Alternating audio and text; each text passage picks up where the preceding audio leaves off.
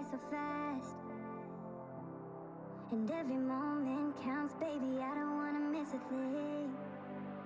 We can sleep under the stars, we can sleep under the stars, or hang out in hotel bars, driving somewhere in your car. We can sleep under the stars, we can sleep under the stars, under the stars.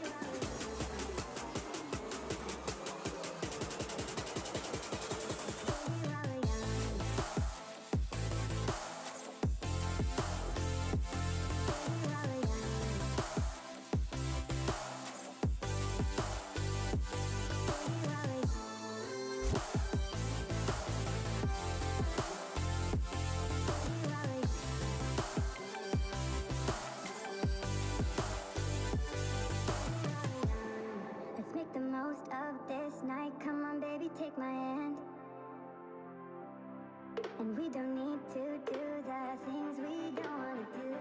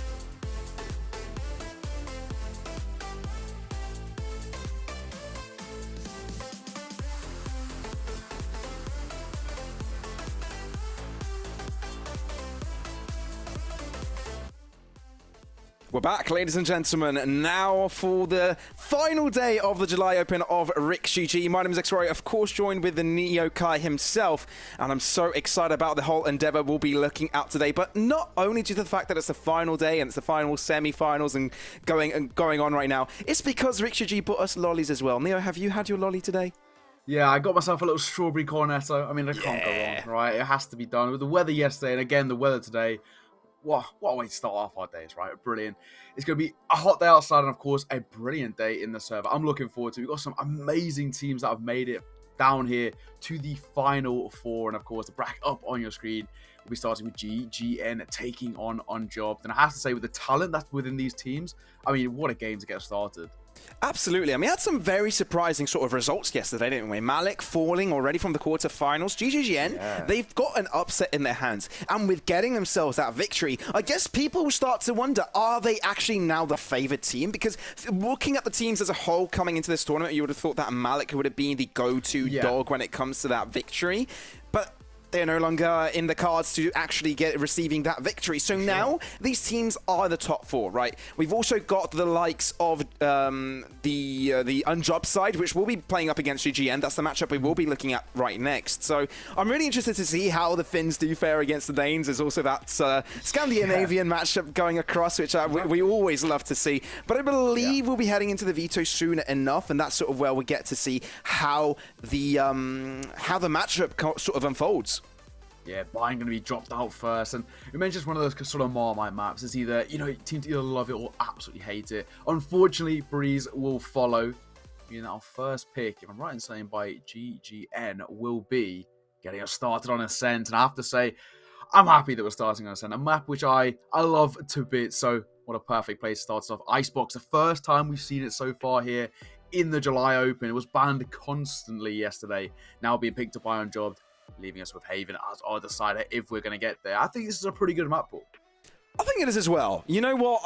Obviously, we want to see Breeze because we haven't seen that yet. But we're seeing Icebox, which is a new flavor to the tally. But at the same time, you sort of start to wonder. Yesterday, we had some very close games. Even from the round of 16, we've had a lot of 13-11 results. Even when we moved over to the quarterfinals, that didn't change at all. So I'm really looking forward to see if that's going to be the case again today as we head into the pick of the agent's screen. Yeah, I'm looking forward to that. As you mentioned, yesterday was such a sort of a long day in terms of both of the games. They went down to the wire. Both of the two games we saw on the stream, two massively evenly matched sides, and it essentially could have gone either way. That's what made yesterday so exciting. And I'm assuming today will follow suit. Got a really interesting match to get started. But the other side of the bracket as well, with Bongos, who we saw on the stream facing off against Jammer, that should be equally as exciting of a game. And I'm wondering which of those two teams will be joining one of these two teams in the grand finals later on today. I mean, it's unfortunately that the Bongos got the win against Duck Gaming because now I can't really make any more puns about the ducks and quacking and all that kind of ordeal.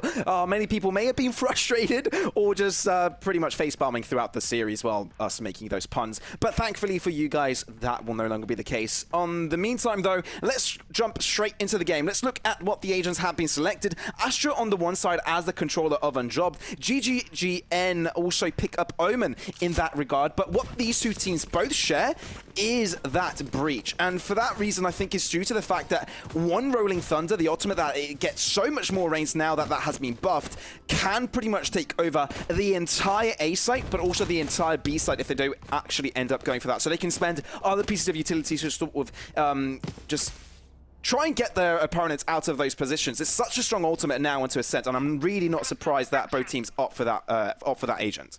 Yeah, the Rolling Thunder followed by a Jet Dash, right? Another character that both these two teams do share, right? A perfect combination. Works brilliantly for entering onto site and in a similar fashion for the retakes as well. So I'm looking forward to this. But as you mentioned, the difference, right? Astra coming out for one side, Omen for the other. Let's see how the difference is made. Already early doors going aggressive. Recon Dot will reveal the location, but Timo's still just taking this fight. Here. Timo. Albert as well on the swing. GGN. I got the push forward. Okay, good shot onto Desmo, and that's Unjobbed with a numbers advantage. Low on health is the jet of GGN. But RCK, previous RixGG member, hasn't quite changed his name yet. But now finds his way into the lineup. over the defenders, unjobbed.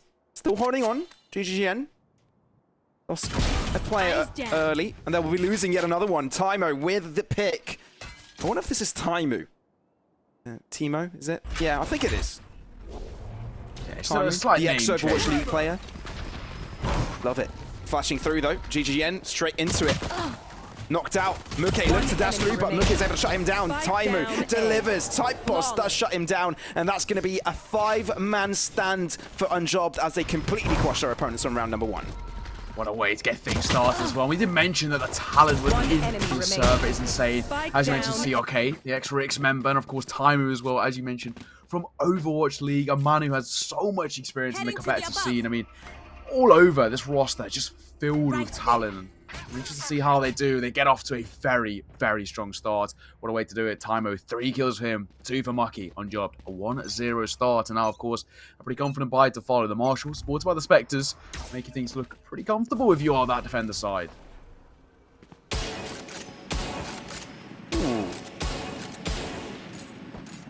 I love that he's trying to go for those like random shots, but it's not really going to work out for him, is it? GGGN now going for that mid control, expending Typus' smoke to move across it as well, but is actually going to go through it. Does dissipate. Greeting contact here. Timo misses out on his initial shot, but does draw out the ghost quick enough and is able to find the shutdown, not quite realizing that the push has already come through towards the B site and will get shut down in the process. Trade onto the short side. Cincy deals with 2 and will shut the attack in its tracks, but GGN still remaining with 2 players, and they're pretty much spread out across the map. And now, of course, the 2 remaining players for GGGN still got the really low buy coming out. The classics in hand as they try and make something work, but they're playing super passive. Red will just kind of fall off that site as the rotation comes forth. Spike will be collected on the way, and then the decision will be made. As well with Sova just tucked in towards under heaven. You can just play the waiting game, really.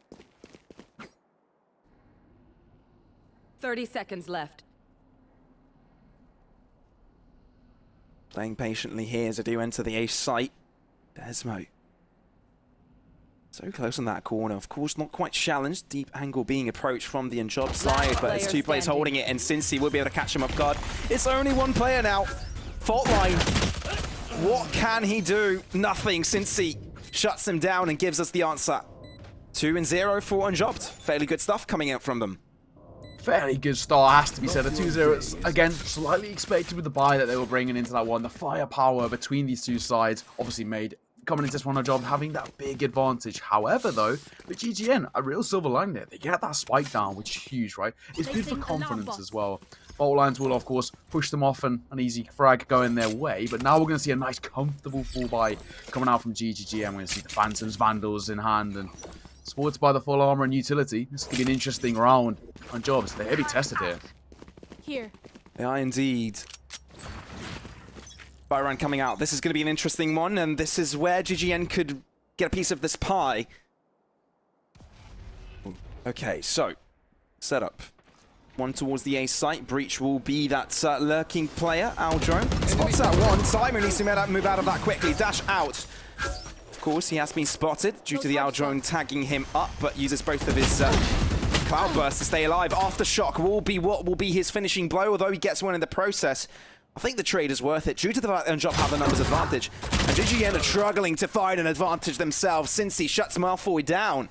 And all of a sudden, 2 players remain for GGGN. Now, what they do have is mid-control, but apart from that, they don't quite have the spike. They need to pick it up. And Riyadh has just shown his cards towards the B side. Yeah, and of course, now they're once again a similar situation with Unjobbed having that man advantage. They can just play the trade game. Low HP might be the detriment, and of course a lower buy on top of that. But so far, with 3-2 in terms of that man advantage, GGN, they've got their backs against the wall. They need to make a strong decision here, and they're very spaced out.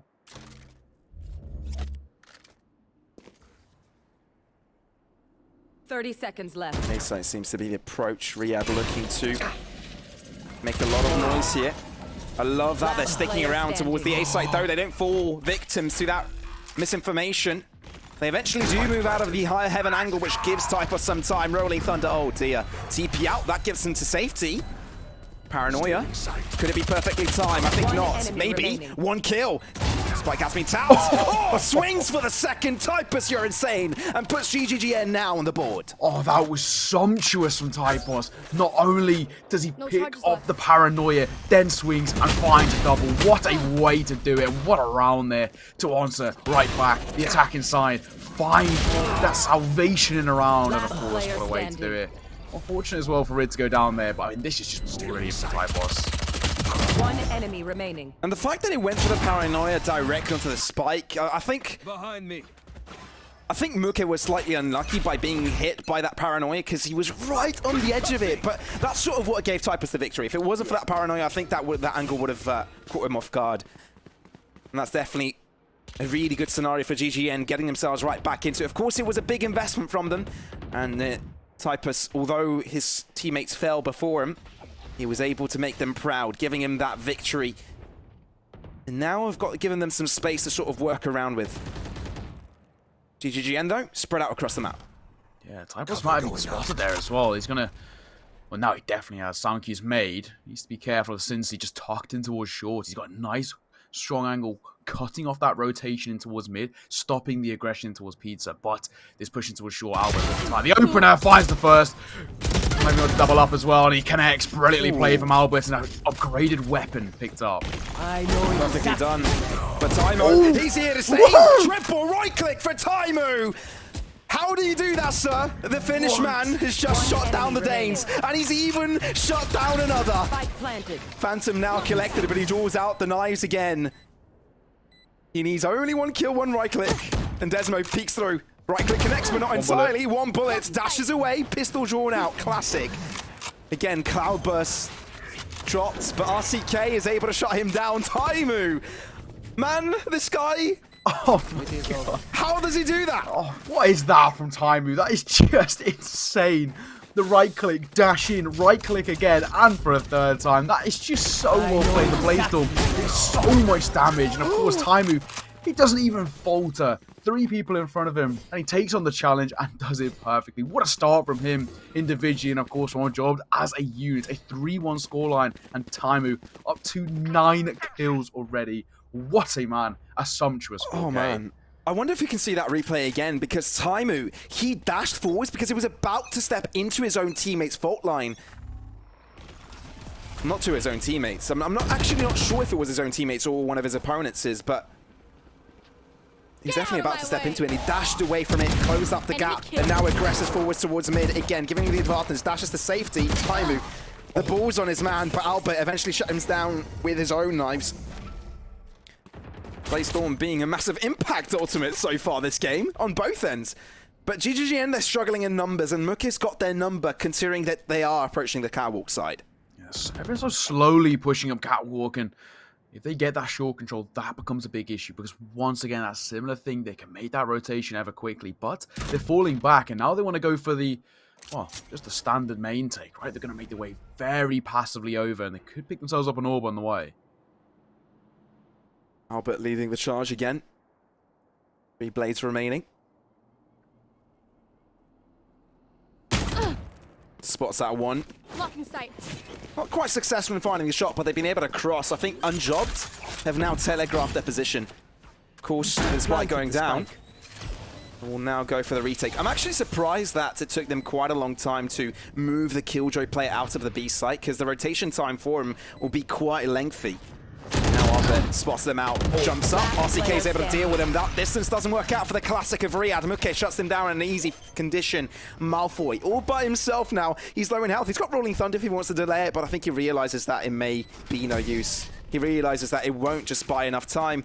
And he just elects to stay alive and do some damage to his opponent's lineup instead.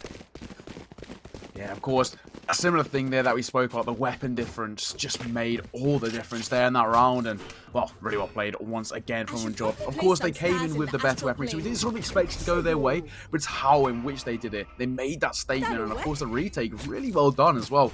Made their way through heaven, won their aim duels, and of course, Albert missing the right click with the Bladestorm. Paid the price. It's going to be a 4th round on the board on Job. Now a 3-round difference is starting to pull away. Still the start of the day, so anyone's game, but Unjobbed have already shown us that the Finns might be favoured over the Danes. And I love how the colors have sort of lined up as well. Unjobbed on the blue side, GGGN on the red. It sort of works out when it comes to the color scheme of their country flags. But Taimu again chimes in onto Typos. The first kill has gone their way, first blood.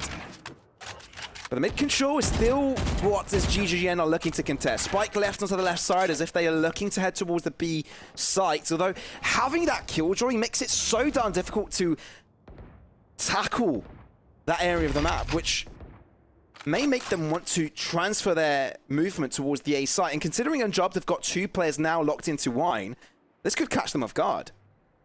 Yeah, this could be a big issue here, Albert. He's pushed up deep, and if he gets that guarding control, again, similar thing, cutting off the rotations, and Taimu and RCK could be caught off napping here. I mean, they're pushing aggressive. A 3-on-2 fight here could work in favor of the attacking side.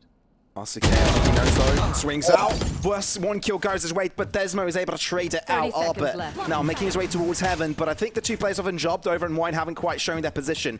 Albert wondering, did they really only have 1 player towards heaven while 5 of them are alive? I think he smells some trouble as Riyadh puts a dent into Taimu.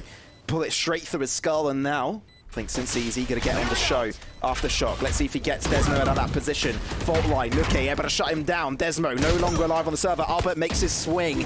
Nuke shut down that prospect, but Albert somehow still is alive. 1 point of health remaining on him, and he quickly needs reinforcements of his own teammate. Riyadh wants to close up the gap, but he only holds his line for now. Maybe to challenge heaven in a moment's fashion. Ilori, right-click onto his classic, keeps himself alive, but he's all by himself, and Riyadh is closing up the gap. It's going to be a simple spray down from him, and GGN double the amount of rounds they've gotten.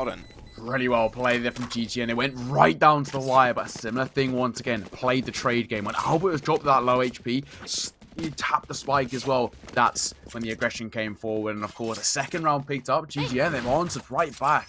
It was looking like potential for Unjobbed to start pulling away here because of this, essentially this round difference, right? It starts to build that pressure, but right there, GGN, they don't falter. They answer right back, and of course now things look a little bit more comfortable for them. But Unjobbed, they will be able to pick up a comfortable fall by themselves, as of course that long-term economy was looking pretty fruitful.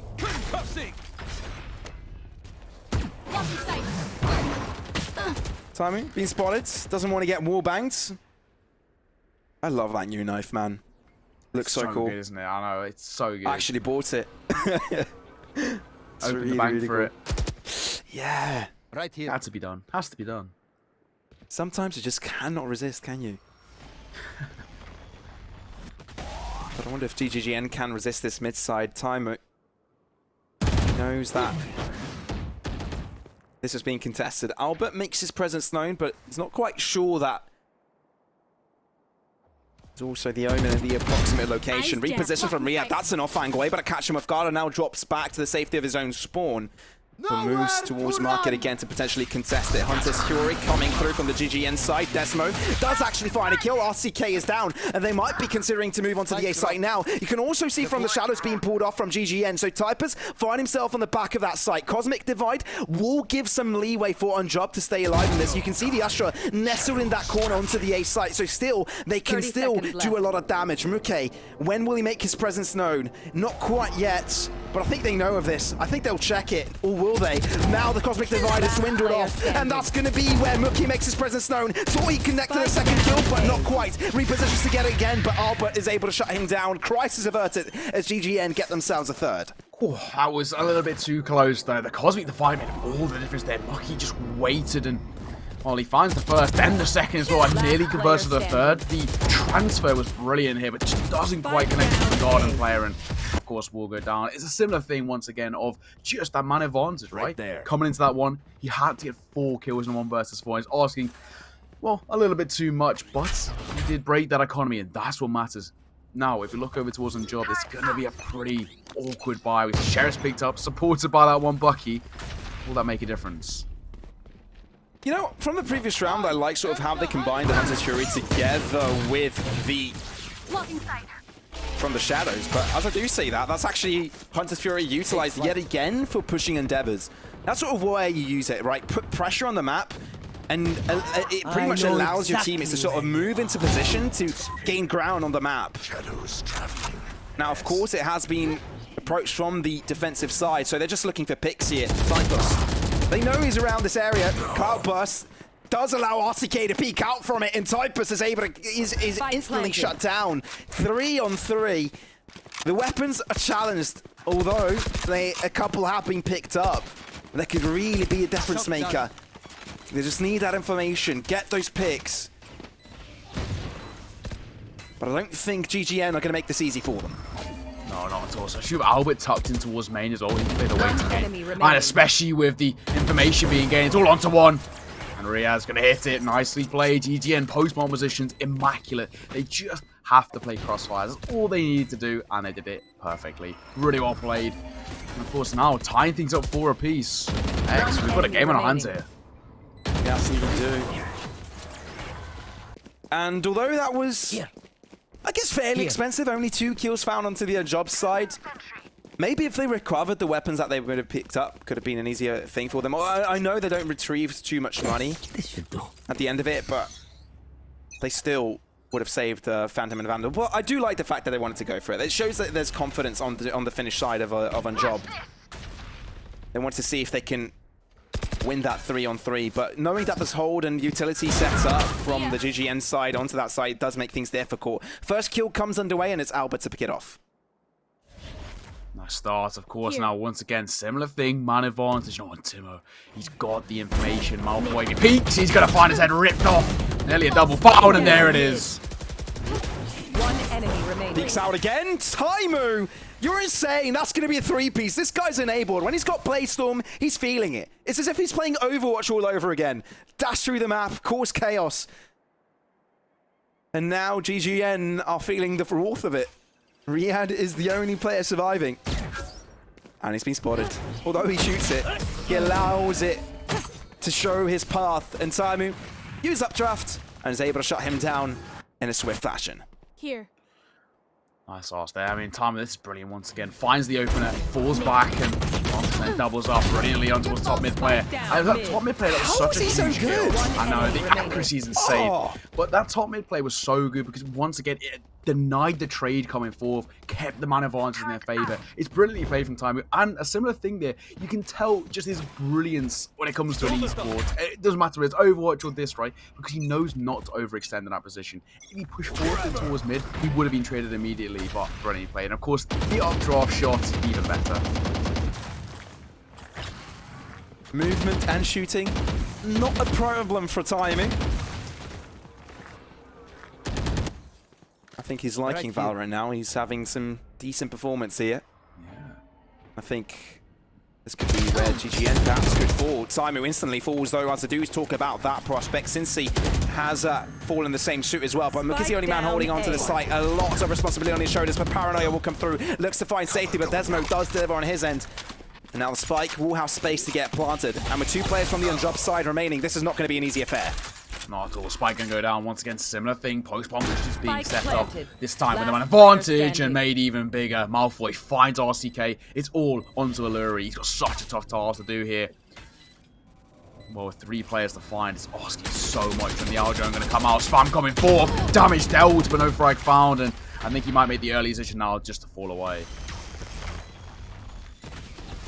Riyadh. Goodbye. There comes a backstab. Sprays down even. It's the overkill. You have to do it. It's the BM.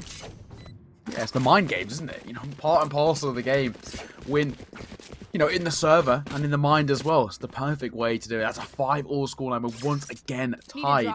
All square. And well, this game playing actually similarly to the way in which the 2 yesterday were. 2 very evenly matched up teams. And of course, well, it's been exciting as ever.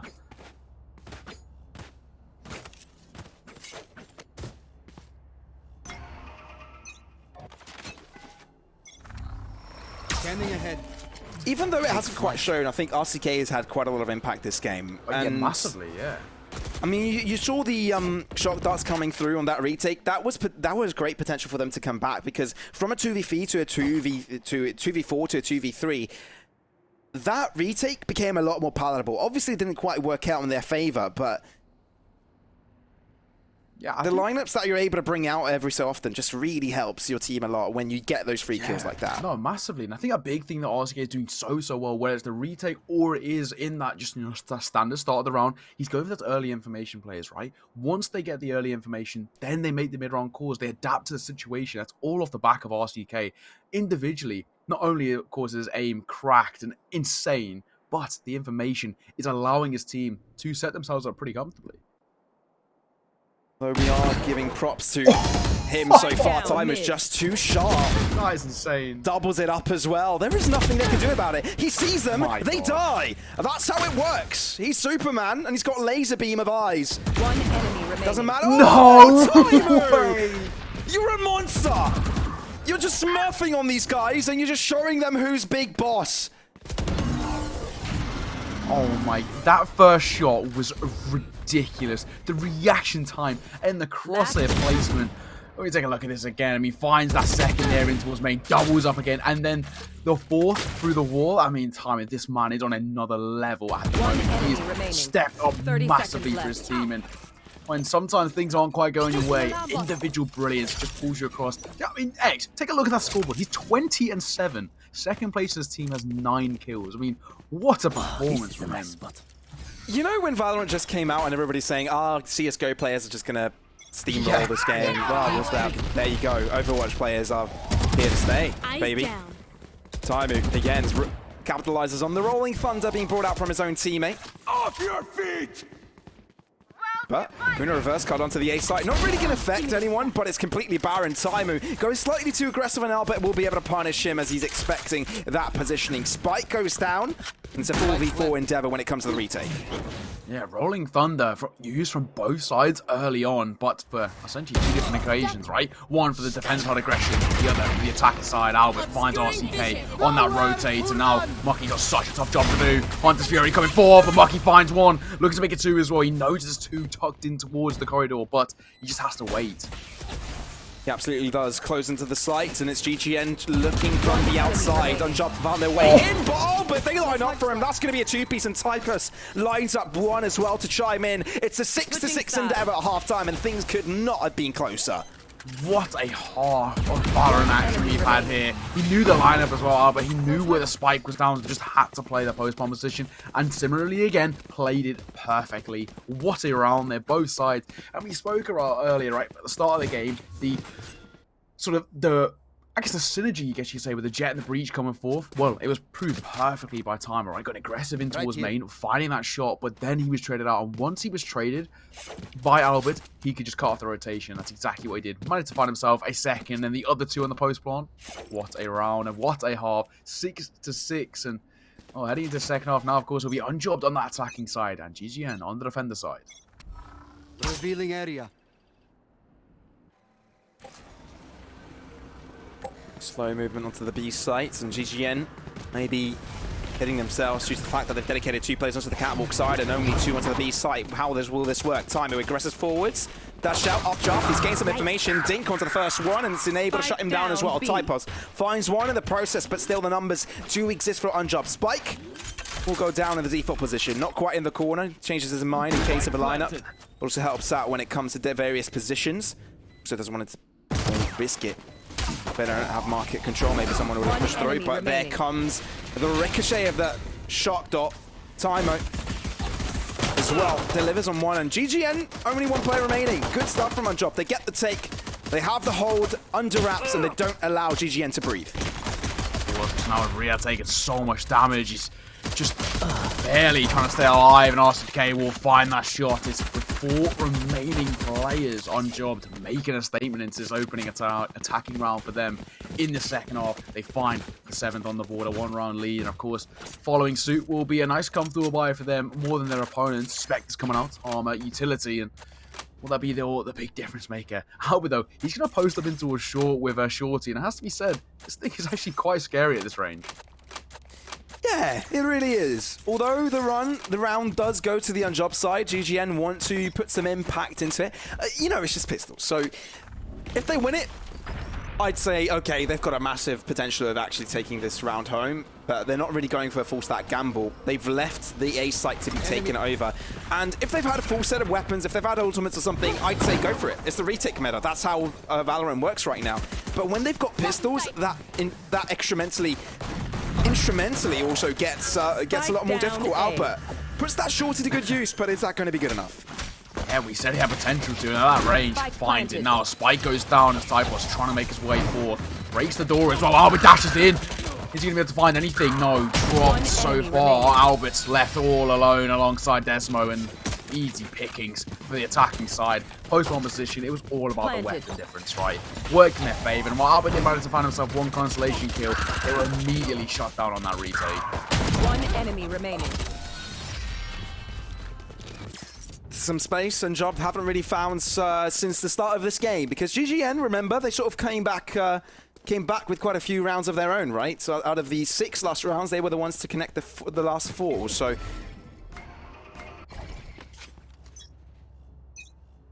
definitely want to get themselves right back into it.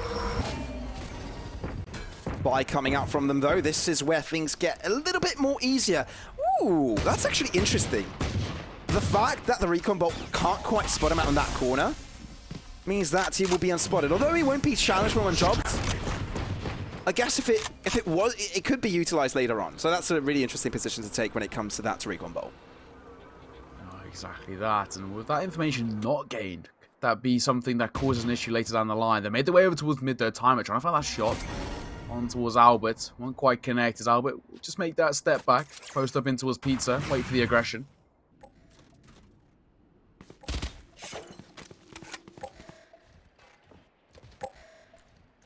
I like this change of pace from unjobbed, but they haven't really shown their mark towards the A site, so they haven't really shown their mark towards the B site either. So what GGN are doing right now, they're playing within the dark. Desmo though, recon bolt, shot down, not forcing any rotations. But as Astra stars start to be placed, Riyadh will try and spray them down. 30 seconds. Trap is going to spot out Nuke, and for that reason, they're able to get some freebie kills. Riyadh, Desmo, both chiming in for kills one after the other. RixGG is insane with a Spectre and delivers right behind his opponent's cage. Albert chimes in again. GGN, they do not want to allow their opponents to get on site. Although they've already done just that, Spike will go down, but things get a lot more difficult as Timer has to forward. RixGG has got a big job ahead of him, and I fear it might not be enough. Paranoia coming through as well. Does go around the roundabout, but Malfoy is quick enough to deliver. GGN get themselves on the board on the second half as well. They answer right back, and a similar thing there, right? GG, and they came in with the better weaponry. The Phantoms Vandals made all the difference, and it was just easy pickings. The attacking side tried to aggressively push through that main position, and one by one, they were dropped like dominoes. And on job, this back to the drawing board for them, but a full buy to follow. Similarly, they're going to answer right back if they can, with Phantoms Vandals and a decent amount of armor and utility. The biggest thing that we're yet to really see an operator come into play, and I wonder if that's going to be something that could essentially start to bridge this gap. Stay safe.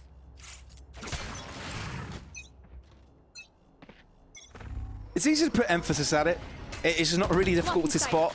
But Timer has had immense impact. Ooh, Albert. Ouch! He misses out on his own cloud burst, which means that he's spotted. The wallback comes through, and Timer will give his team the numbers advantage as they're heading onto the B site now. Yeah, they're pushing aggressive, right? They're taking pizza control, and of course they can make that diversion in towards market, get that control, but they've actually doubled back, and it looks like Garden's going to be their main point of focus. Up catwalk they push, and, well, the attacking side, a lot of map control currently. Having over approach is going to be this catwalk position, A site being taken over, although the A main is also being where JGN has been placed. Not anticipating the second player there. Unjob lose out on their lurker, and GGN have a good chance in coming back from this. They're missing ultimates though, that's what's hurting them. Spike will eventually go down right behind the silo. Spike planted. I see K. Marginal impacts. I think Time, who has been the MVP so far, undoubtedly, but RixGG as well has joined in multiple times. GGN, how do they approach it? Line up the flash and coordinate the attack. Fault line coming through. Muket stunned for now. One enemy RCK remaining. is able to deal with Malfoy, quickly traded through. Riyadh is the only player surviving now as he's losing both of his teammates. Drops down, and there's an onslaught of players in front of him. 2 players just peek out from below and say hello, goodbye. Wave them out of the server as Unjobbed get themselves a 9th. They answer right back. I said they had potential to do so. They came out with the full buy and it worked all the same. It's really well played from Unjobbed. And it's a similar thing. They pick up the opening kill and off the back of that, they just start to steamroll. And essentially that snowball effect takes effect. They play the trade game and it works brilliantly. A 9th on the board. And I mean, for GGN, every time they try and get that step back closer, goes 1 more away. That 2-round difference now could be made even worse. A very mixed buy comes out for the defender side. Sheriff and Odin forward to buy some decent rifles, but is it going to be enough? RCK has been spotted out first by that old drone. No, it's actually Typus that has been tagged by it. Now Taimu. He placed that cloud burst considering he's going to dash through, but repositions again. No. Actually goes for the updrift and then with a draft. Under's Fury, what can he do? Spots out 1 player, eventually, but not going to be the finishing blow onto them. GGN, they're losing 1 instance. Typos right behind the smoke. Timer could smell him.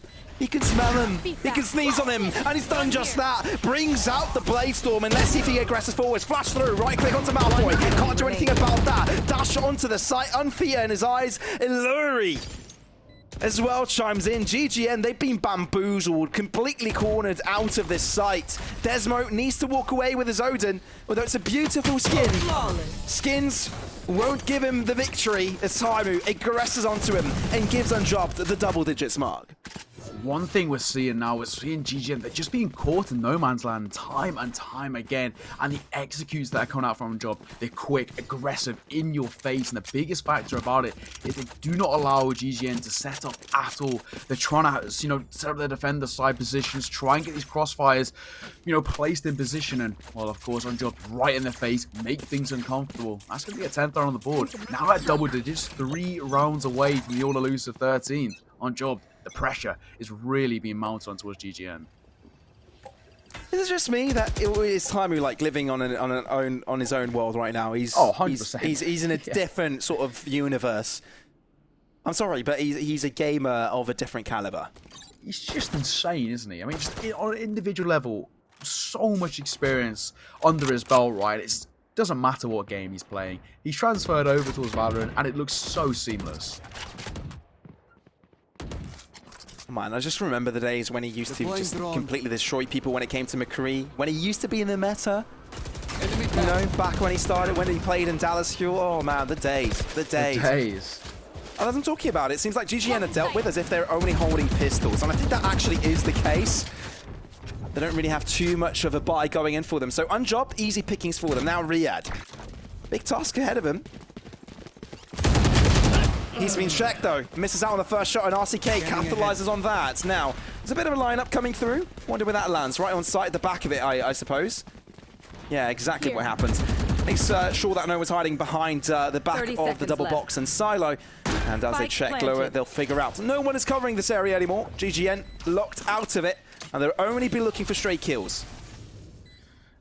The extra frags might just be what they decide to do here. I mean, they've just got the Sheriffs and the Shorty. Not really the best of weapons for a retake position. Sheriff immediately put to rest as Mucky carries on this dominance that Unjobbed are placing here. And Illuri could find the final one. Albert, he is posted up though, and at this range, it's scary.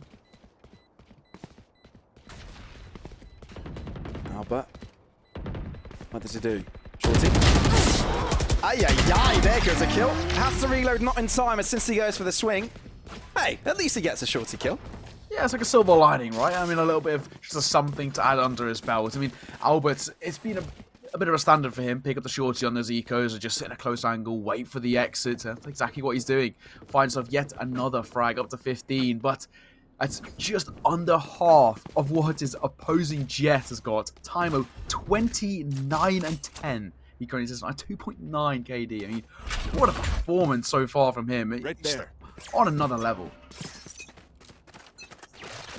Absolutely. Aggression coming in from Unjobbed. I love that the Gratuel is thrown in, anticipating Typus' position, but he's able to make out of it. He's able to walk away. Imagine dealing with a black hole, Neo. Imagine sort of trying to run away from him. Like, that is literally impossible. Like if you're trapped into the realm of a black hole, you're done. Yeah, There's no escape. Game set. Yeah, no, that's it. You just give up. Just accept your fate. It's time travel time. Let's see where it takes us. You know? But there's no way of coming back and telling everyone about it. That's it. Or who knows? I mean, do you want to take the honors? Do you want to jump into a black hole for us? Just for science? You know what? I'll do that when I feel I've done enough. Because it's quite a risk. Rolling Thunder on both ends. No Uno card has just been thrown out. Typos delivers on his end. He's able to find 2 as well. GGN, this could be where they can hold their stance. Great big wall has been brought out onto the A site, and Unjob haven't been able to breach it just yet. Muke, peek out together with his teammates. Honk. No, Desmo. You are divided. Can't do too much about that. Cosmic Divide as well, halving the site in 2. Now they can move in from various corners. Malfoy actually flashes through, but that's not going to really catch anyone out. The spike goes down. Fault line as well. He's going to go for the swing, but Muke, that is marvelous. That Cosmic Divide gives them a corner to work with, and now they can just back out. They don't need full control over the site. They can just back away and go for the post plant. Of course, now a similar thing. Once the post plant is set up and in such a strong position, they can just spam their way through. Riyadh tapped it. But Cincy waiting on either side of the cage, trying to find something. Once again, tapped. No one going to stick for the time being. Oh dear. Do they know it's been stuck though? Ooh, moves out of it, but that's the kills going in favor of GGN. Good trades going for them. And Riyadh knows he's got plenty of time. Looks to shoot either way towards his opponents as part of his location, and that's them on the board, at least holding on for now.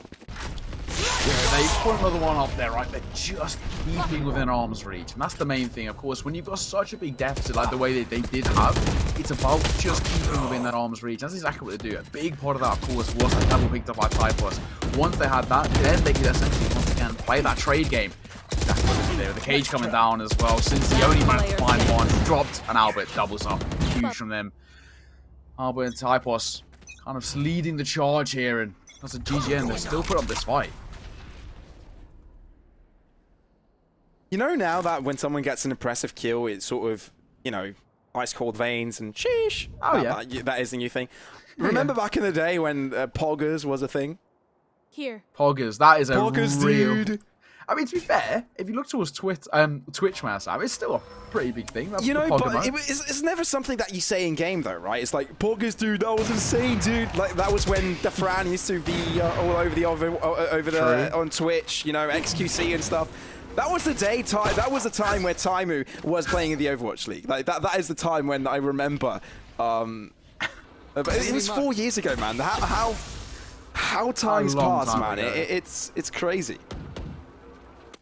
Yeah. Now we've got sheesh. You should Yeah. run. I mean, I don't mind it. It's pretty cool. But I wonder what's next. What will come next after sheesh? Move out, Cosmic, well, not really Cosmic Divide, it's a lockdown to come through from the Unchopped side. Hunter's Fury to keep them at bay, fault line. Happy to move one of the players out of direction. Desmo gets 2 kills with his Hunter's Fury. That is not fair. Simply not fair. Typus does shut down RCK, so there's no retaliation to come through from there in Hunter's Fury. Ilori, though, looks to go aggressive. Not quite able to capitalize on a second. Has to fall back now as Cincy is all by himself. Can't deal with the onslaught. He's been pincered in, and Albert puts his knives right into him, and GGN will be getting themselves a 9th. Once again, Albert stepping up huge there, finds the Bladestorm shot, and of course in doing so, that's going to be with 4 remaining players, GGN finding a 9th on the board and getting ever closer to tying this one up. I always think a 2-round lead is such a nervous one to hold, and well, the stub wave from Desmo, brilliant on the retake. That allowed them to have such a significant man advantage. A similar thing, once again, played the trade game, but played it perfectly. Really well played. With GGN, with them surviving with 4 remaining players, that long-term economy really starting to build up for the defender side, which isn't quite the same story for Unjob. And of course now, for the first time, what it seems, we are going to see Albert picking up that operator. The Jet operator, always a worrisome side. Yeah. Now, Albert won't be able to use it really well as the fault line has disrupted his efforts. RCK does break one of the tripwires from his opponent's Cypher. Desmo sends out a drone over zone. Wanted to go for attack there, but he's a bit worried. He knows there's a Cloudburst near him, so he was wondering if Timer would have gone for a dash there. And he didn't want to get caught napping, you know? So good awareness coming through from him. Timer being challenged from multiple angles. No Cloudburst, he hasn't got too much time, but there goes his dash. Has to move out of it completely. Can no longer be aggressive. No Cloudburst, no dash. Basically, Timer has just been disabled, and he can only go for a flank play now towards Catwalk. Typers now has a big head task ahead of him. Just out as the aftershock comes through, but it's enough to shut him down. Muffle delivers on 2 ends, but is that going to be the entry? Is that going to be good enough now? Using the bot to be the peaking marker. Illuri looking to ease onto the site. He's got reinforcements coming in from Timu, but he needs to be careful as his backline will be challenged.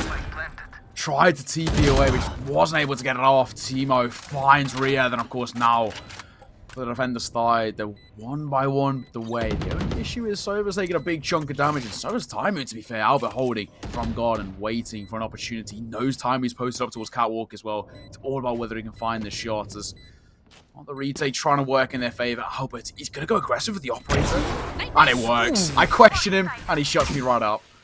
Oh, there's a lineup though. RCK. That Odugi has been given away. Slightly wide, but it's a double up. Love it.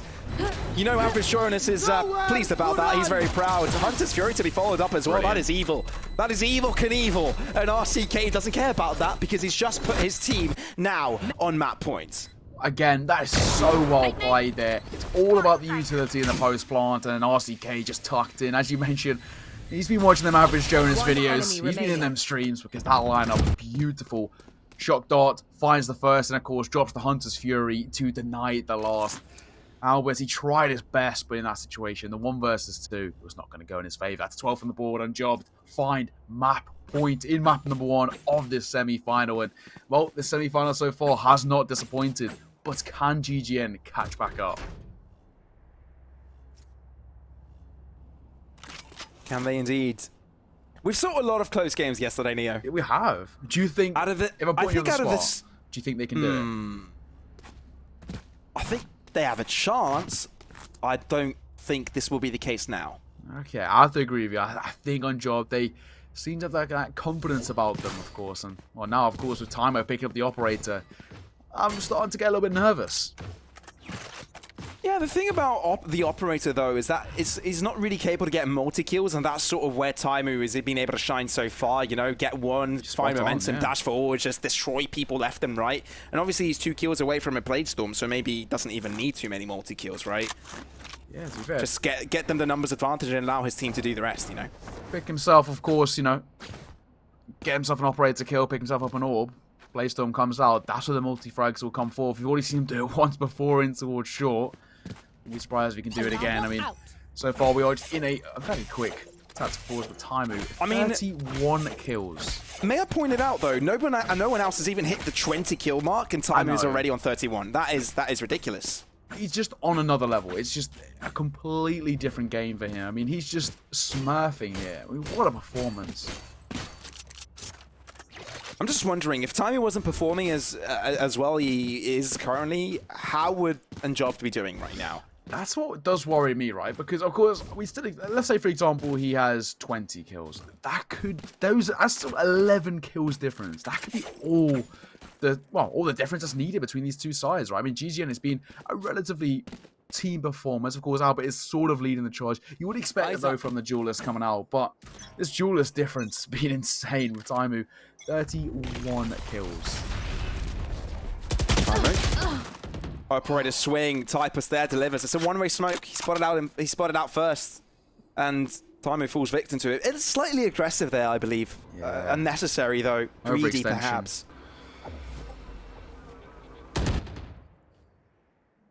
Right Short here. push coming in from Unjob though. Catwalk being taken over. Now they want him to approach from guard, and aftershock together with Paranoia. Mookie, get out of there, mate. 4 points of health, somehow still standing. Stop blocking vision. Smoke as well enabled from the Astra. Giving them cover. Movement now. Desmo. Will he challenge? Right here. He might. I feel like he will. Flash coming through from his own teammate. He's able to push through. 1 kill goes away, but Lurid turns 180 degrees and kills him off. He's wondering, is Malfoy going to approach it as well? Typos delivers on one end, RCK trays it through, but Ilori was just so cautious in that regard. Albert hasn't been spotted yet.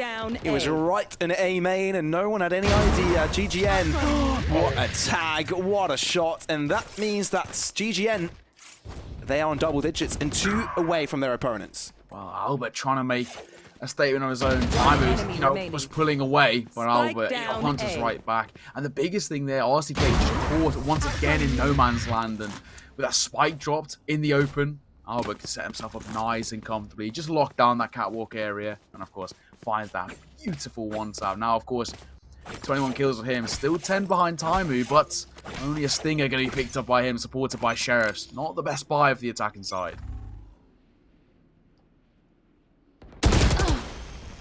Ooh, Typos on the one end, kills off Taimu.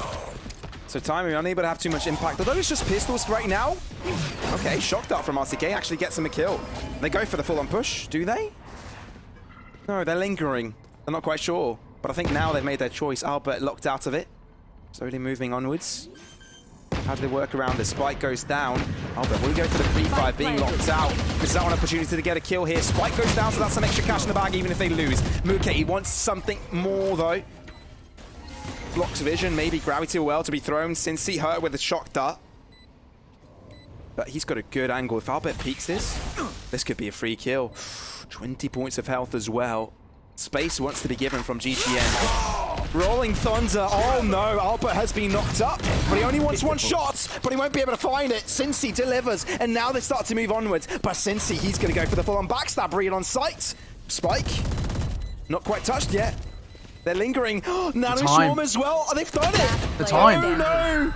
Are you kidding me? Unjobbed. It's a piss round to give them the victory, and it's Unjobbed, the Finnish team, to get themselves the first win in the series. Last player. What a way to do it. Credit where credit is due. Again, the utility making all the difference. Brilliantly played and Unjobbed. That is a statement made. What a performance from them. And of course, we have to sing his praises again, Taimu. I mean, that was just an insane showing from him.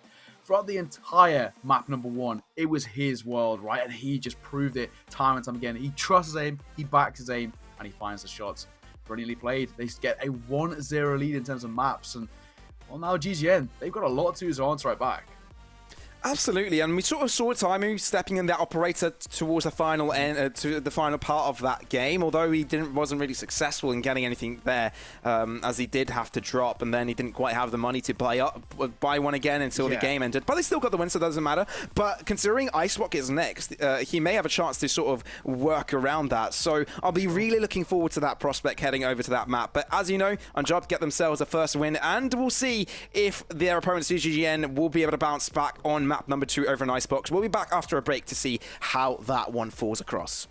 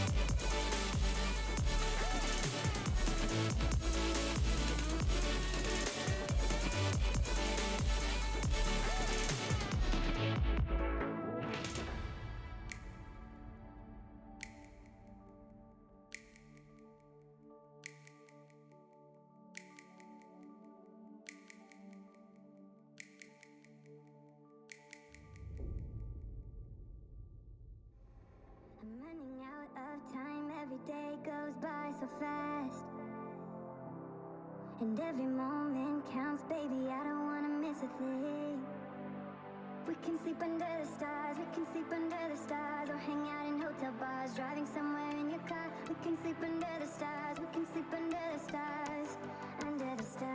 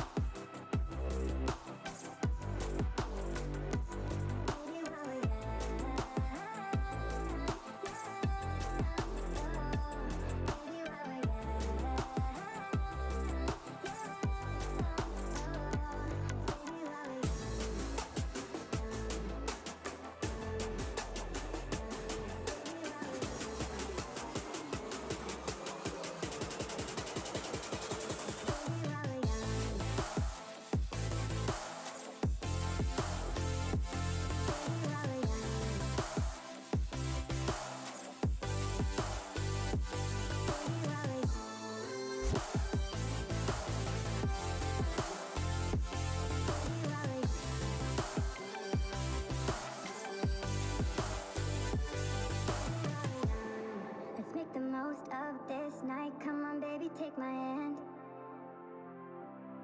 And we don't need to do the things we don't wanna do.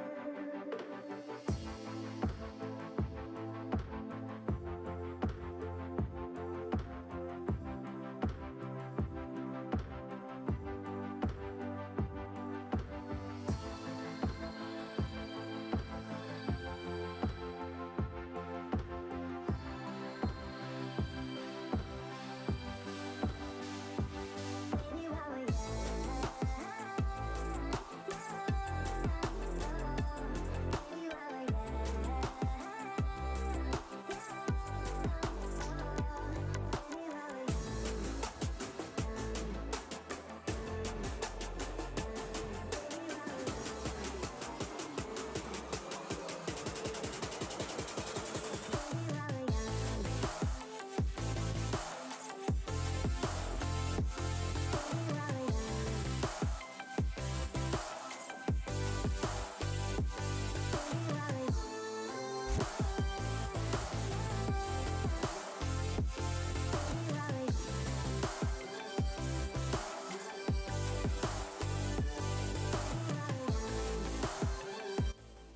Hello and welcome back, ladies and gentlemen, to the RixGG July Open. What a start for us on Jobbed, making all the difference. GGN, they need to step back into this one. Heading into map number 2, we're on to Icebox. The first time we've seen it here on the stream this weekend. And of course, I'm looking forward to getting this one started. I'm Neokai, joined by the ever wonderful X-Warrior. How you doing, buddy? Ever wonderful. That's a really nice way to be described. Thank you about that, Neo. But yeah, no, the first map did not disappoint, did it? Unjob did a really good job. And yeah, no, it didn't really come down 100% to Tymo's performance. But I think he did had a massive role to play when it came to that victory. Obviously, there were moments of excellence from RCK, but I think all across the board, when it came to various attacks, there was creativity with their Astra as well. So I think all across the board they look promising, and I think the fact that Tymo had such a stellar performance, that definitely will bring up the team, because he's such a bubbly character, isn't he? Once he's feeling good, the rest of the team will definitely feel good. And I'm sure every single one of these players will look to bounce back here. Not only bounce back, I mean, take that even further. And on Icebox, let's see if they're actually enabled. Yeah, of course. And I think, as you mentioned, right, Tymo, that experience just paying in dividends. What a performance from him. If I'm right in saying, was it 31 he finished on? 32? I mean, even still, a ridiculous performance. But, as you mentioned, another key character to that success that we saw, RCK, man. I mean, the utility usage from him was brilliant. Recon dots, finding information, Aldrone doing the exact same thing. Select that shocked your us. agent. Not only retakes, but the post plants, brilliantly played from him individually. And what a performance.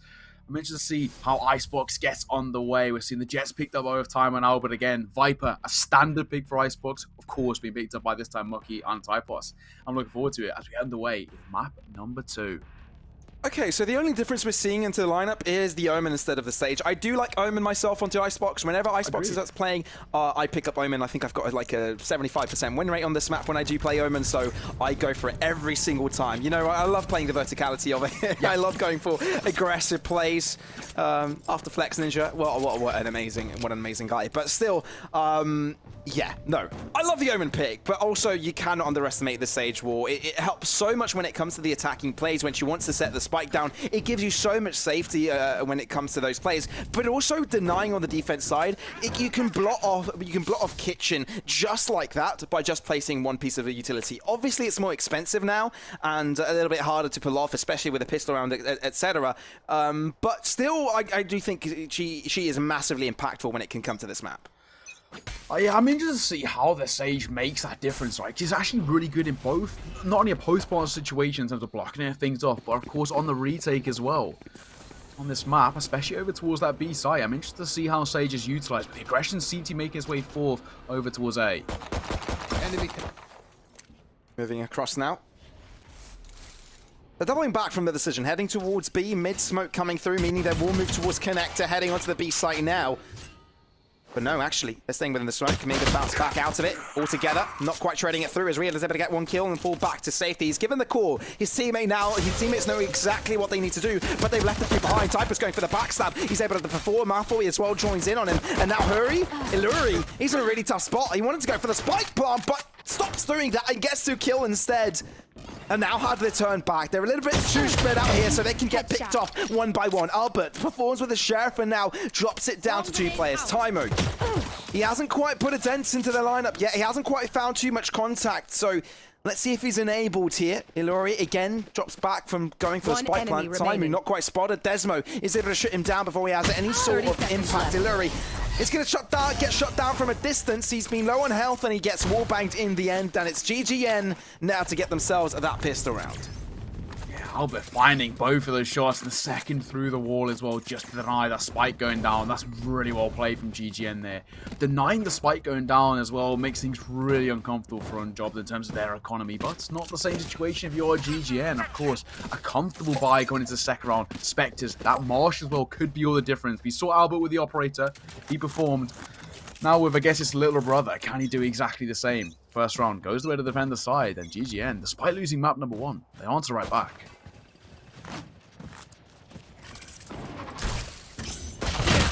In. Taimu instantly shut down. Of course there's better weaponry coming in from GGN, right? That's anticipated.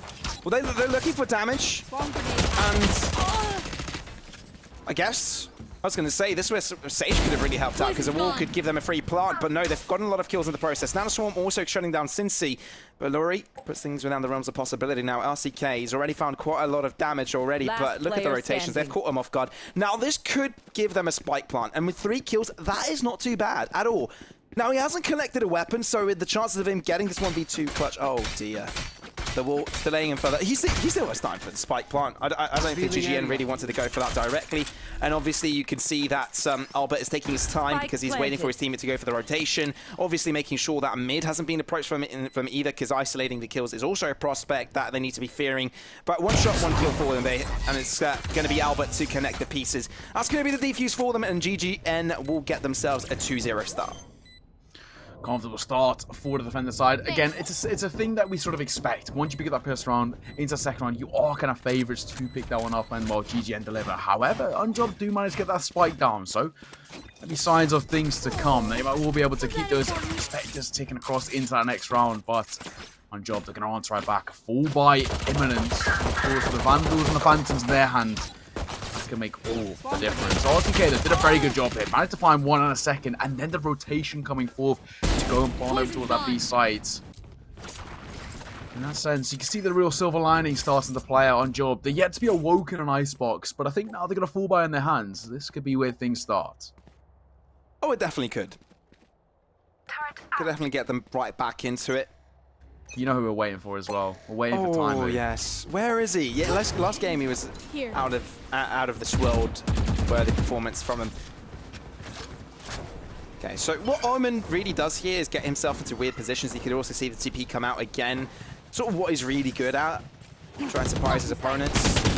But you really need that Omen to be set off and start flagging out. It needs to be an aggressive Omen, really. Not really, because you've already got the Viper for the lineups. You're not really dependent on his smokes that much, but I guess when the Viper is down, that's all you require. Of course, they do lose 2 players in the process. We were talking about timing. Well, 0 impact this game, unfortunately, as it does get shut down by the Bulldog.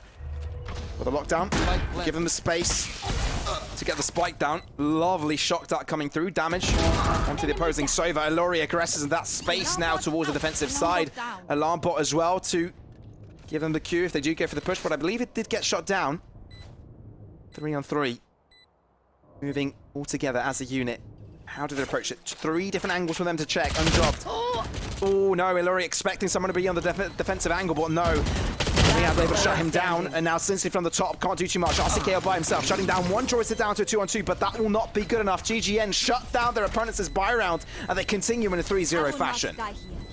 Well, Unjobbed, I thought when they were going to pick up their full buy, they were going to be able to go aggressive, get the execute coming off in their favor. But GGN, really well played from them. Once again, of course, since they were coming in with essentially a bonus round, right? The Spectres coming from that previous round, they could just play things passively, and that's exactly what they did. They took that step back, didn't need to overextend, and of course, off the back of that, allowed the timing for the rotation to come forth. And once they had the man on towards the site, they could play nice and deep, and of course, well, that's where the round went in their favor. A 3-0 start, and well, while map number 1 may not have gone the way of GGN, map number 2 seems to be following that suit. They're looking very comfortable.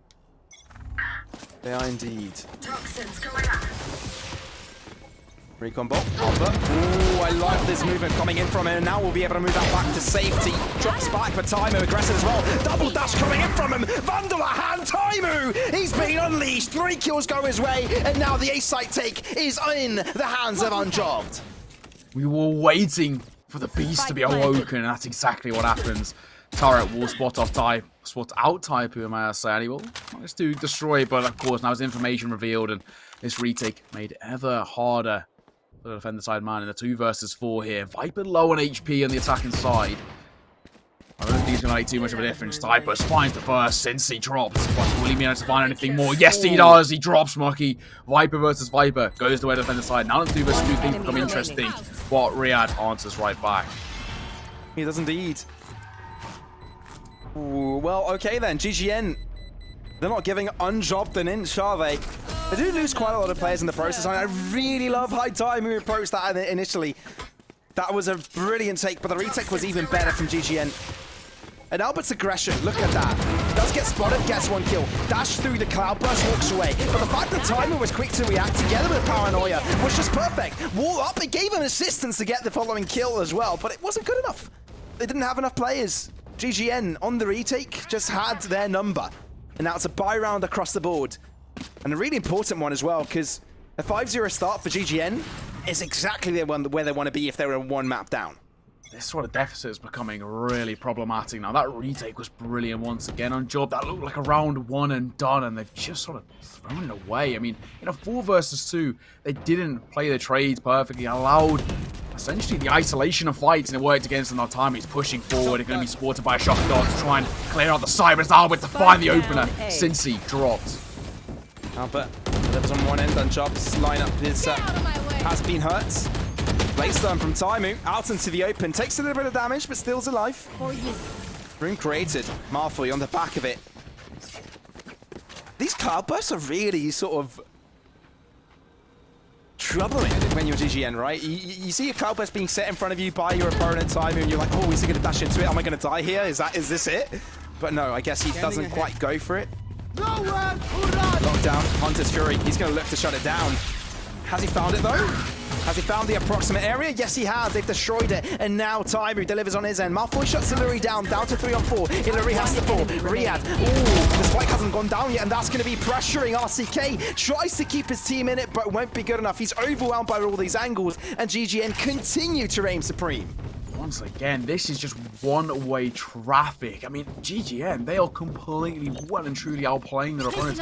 On job, every sort of execution they're trying to pull off here, nothing is working in their favor. They try to go quick, being punished for it. They take that step back, assess the situation when they go slow, and even still, no matter the tempo changes, GGN, they've got their number. And of course, that number is 5 rounds on the board. A 5-round start, and with an advantage like that, this full buy is monumental for Unjob, because losing this might be map number 1 ending sooner than before.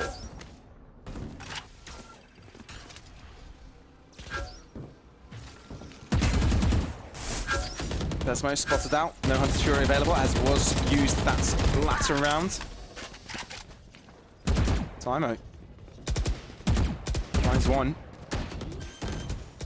Site being taken over, but Riyadh chimes shots from afar, from a distance. But the retake is on. The Viper's Pit is available for GGN if they want to go for it. But I think this will hurt them a little bit if they don't quite have space here. They want to gain it.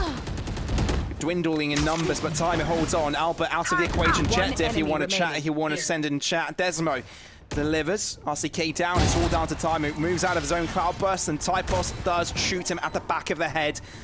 GGN, they're looking as good as ever. This is, you know, we speak about, you know, clapping back and answering back after a map loss. Well, this is it in its perfect form. And GGN, they are just unstoppable now. A 6-0 start. And once again, on job, they try and find something with a full buy in their favor, and they're put to rest in a matter of seconds. One thing I'm loving from GGN, not only are they picking up the opening kill, but they take that step back. No overextension coming forth, and of course, with a man advantage, they're just utilizing it to their advantage. I mean, a 6-0 start. Extra, this is one-way traffic completely. This could be the quickest map we've seen here so far. It really could, but I don't want to call it yet, Neo. I know what he's saying. I know how difficult it has been for Unjobbed, and definitely within reason for it to become a 7-0 for the GGN side, but I like this timeout, right? This is where they can sort of found their composure.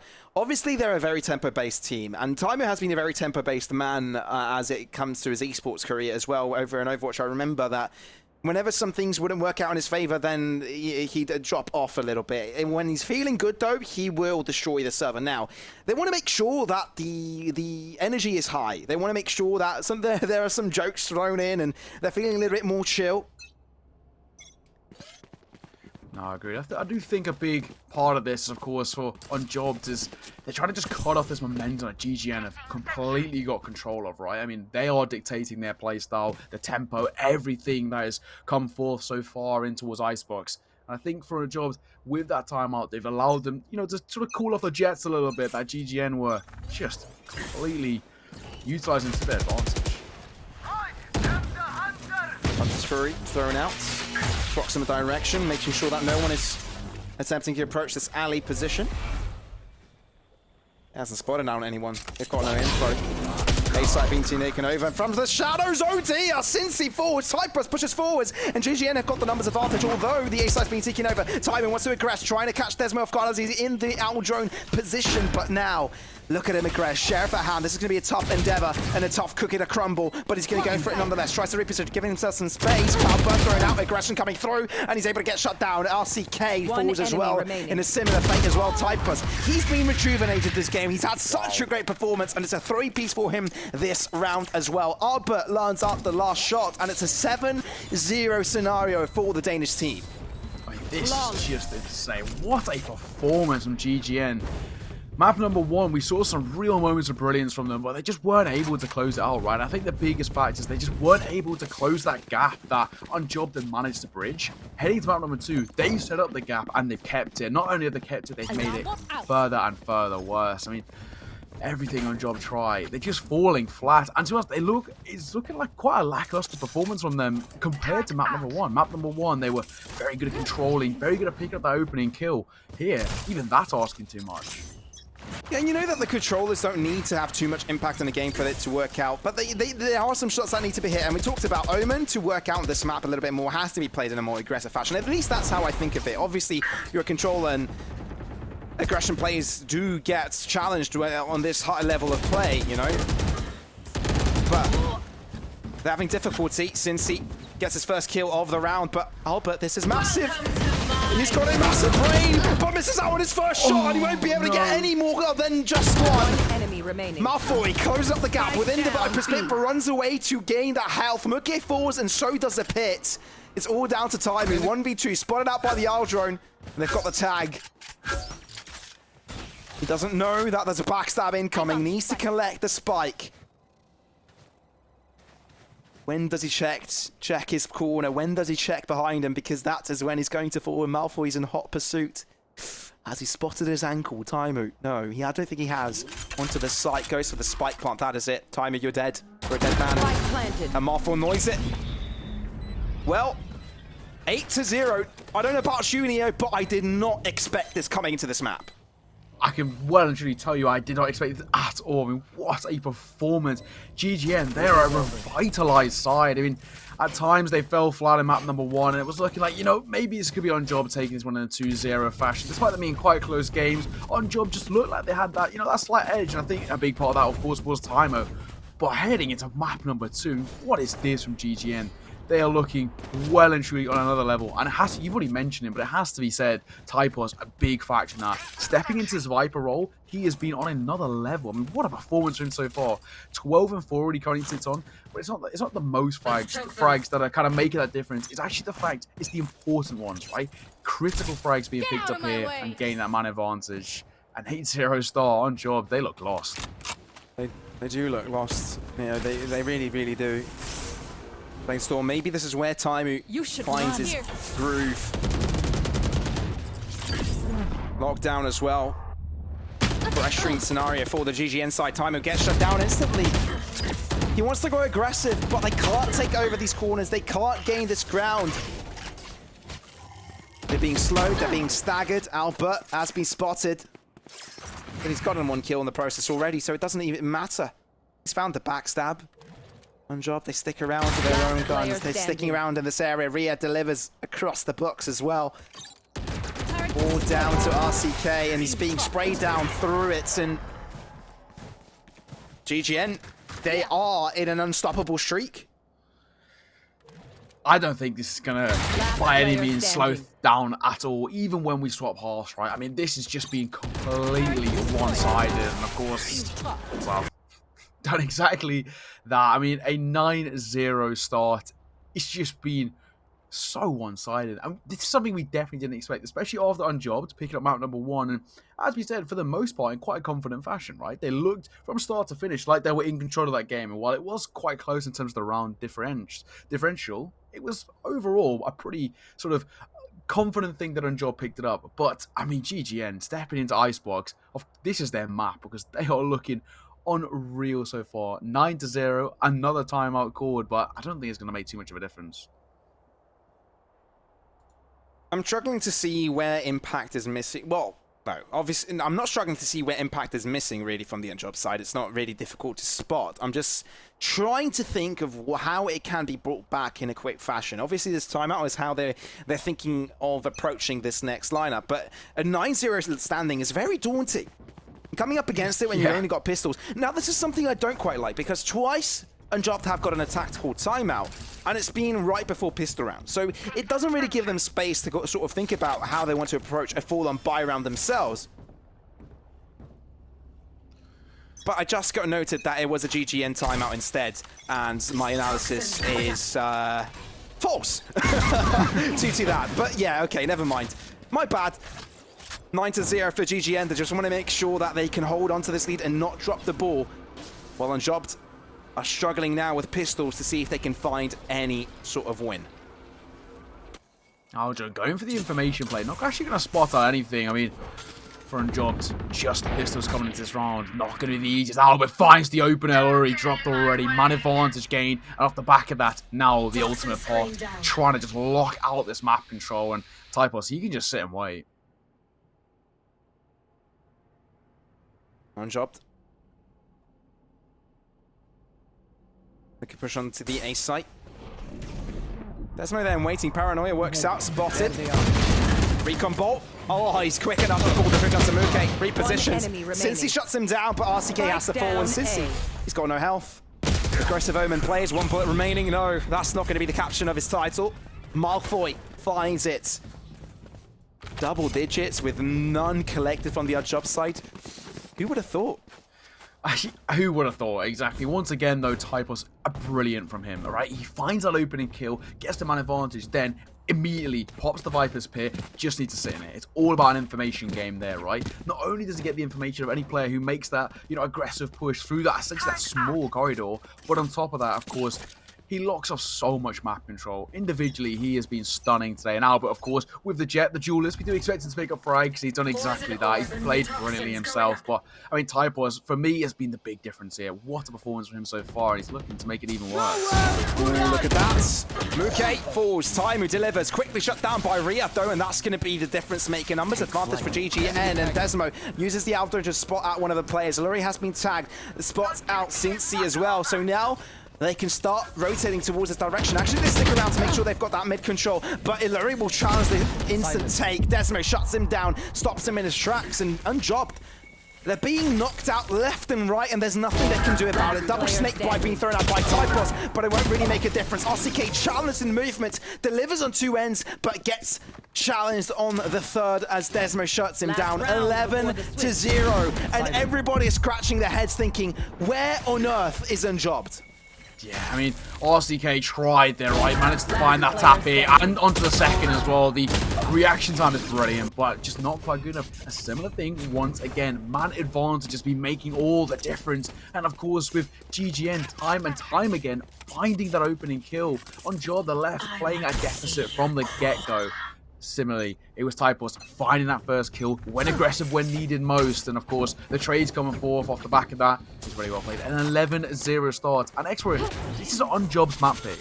It is, and that's what is really devastating for them, really, because this is where they sort of expected to come alive. Yeah. I mean, the last game was fairly close. It wasn't on one side and level, although Timey looked like an absolute beast, and himself as an entity didn't really get challenged. But in the grand scheme of things, in a team game, that didn't really become the case. On the Shadows drawn out, I think he's been heard by one of the players. Going to get challenged initially. Information given that no one's holding off an off angle. Recon Bolt spots him out completely, and Riyadh will be able to deliver on that end. Tries to hold down his ground, but Ilori brings out a Killjoy diff. Typos just not in time to draw out the Odin pick through the box. Shuts down Muke. No chances given. No wonder they chose the defensive side on this map. They know exactly how to deal with this onslaught. RCK scrambling to find an extra piece, but he's being charged from too many directions. Typos will be able to shut him down. The MVP of this map, perhaps, but it's going to be GGN on map point, on the verge of taking us to a third map, while not dropping a single round. A flawless half for them. Switching sides. In the first Match half point. as well. I mean, what a performance so far from GGN. This has just been all their game, and no way after map number 1, which ended in such a close fashion, are we going to see a 13-0? Surely not. Especially after the back of Tymo picking up 31 kills in an opening game. Only to 30 nodes, surely not. I mean, what a performance though from GGN. As you mentioned, Typos, I mean, he, without a doubt is the MVP of map number 2. This has been his game. He's played it to perfection. And well, Viper has made all the difference. We are now heading into that second half. The pistol round to get us started. And this could be the last round here. Already in such a quick fashion. Revealing area. I think the pace of this game was decided due to the fact that Timey got an initial quad kill at the start on the defense side. I think it was this third round, fourth round, or something like that, that brought Tymu into his own role, and yeah, he's been able to make that happen time and time again. But this game, he hasn't really had that chance, has he? Looks to go for something very aggressive, although he does do some damage himself. I think he's more hurt rather than the pain he has inflicted. Now, GGN, this is a slow approach from them, and it might be a good breather for Unjobbed, but it also plays with their nerves. Because the longer they linger, the more possible a mistake may happen from the Unjobbed side.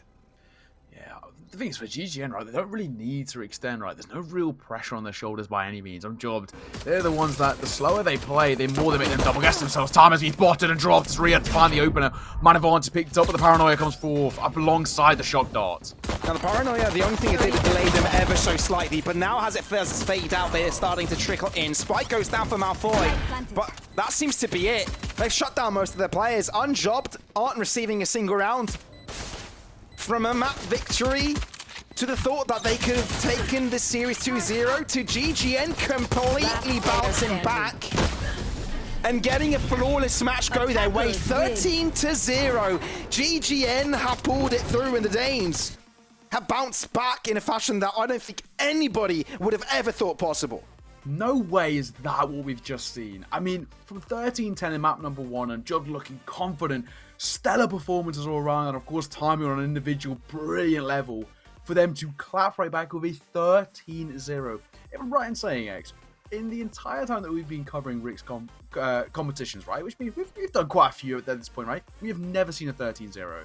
And to see a 13-0 in a semi-final in map number 2 after dropping map number 1, I mean, GGN, you talk about, you know, resilience when your back's against the wall. Stellar from them. What a way to do it. And now this map number 3 becomes even more interesting because the confidence from Job must be through the floor. It absolutely has to be. And Haven will be the next map. So I'm just wondering, how do they sort of bring things back right now? It's really tough. Yeah. I mean, they've lost all momentum. The wind is out of their lungs. They just need a breather. Now, they've got 5 minutes to work with, right? We're going to head into a break shortly. But, man, I'm just scratching my head, and I'm sure they are as well. GGN, though, congrats to them. They must be feeling out of... they must be on the moon right now. So, claps go to them. Well played. And I guess we'll be heading to a decider onto Haven to see how exactly this series comes to a close and which team gets to qualify to the grand finals.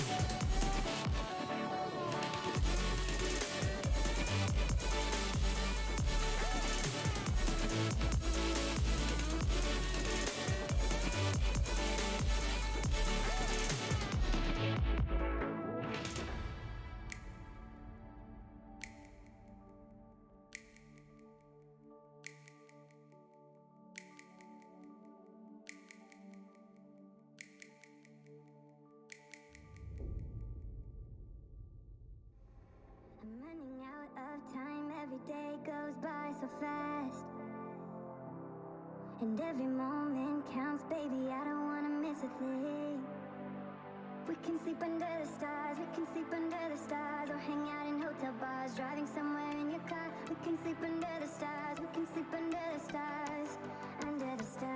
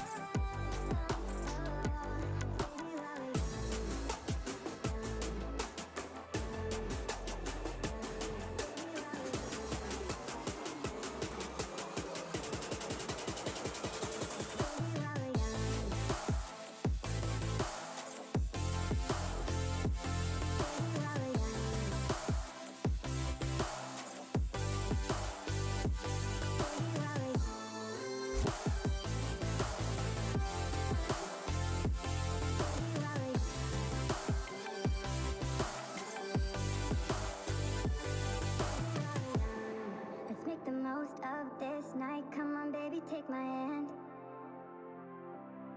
And we don't need to do the things we don't want to do.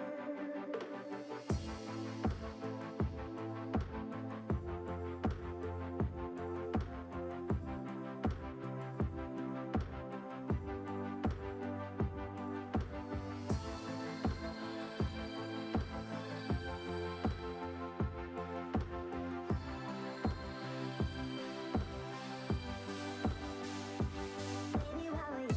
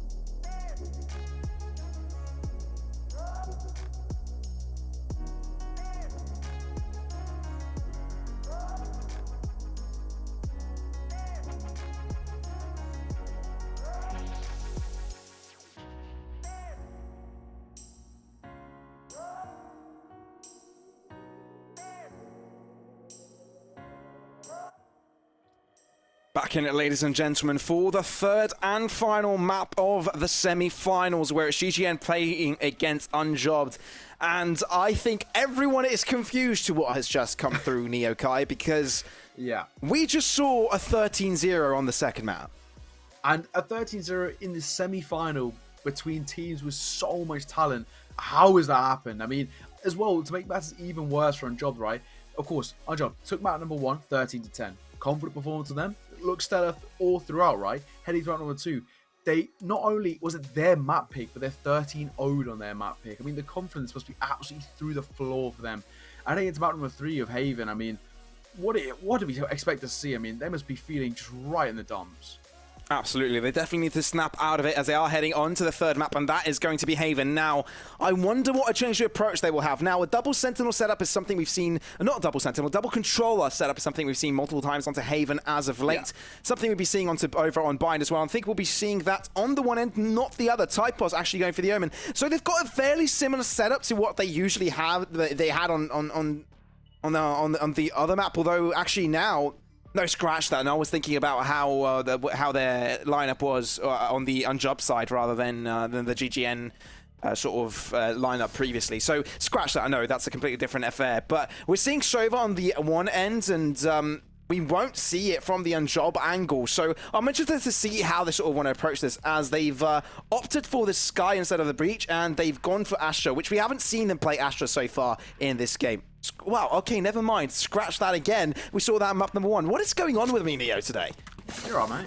Yeah, I mean, I think the big talking point for me is going to be RCK picking up Sages with Sova, right? I mean, he was brilliant with Sova in map number 1, and of course, arguably, the only really standout player in map number 2, despite them losing all 13 rounds. RCK with Sova seemed to have been that sort of difference maker, and now he's actually opted in towards Sage, which, I don't know, I mean, of course, Sova has his positives and negatives, I guess you could say, heading into Haven. Sage, of course, very strong in Haven as well. But I'm interested that it's RCK is the one that's, you know, forced off his character, despite being essentially the standout performer with Sova, knowing all the lineups, being brilliant, not only the post-bomb positions, but when you're in that defender side, getting the retakes going on. It was kind of all off the back of RCK. So now him not having that information play might be, well, slightly worrying. Fault line, definitely worrying for Timu as he does aggress with his Cloud Burst. Doesn't use his dash, doesn't give away that information, but 2 kills instantly go to the side of GGN. Not the start that Unjumped wanted, but it's the start they are given. The A site now to be taken away, but they're lingering. Not quite going for the take just yet. Short position, not quite discovered. Cincy sticks around. GGN, I love the way they approach that. They don't greed at all. They actually stick around, wondering if there's a player lurking within Catwalk, and make their opponents think that a rotation could actually have come through, but no, they punish on the third player on that regard. It's actually all 4 players from the A-Long and tunnel position that have been taken over, and Illuri's all by himself now, having to face the 5 onslaught of GGN. He's a one-man army. He's trying to find something, and of course, that makes things even more awkward. Spotted out, just trying to fall away. Going to right-click his way into something, but he's going to be dropped. A flawless round for GGN. What a start for them. And it's a statement made that despite we've had that 5-10 minute break, makes absolutely no difference. After map number 2, getting a 13-0 in favor of GGN. They start off on that same note. And it has to be said, that start there from Unjobbed, it was greedy, right? There was overextension from start to finish. No need for that. But despite being on the defender side, they pushed forward and they paid the price. They, you know, after a really rough performance in map number 2, they tried to, you know, essentially quite greedily, they lusted for a kill to sort of open things up and maybe bring a bit of confidence and momentum in their favor. And they pay the price for it. And it's something we've seen over onto Ascent as well, but I guess it hasn't worked out as really that great for them, is the way they combine the fault line together with a recon bolt. On positions like this A-long angle, where you can gain information throughout the whole entirety of that line, using the fault line, which now is a lot wider than it used to be, it can cover all positions. So you spot one player, you get them stunned for a little bit, you can either close up the gaps against them with a dash from the jet, but at the same time, you could just use your own utility to keep him at bay and sort of play around that play and get a freebie of a kill. So really important when you play on these directions, and maybe something that GGN will want to utilize time and time again when it comes to the A-long angle as well as the C main entry. Typus delivers with a first kill, C site being taken over, Spike going down, and it's the numbers advantage in favor of the Danish side. And of course, with the better buy, expected that they're now in this advantageous position, but Deliri's holding for the rotate coming forth, and Malfoy actually could be caught off guard. And Spunky may have been made, but it does not make a difference. Malfoy finds the shot, and of course, going downhill for Timer now. His information gain stuck in towards window, and from behind, Albert finds the shot. The jet diff making all the difference. That's Malfoy just answering right back. What a way to do it. I'm not quite sure if RCK was affected by the fault line, but the swing was good enough. And for that reason, GGN won't be losing any single player throughout it. Flawless round to double it up. 2 flawless rounds in a row, actually. And Unjob, you can tell they're not too happy about this, but there's a buy round coming in from them, and this has got to work to bring back their confidence. Yeah, it has to be said as well, throughout this entire series, and of course, so far into map number 3, Malfoy and the fault lines have been a beautiful sort of synergy coming here. He creates so much space with them, right? And I mean, on top of that, once the fault line comes through the jet dash from Albert, it's a beautiful combo, and I mean, GGN a 2-0 start, getting off the way they finished in map number 2, but now a full buy coming out for Unjobbed, and this is where they need to answer back. Flash out. Albert, eager to get himself control of the garage here. Spotted out by Cam, and I don't think he spotted it himself, so he can't really shoot it. Unless he's been already shot down by one of his teammates who have spotted him. No, okay, that's the corner where Luri's hiding out. Okay, fair enough. One down. Tymo finally gets himself an opening kill, so Unjobbed for quite some time. They haven't had the numbers advantage, but now they do. But can they turn this into a victory round? Of course, now with the man advantage, the 5 versus 4 situation, the defender side can just play very, very passive. Right? Take that step back, play the trade game as we spoke about. Throughout essentially this entire series, it's so important. Once you've got this advantage in your favor, now play it, of course, with the guns, the weaponry, firepower. Guardian swinging forward. Albert looking to be the one to find the opener. Needs to play time on it to heaven. Oops. Desmo bring things back. Tymo does reply, shutting him down. Oh, holding his ground. So quick to react, but now down to a 2-on-2. Rotations need to come in, but the Cypher is on the other side of the map, so GGN have time to set up. Spike planted. Spike goes down. Rotation coming forward with a 2-on-2.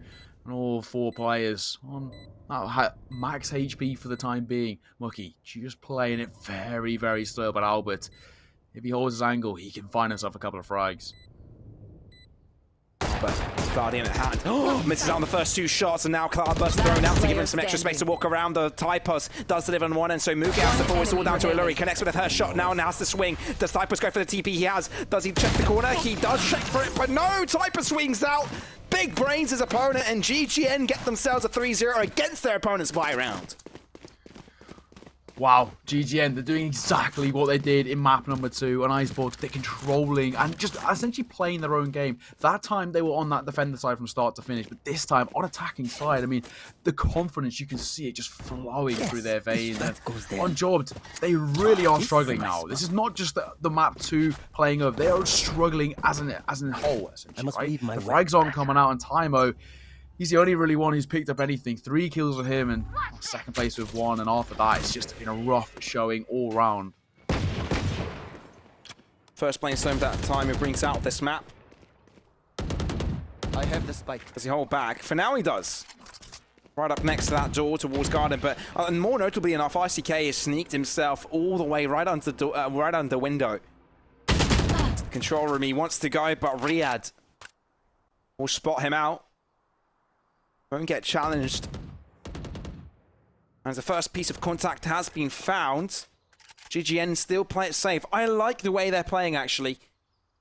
I really like how they're playing around this map right now. They're not going over eager, even though their opponents have an advantage. Spread out their players across the map. Only one player dedicated towards the A-long side and potential with that push, but they back out of it. Cincy. Hiding light. Not really finding anyone. Taimu, he's playing with his patience here. Bladestorm. I'm actually really curious why he's bringing out Bladestorm, considering the rest of his team only got Pistol to work with. He wants to make it work without him having a Vandal, but they lose out on 2 players. He's got a big task ahead of him. Illuri is actually the only man standing onto the side, so he's got his whole team on the shoulders. Time delivers on the back end. Illuri gets one before he falls, but they do end up falling, and that is what matters for GGN. It's all down to Muke. Planted. And considering he's up against 3, there's not much he can do. And Typos has got the lineup as well, so that's going to be the bullet to the skull. And with GGN getting themselves a 4-0 round, this is very reminiscent of map number 2. Yeah, very well played. I mean, with their timer, right, he pops the blade on, tries to essentially make it work, because of course we're not a great buy in their favor. He was just trying to find something, right? Just trying to give an opening, create some space, and a blade's the perfect way to do it. And while he does find one, he's immediately traded out. Similar thing as we spoke about time and time again. That trade game has been working perfectly for GGN. As we said, I mean, we spoke about Unjobbed struggling. It's made even worse. A 4-0 start, but now at least a silver lining with a 4-buy coming out. Crash out. Breach jet, such a classic combo. Again, noted onto the tunnel side towards 8. Maybe taking over, but no, Unjobbed. They don't really have any game-changing ultimates either. I mean, Bladestorm has been used from Taimu earlier. It was an eco round after all, but now that they've got rifles to work around with, they'll be really vital, these kills. Taimu falls. He was slightly over-eager getting a peek onto that C-long entry, but he's just being shut down. And this has got to hurt because he has 0 impact lately, and when he's got impact, he feels it and he continues to steamroll, but now he's not being given that. It's been the case for 2 maps so far. Well, a map and a half, really. Yeah, I mean, it's showing that he's a big momentum player, isn't it, right? It's obviously part and parcel of this game. When the momentum's good, things are obviously very good for him. As he saw map number 1, but as he saw map number 2 and things aren't, he struggles. Guiding Light tries to find the over. The recon dot will reveal Since's location. Now he's to stay alive. He's flanked from all angles. Malfoy, Typos, fine. One apiece before being traded out. Barber's position hasn't been telegraphed. They're therefore able to get a free kill. Muke by himself, but the spray down is there from Desmo. Vandal, 3 shots to the body is the way to go. And there you have it. Things are starting to hurt from the Unjob side. It looks like they've got big wounds and they're bleeding all over, and it looks like they can't really find a medic. Say that again. I mean, a big part of that, of course, once again, you mentioned it earlier, right? But it was with Taimu going down early doors, right? The overextension from him, down he goes, man advantage picked up, and then once again, I mean, when you're 4 players trying to cover 3 sites, right, you're going to be spread thin, and the rotations are so long on this map that, well, I say, unfortunately for Unjob, they were just caught once again in no man's land, and rotating in, it's very easy for the post bars to be set up. And once again, look at the overextension, looking to like something. But Typos aware, fires the first time out, trying to deliver on the second. Will he connect? Flashed off the angle, but for the time being remains alive. Ooh, Malfoy backs it up with another kill. GG are looking so darn strong. RCK now with a frenzy. He's let a team slip past him. Now what does Rian do with this? At the same time, though, they haven't really telegraphed RCK's position. But honestly, how much impact can you really have with a frenzy like that? Albert could have been caught off guard there, but the bullet to the head hasn't quite been connected. Therefore, it doesn't work out. Doesn't quite expect him, though, into that control room. Spike planted. And for that reason, it's a free Vandal in their hands. I imagine he'll want to save that. I do not see a world where a victory comes underway. But nonetheless, a solid take from GGN, giving them yet another round. Though, it does look that Unjob actually going to challenge. Trying to find something. Cincy pushing forward, alluring. Nice shot. What? As RSK finds one of his own, they're trying to fall 1 by 1. And Cincy's causing a ruckus. He finds yet another frag, and RCK with the wall going up, leaving Riyadh all alone to find something, but RCK with a third. What a way to do it. Well, it's a pissed around to get themselves back in the game. If that's not the comforting kiss they needed to the cheek, then I don't know what will. I doubted them. I thought they were going to hold back. They had already found a weapon by their hands, but the rest of them only had pistols to work with. But they still went for it. They isolated the kills. And I think GGN were caught napping. I don't think they anticipated themselves. They knew that their opponents only had pistols to work around with. They got surprised with their pants down. And for that reason, Unjobbed, they find their way on the scoreline. Oh, exactly that. I think essentially it was a slight bit of underestimation. I think GGN just expected it to be a light walk in the park that round. And, well, as the underestimated of their opponents, they paid the price. The first run on the board Unjobbed finally. They do one better than they did in map number 2. And maybe a sign of things to come.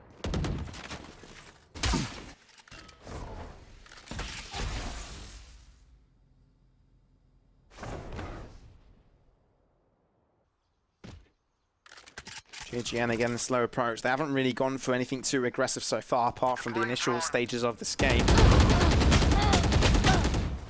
RCK challenged substantially. Taimu has to fall as well. That's so much damage being caused by one individual player. Riyadh really stepping up into this game as well. Rolling Thunder. RCK has to move out, but he's not challenged by it. Slowing Orb will keep them at bay for a little bit longer. And so, Cover going down. whoa. The aftershock, but no. Typus finds his way to the back of the site using from the shadows. And the site being taken over and the spike going down.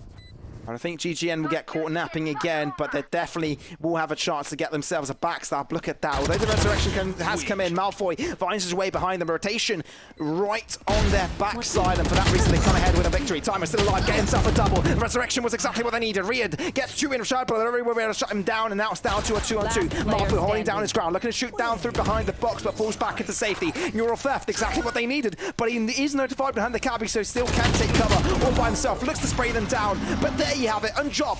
They both line up their shots, and for that reason, they get themselves a second round in a row on map number 3. Neuro theft, really good use of that there. Of course, gets the information, knows he's just placing towards Cubby and Long, and wants to do that. Essentially, can just play the sort of meat shield, right? Just stand in front of the person defusing the spike, and secures their timer. Picking up a double there was huge, because once it brought it back to that 3-on-3, that's when things just started to fall in place, and the utility made all the difference. Nice spade from Majod, finally starting to find some, well, anything in map number 3, and they're going to put a second round on the board. Their first consecutive round since map number 1. Here. Maybe sign of things to come even further, because a full buy will follow.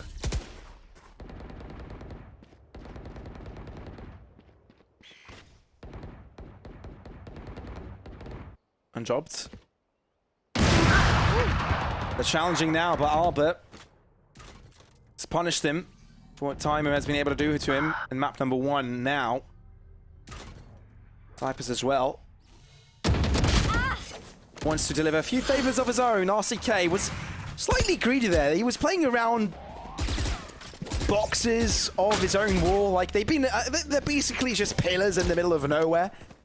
It's not really a wall anymore, is it? When it's broken to pieces like that. But no, site being taken over by GGN, and the fact that Unjob lose 2 players, their odds aren't looking too great.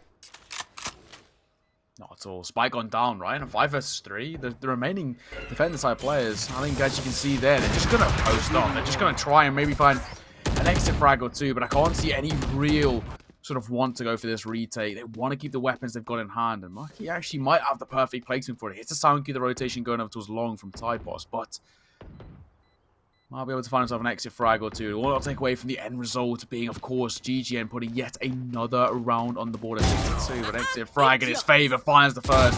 Maybe he should have played Trigger Discipline, but it doesn't matter. He finds Albert again. One enemy remaining. He's making it expensive. Ooh. A third, not quite the 4th. Riyad trading him out, but still will not take away from the fight. All 5 players go down, but GGN find that sig. You mentioned it, Neo. They're making it expensive. Very expensive.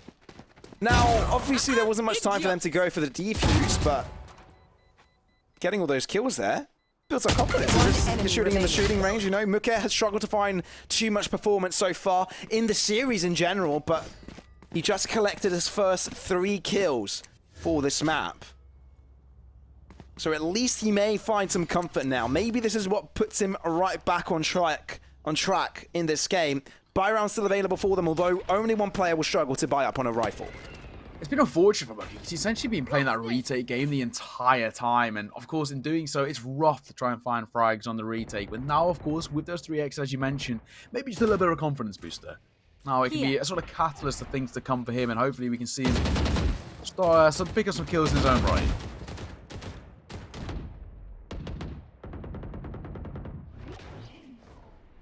Timing. Updraft. I think Malfoy knows of this. I'm sure this position will be pre-fired. Jumps up again. Positions Aljoin. Ooh, spotted. Cincy flashed out. Oh dear, fault line together with the Hunter's Fury, and that's going to be Tyro's death.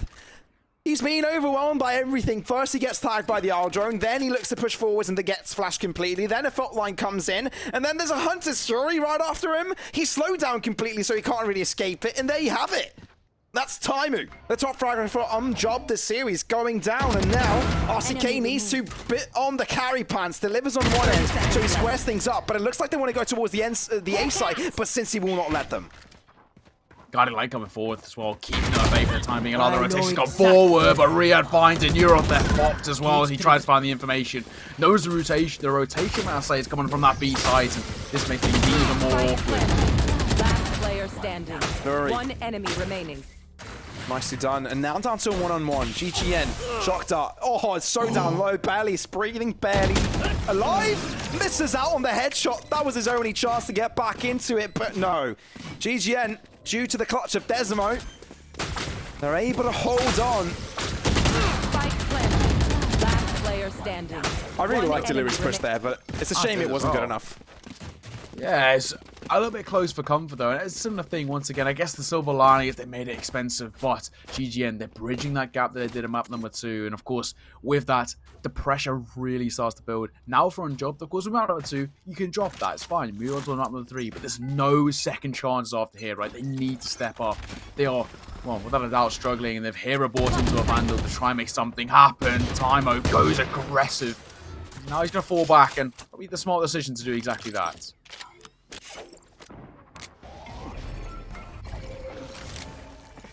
All out, delaying the push. A bit up against it. Doesn't go for the updraft, doesn't really have the support to go for it. And seeing that Unjob have also dedicated 3 players towards that side of the map, it is definitely going to be a tough cookie to crumble. B site as well, completely open. Considering there is a cage in front of it, not a cage, a tripwire. The Algernon will take care of it though. Now they need to start to worry because GGN find free access towards the B site. Then Unjobbed will have to be forced to go for the retake, but look at them making their decision again. Redirecting their energy now towards the A site. RCK with only a frenzy on his side. He expects someone to be pushed through it, but can he find it? Lines one up, falls back, there's damage onto Albert, but the closer comes through. Is that going to be good enough? Flash comes out. Muke in a really tough spot. Gets shut down by Riyadh, but Alluri holds onto his ground. Falls right after. Down to a 2-on-3, but Unjobbed with limited weaponry. What can they do? Spike goes down, Postman sets up, Man advantage gain on top of that, and Typos gaining information. Cincy trying to make his way forth, and he knows if Typos to spot him or guarding light might keep him at bay, but Cincy's made his way over towards that long area. That's information gain. Time have got a lot to do here. A 1 versus 3 to try and find something. Comes down, spotted, and the cloudburst does not save him. It's not a brick wall. And Riyadh sprays right through it. That's going to be GGN, putting 8 on the board, a 6-round lead. Now this is fairly dominant, isn't it, Neo? And very similar to how they're performing on Icebox as well. Although this is a fairly different map when it comes to the dynamic of it, but the slow approach on the attacking side has worked wonders for them. It has actually, and I think another thing to sort of mention, we spoke about this earlier today, right? When Malik were dropped out of this competition, we were like, okay, you know, Malik arguably were the favourites in this tournament. The team that knocked them out have to have been good, and Map1 didn't deliver, but now they're showing why. They deserve to be in the position they currently are, and Albert, once again, finding the opener. RCK, though, trades and resurrects. That means that Unjobbed now have found the numbers advantage. Flashed out by the guiding light, but still are alive. Aftershock, will he spray after it? He does. But it's not as if he was challenged at all there. He managed to cross just in time with a cloud burst, and the wall came in later, so it didn't really come down to that either. Paranoia, does it catch him? Is it wide enough? I think it doesn't. And loses out on the trade. 1-for-1 though, as Riyadh is able to shut him down, shut down his Cypher counterpart, although the spike goes down right where the Cosmos has divided. I know exactly where. And Unjobbed, this is where they can get themselves right back in it. Seekers out. Neurotheft does show where the locations are, but considering they were so far away, they really could have repositioned anywhere. Guiding like Riyadh sprays through, won't be finding anything. RCK is able to close his life, and Unjobbed, at least they get another round on the board. Silver lining, right? 3rd on the board, and they are chipping away at that hefty deficit they have to try and come back from. It's not going to be the easiest, but we are in the last round of the half, and I think for Unjobbed, the way things have been playing out, I don't think that would be the end of the world, right? Still definitely potential there. Let's say they get 4 on the board here, then pick up the pistol round. They can make an 8-6, a shadow of a doubt, and I've always said a 2-round lead is always a hesitant lead. I love Mukir's knife. I really do. That animation it does as well. What's it called again? I forget the exact name, but it's so nice. It's so beautiful. The animation of it as well. It's just so... You know what it reminds me? Doctor Strange. It does, right? Doctor Strange. A little bit of a... I even forget what his things go when he opens up the portals. You know, the big orange circles. Yeah, those. That's been a long time. We're really bad Doctor at Marvel Strange. lore, aren't we? Yeah, no, we are. Exactly that. It's been a long... I've only seen it once, but it's been a long time since I have. I've actually only seen Doctor Strange once. I think I need to rewatch it. You know, I think I've seen all the Marvel movies. You know, in that leads up to that final one. But I think I need to rewatch them all. You know, I've even watched like that odd Hulk movie as well. Have you watched that one? I have. I regrettably have. Yeah. Well, you have to. You know, it's a different actor, but still, it's a funny one. Yeah. Well, what isn't funny is this sort of lead that GGN have built up here on Job. That pressure on their shoulders must be immense. And of course, RixGG once again stepping up. I've sung his praise time and time again, but he's so talented. Fault line out. Recon Bolt as well. Something GGN have done. Tried and tested multiple occasions. Now drone. Out now towards garage. Spotting out the wire. Destroys it. Delays it. No information given. Now Albert. How does he respond? Does he updraft and dash? Does he allow his teammate to break it? That's exactly what happens. Dashes through right after. Flash out. Miss out on the shots, but the fourth one will be the charm. Cincy shuts it down though. Well, shut down himself. As the B site has been taken over. Riyadh stuck behind to deal with the wraparound. Taimu is able to extinguish one. Versus as well, dash of his own, tries to switch up the pace, but Typos won't be challenged at all. Outburst, RCK, limited movement, heals up again with one kill going his way. Ilori doesn't check his right angle, and for that reason, he will fall. And talking about falling, that is Unjobbed, slowly making their way from the top of where they were standing from that initial map. And now have made their way all to ground bottom, ground zero. Below the level of the sea. And GGN know of this, and they're just looking down on them, just laughing at them. It's crazy knowing the sort of, on an individual level, the talent within Unjobbed is just unmatched, right? I mean, we've already spoke about Tymo, RCK as well. I mean, those two alone are names to be feared, right? But, I mean, GGN, not even faulting by any means. And it's showing that teamwork makes all the difference. The synergy of this side has just been on another level. And of course, now GGN moving across onto the defender side. A strong start here. Could be a quick end to this, not only map number 3, but this series. Shadows traveling.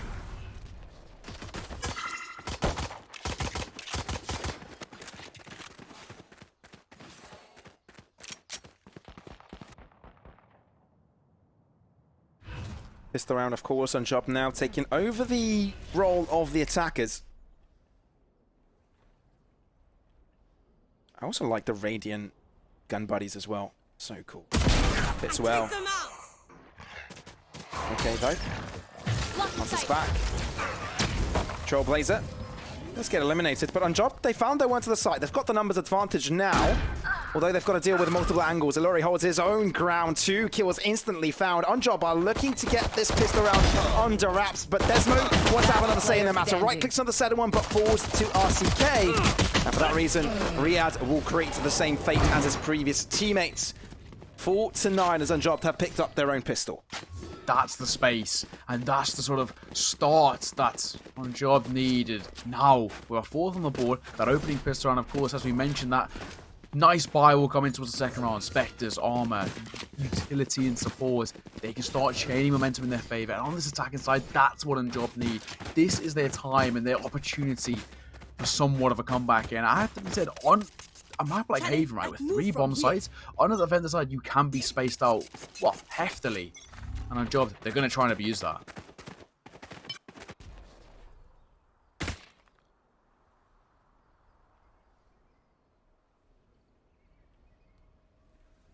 Unjobbed. Little do they know, they're right outside a Baron site. I mean, they're outside another Baron site. But as they head towards A, well, that is heavily occupied. And I'm actually starstruck that they don't actually scout towards the other sides of the map. No problem though, RCK delivers. Desmo looks to close things up. Okay, crisis averted. It could have gone a lot more wrong, but GGN, I think they wanted to bring the attack to them, and that's how they fall. Malfoy tries to go for the shorty push, but no. No exchange for a round. 5 players remaining at the end and 5 rounds on the board for the Unjob side. As expected, picking up that 5th round. They're coming in with a better buy. They made it work in their favor. But now GGN, they have the firepower difference. But we've seen it fail before. It happened in Icebox multiple times. Of course, against Unjobs. Can Unjob do the exact same in return? If they can pick up a 6th here, this could be their star. Because, of course, pick up this round, breaks the economy once again of GGN. They'll be right back on their tails. And that's where things may become a little bit more as even as we would have expected it to be. Time aggressive straight into tunnels. Shot up. Full town Ultra. Spike down. Straight from the A. catwalk angle, not catwalk, short angle. Jumping into the long position. Getting information, but it distracts them long enough for his teammate to swing out and get a kill. So that now is GGN now with a numbers advantage. RCK, what can you do here, sir? Heaven shortly to be challenged. They don't really have a controller to place a smoke here, which really will make the difference when it comes to these swings, and it has. Spike down A. Flash out, Malfoy together with his own teammate, Desmo, peeking through, and collectively, they gather another 2 kills, and Last Cincy player Poor Man standing. is drawn out into the open due to that aftershock, and it's all down to Taimu. It's one of the brilliant things of Aftershock, isn't it? Just force them out of awkward angles and time. He's made the sound good. They know where he is. It's just a matter of time. Riyadh finds that final shot. That is double digits on the board for GGN. A 10th picked up. And once again, that 5-round advantage in favour this time of the defender side. And GGN starting once again to pull away on Job. They won't be able to pick up a full buy of their own. They're going to match that firepower. But can it make the difference? We're seeing this sort of similar area play out where, you know, that was an opportunity, I guess you could say, for Unjob to break that economy of GGN. Now it's in reverse. It's switched hands, and GGN that have this opportunity to break that economy, shatter it for Unjob. And if they do so, that's essentially the map and series. Challenged, Alpha connects one, RCK instantly out of the equation. Well, you wanted to have a part in this party, well, think again. It's not going to be allowed. Insane. He really has, hasn't he, Neo? He stepped up when needed most as well, and that's the biggest thing, right? While he might not have matched the frag to Taimu in map number 1, he still gets the critical ones, and that's all that's needed. But now the push towards the A site ensues. GGN still stick around with 2 players into this location. Taimu, Kinju, Trailblazer. Counts. Flash will be what works most. Desmo actually lines 2 up. Ooh, that is not nice if you're on job. That does not feel good. Fault line as well. Draw out. Well, he's only throwing them out basically to make sure that nobody pushes from that location. But since he's far back, and so is his teammate, there's really not much they can do about it. They need something greater than a miracle. 30 seconds. And I wonder if they can actually bring that to fruition. Lurie connects with the first one, uses Cage to get his some cover since he delivers on the other end. But still, it's a standoff of a Shiva versus Cypher. Cypher on Cypher play onto the other end though, but Desmo is there to find the shot. Discrepancy in numbers, and that's what works out for them. GGN on 11 have regained control. Regain control and broken that economy. We said there was potential for it, and it did exactly that. But Desmo, what a quad kill from him, though. Brilliant play. Once again, a similar thing that we've spoken about previously. We saw it quite a lot as well in Icebox from GGN. It's about the isolation of fights, right? They do it very, very well. They're very good at finding the opening kill. Albert's been probably one of the main names when it comes to finding an opening kill. Of course, you'd expect that from a duelist, but Desmo's been doing it quite well as well. He finds that kill, then takes a step back, assesses the situation, sees where the aggression's coming from, and then uses his utility perfectly in his favor. Really well played from Desmo. Finds 4 kills there, and of course, an 11th on the board, a 6-round deficit. I don't know, X, it's looking like it could be the beginning of the end. It's really good. Right here. This could be where Unjob drop out from the tournament. GGN, they've had a stellar run. I think they eliminated Malik as well over onto the quarterfinals, and Malik was I think for many people they were the favourites to take this tournament. They were mine, yeah, without a doubt. I mean, Malik, a ridiculously strong side, had stellar performances time and time again in all of these Rix Opens, right? So we were thinking kind of off screen that whoever was the team to take down Malik, they have to be able to perform. And when map number 1 didn't go their way, I was, starting to ask up a couple of questions. But I mean, GGN, they have stepped up.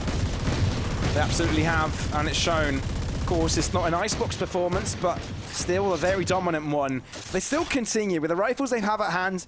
When I say rifles, I mean heavy-duty rifles. Odin in the hands of Malfoy, and he's still just putting bullets through his opponents.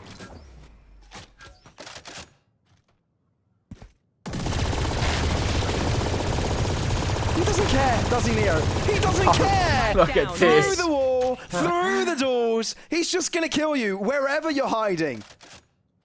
I love that. He's just holding one angle and spraying for it. It's brilliant. I mean, if you're the attacking side, you're just fearful of just walking into that laser beam of bullets coming your way. And well, he's already managed to pick up 3. Alluri, the wants his back. Cypher diff, and now the Neurofresh popped. They know where he is, though. And that cage cannot save him. Oh no, Cincy. Anti-Fury, Paranoia as well, fault line, everything being thrown out time and time again, and there's nothing you can do about it. Albert is the one to come in with a backstab. GGN find themselves now on map and series points.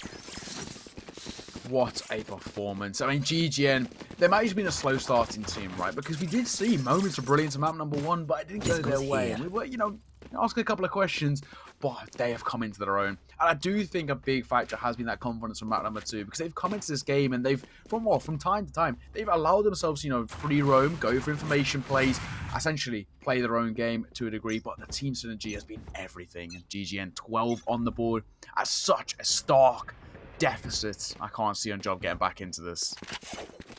Got a buy round going on for them. Well, they had to. As much as they can reach into their pockets, they will attempt to do so. Off angle from Typos. 1 kill goes his way. Resurrection comes through. And Seekers will follow. Paranoia, that's going to delay them quite a bit.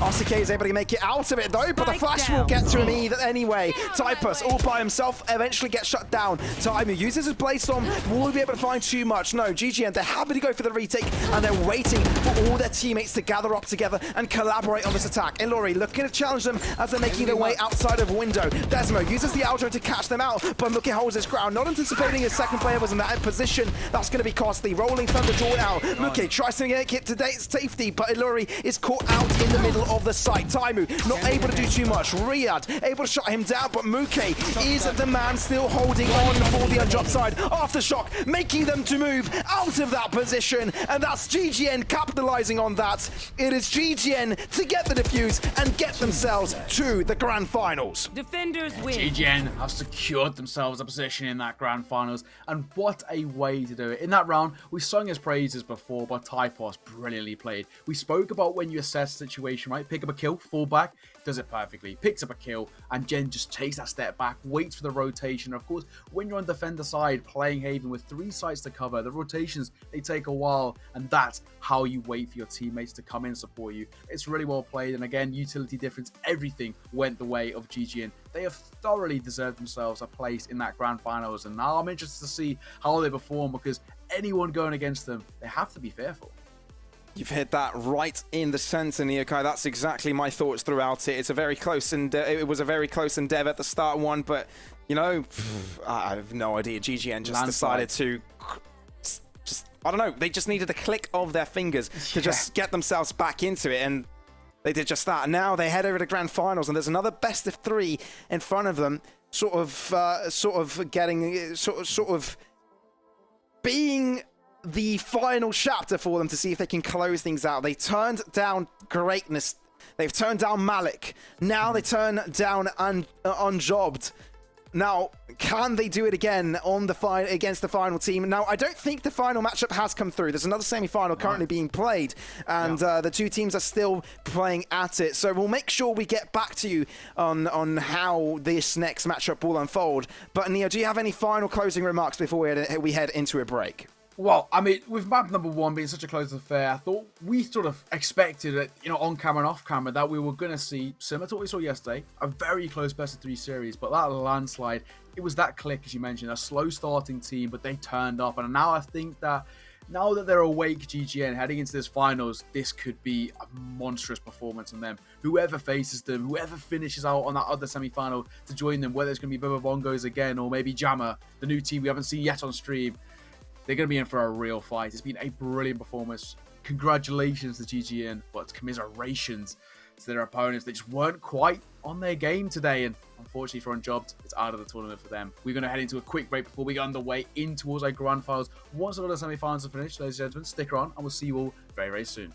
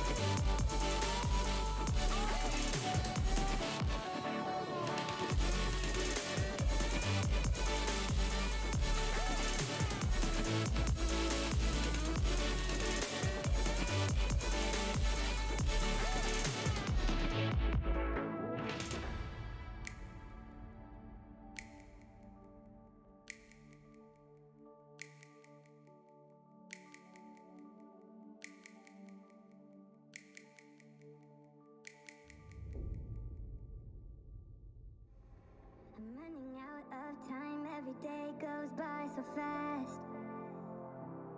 And every moment counts, baby, I don't wanna miss a thing. We can sleep under the stars, we can sleep under the stars, or hang out in hotel bars, driving somewhere in your car. We can sleep under the stars, we can sleep under the stars, under the stars.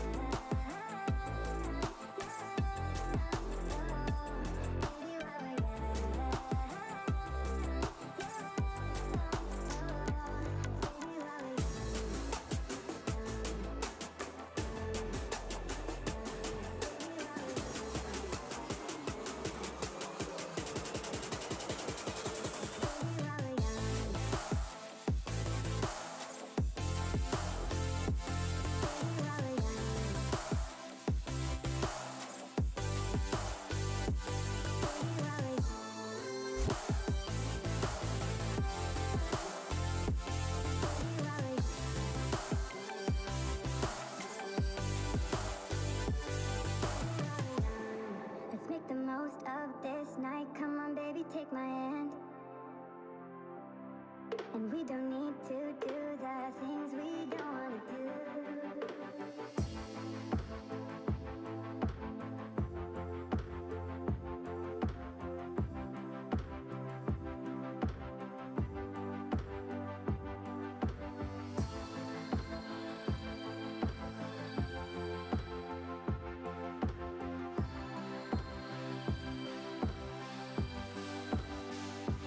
Baby, while we're young,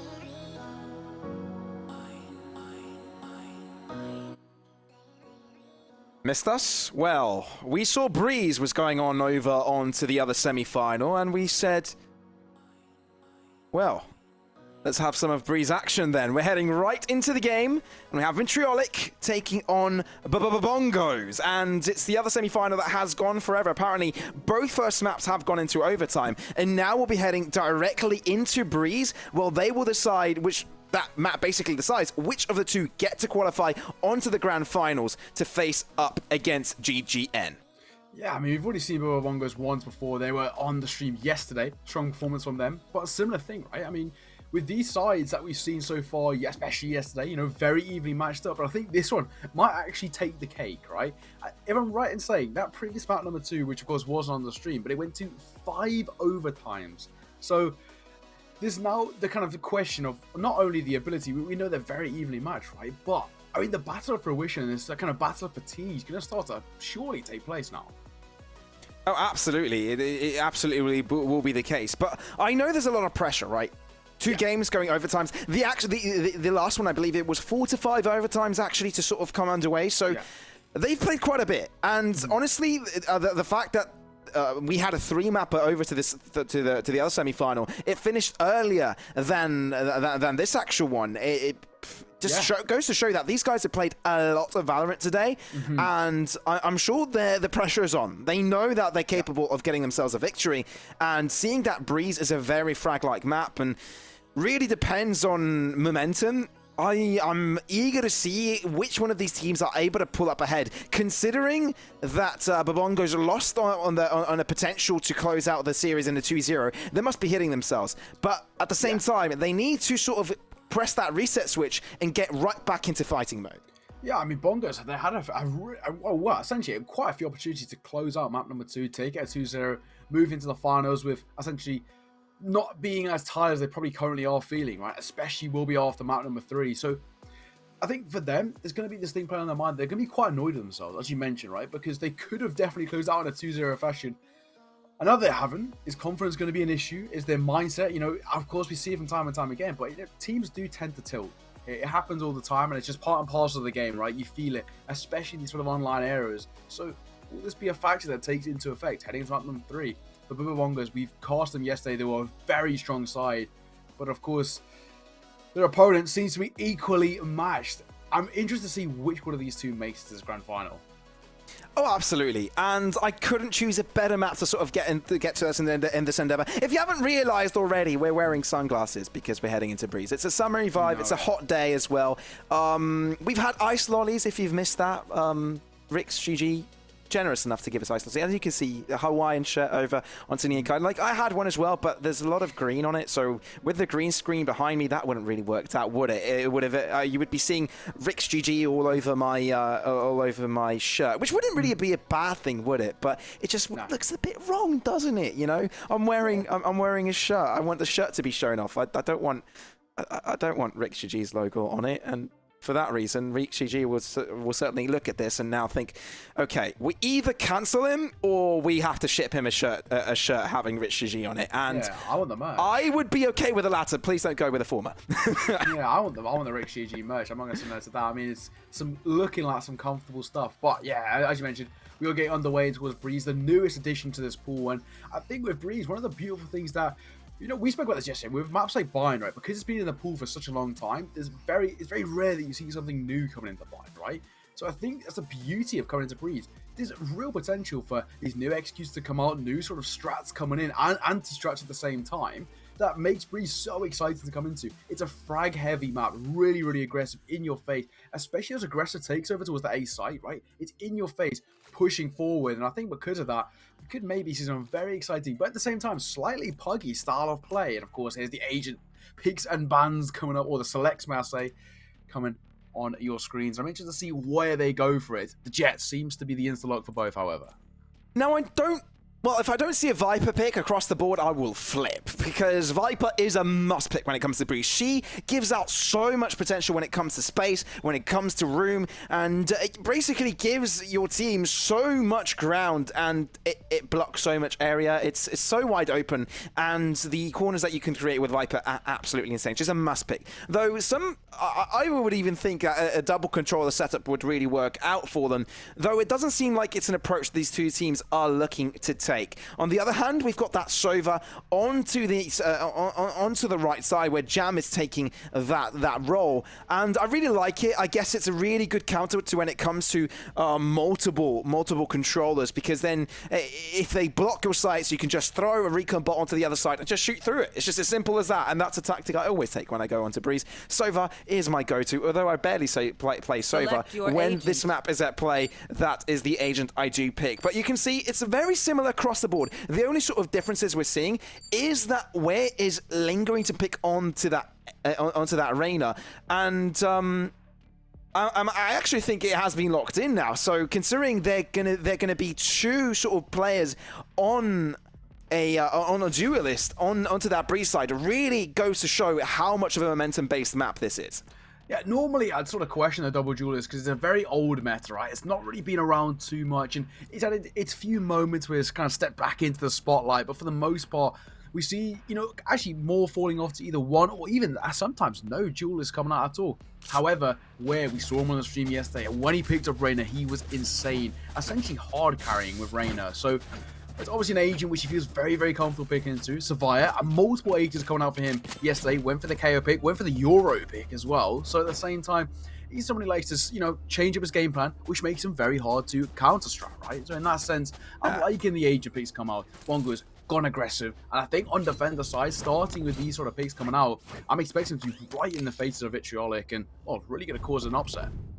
Absolutely. Neo, question for you. Are we sticking with the glasses? Are we going to stay in one of them? 5 seconds, let's have the cams on. Are we going to stay with these, or are we going to take them off? Are we going to hold on to them for the rest of it, or what are we doing? Back on. Mine were off. Okay, we're sticking to the glasses for the entire map then, ladies and gentlemen. Heading right into map number 3 of the semi-final. The Bubba Bongos taking on Vitriolic as a deciding matchup on who will get to qualify to the grand finals, and it's Vitriolic looking to pursue the A-bomb site. Of course, once again, for the attackers side, they're just playing things kind of slow, but defenders going the main point of aggression. Your boy Lewis finds the opening of Michael, trades right back. Good trades coming through across the board, but Bongo's now doing a stellar job to get themselves right back into it, although Vitriolic looking to use that Viper lineup to get them across the site. Now, Spike will come down. In the process, Bongo's wanted to block their entry, but as the toxins do run out, it means that the space has been re-given to Vitriolic. Obviously, now they're going to move out of it, not really eager to stay around the double pyramid area. Butcher is delivering on 2 ends, but Wiz quickly enough shutting him down. Michael, as Jam looks to peek out, he's going to be challenged. Where as well? Matty has to fall, but Mongo seem pretty strong on this retake, but it's all down to Anguis to hold things out. Spike being touched, swings out, but there's 2 players lining shots right after him. It's the Bongos to get themselves the first round of this match. Don't even start that shit. Getting off to a very strong start. Now they're back on the stream. Now the rounds start rolling. And we mentioned that Bongo's in that map number 2, of course, that was the one that wasn't on the stream. Within that break, Bongo's had so many opportunities to close that one out and essentially just failed to do so, right? Which we mentioned could take a toll on their mental. You've seen it time and time again. Teams do tilt after the fact that they've failed to sort of secure a round or even a map, a series that should have been theirs. Now, Bongo's, they step into that limelight and, well, they take it perfectly. Opening round, going their way on the defender side. Aggressive from them, and it's worked.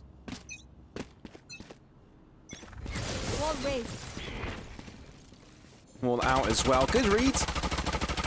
So that's sort of where the Sage comes in. This is the basically one of the sort of only areas that she's most effective is B entry. But they're going to trickle in anyway. Guiding. They're going to move onwards. Matty with a Marshall at the back line. He's able to deliver onto Michael now. Monster. Spike all by himself on the side. He's going to wait. Spike not quite gone down. We're waiting for the Toxins to be enabled to facilitate the push, facilitate the spike plant. There it comes as well. Guiding light. Savai needs to move out of that. Marshall at hand. It's got this long distance covered, but Vitriolic, they don't really need to check back. They've got that wall to work around with. but they're going to be challenged from multiple directions. A Viper on Viper shootout on the other side. Transformer wins out on that regard. But Bongos look to get back into it with the numbers now equalized. Recon bot not quite spotting anyone. Although this is where Monster starts to pursue the kills. Your boy Lewis holding things out. 2 kills going his way. Jam chimes in for an hour, and Lewis gets a triple, putting Vitriolic now on the scoreboard. Your boy Lewis stepping up there. The control was immaculate as well. Just kept that under wraps, and of course in doing so, it's going to be a first one on the board for the attacker side. What a way to answer back. Such a strong angle for him to hold as well. Essentially just tucking himself away in that little cubby, waiting an unfortunate defender just to walk in his line of sight, and of course he's going to find those shots. Doing exactly that means that Vitriolic are now once again, they've broken that economy. The Bongos and, well, just the harsh eco coming in. Upgraded pistols at most for the defender side. They're trying to find something. For Lewis, quickly onto Sawaya. Again, looking to carry on the momentum from the previous encounter. Onto the next. Where though? Watson's dropped. The boy Lewis again. That's going to be the double. Wyatt shut down now. The Bongos looking like they're going to lose out on their momentum here. Quickly dropped out. Matty with a triple. It's going to be a 2-1 start for the Vitriolic side. 2-1 start, and of course, what a way to do so. Sort of expected with the buy coming in, but to do it flawlessly, that's the statement made, isn't it, by Vitriolic? And, well, Matty picking himself up a triple there. Your boy Lewis starting to pull away there. I mean, he individually has been brilliant so far. What we mentioned about isolating fights and, oh, put yourself in preferable angles. Exactly what your boy Lewis does, right? As a duelist, you'd expect him to pick up those hard entry frags, but at the same time, the important ones. And that is exactly what he's doing. A 6-kill start for him, but a bit of a bonus round, I guess you could say. This could be the bonus round, where Lewis brings out the Blaze Storm. Trailblazer. Spotting out one player, but it looks like Transformer wants to go straight after it. Ooh, Sky also going for that angle. Transformer gets caught off guard though, and that's Butcher with a kill. Lewis not gonna fall victim to Michael's endeavors. Himself has a knife right between his eyes. Now they're in position, and it's a good reason why they do so, because look at the Bongos. Now towards the B site. They're lining up the drums, and unfortunately, there's no party in that direction of the map. Instead, Vitriolic are looking ahead onto the A site. I think that has been spotted now. I think they now know that the B site pursuit has now been stopped in its tracks. Therefore, the lineup towards the A site, they definitely know that something cheeky is going on. Butcher 30 seconds left. putting it out. Monster finds a shot onto Lewis. That is going to be the opener for the Bongos, and now the numbers have been equalized. Viper's bit drawn. This is going to make the retake a lot harder.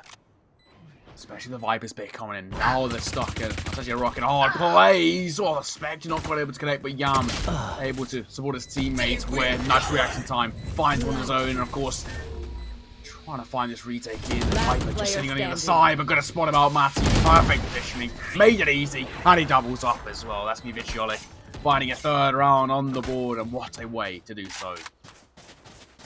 And I wonder whether this is hurting the Bongos side, because Vitriolic, they managed on overtime to beat Bongos on the second map, being on a map deficit. So now, after Bongos retrieving the initial round, the pistol round, in fact, Vitriolic hasn't really given anything back. So it's as if they're seeing deja vu all over again, but on a smaller scale on the third matchup.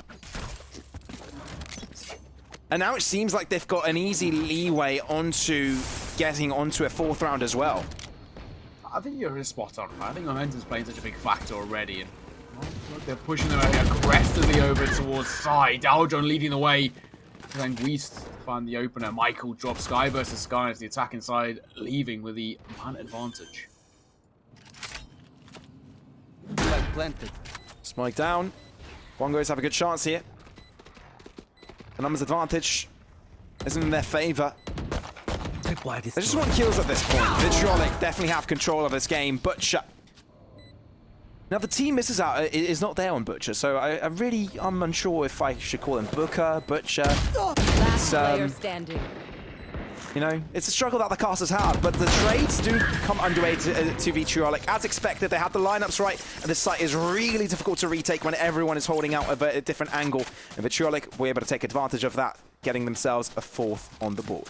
It's one of those sites that once you set up those post-bomb positions, got that spike down as well, it's very hard to retake, right? You have to spend a lot of utility, even for just a slither of hope, right? And I think for a lot of defender sides who are trying to retake that site, that decision gets to be made, right? Is it even worth going for it? Sometimes we do just see teams just give up. Like, let's just save our weapons, save our utility, and essentially go for the next round. And, well, that time they try and make a way in, but they're not going to find anything. It's going to be a 4th round on the ball, and Vitriolic doing a stellar job of just bridging this gap now. Well, both Jets Blocking sight. do find contact on both ends. I've got your trail. But who will find most space? Seekers will definitely help out in that endeavor. Monster onto Matty. Lewis. Ooh, he doesn't break through on the Seeker. But he's got the reinforcements of his teammate, thankfully enough for him. But he's looking to challenge for the B-side. Anquist now holding a good angle here. Maybe to be a double up Transformer, though. He himself has gotten 2. Down to 1 on 2, actually. And Booker, he's all by himself. Spike at hand, though, so that's a good note for him.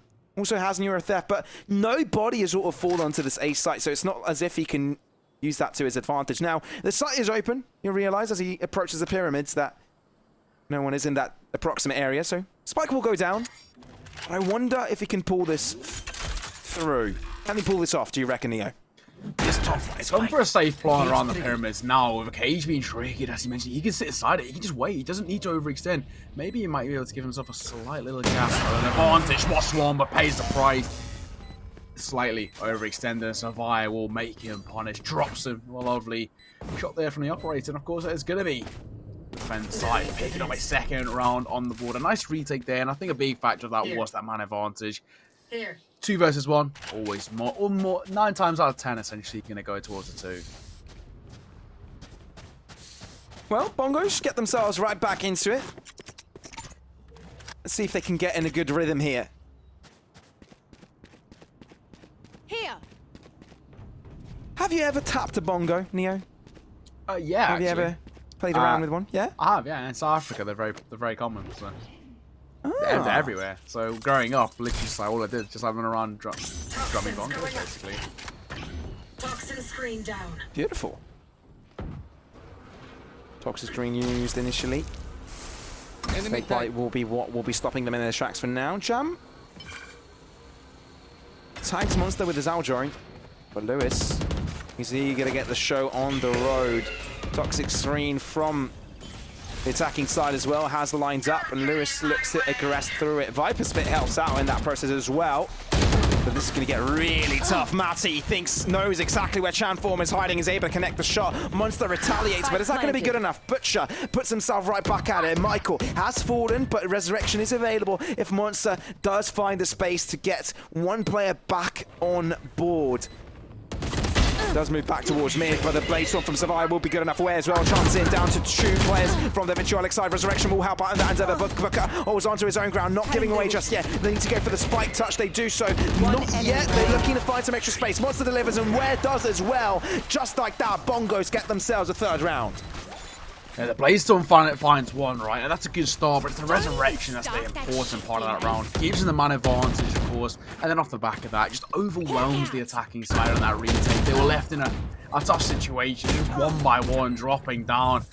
Booker did manage to find himself 1, but we mentioned about being overwhelmed was a prime example. Monster, Ware just pushing through, and in a post-bomb position, not a lot they could do. Really nicely played there from Bongos. 3rd round on the board and 1 round behind their opposition now. That deficit's falling away. Here.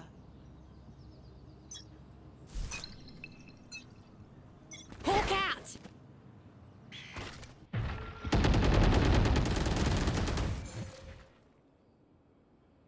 Now, Vitriolic. Onto the A side approach, of course, there's a lurk angle being covered. Toxin screen down. Oh, I love the movement from Transformer, though. Will it be spotted by Booker? Oh, not quite. Timing. Quiet. Enemy down. Free kill. Oh no, it took him some time, he got nervous. I think he spots Booker as well. He'll challenge for the kill. Booker goes right for it. Oh, it's a 4th and left, but no, Transformer comes out on top. 2 kills go him initially, and now this is challenging for Vitriolic. How do they come back? They need to find an advantage somewhere, and it looks like they're heading towards mid.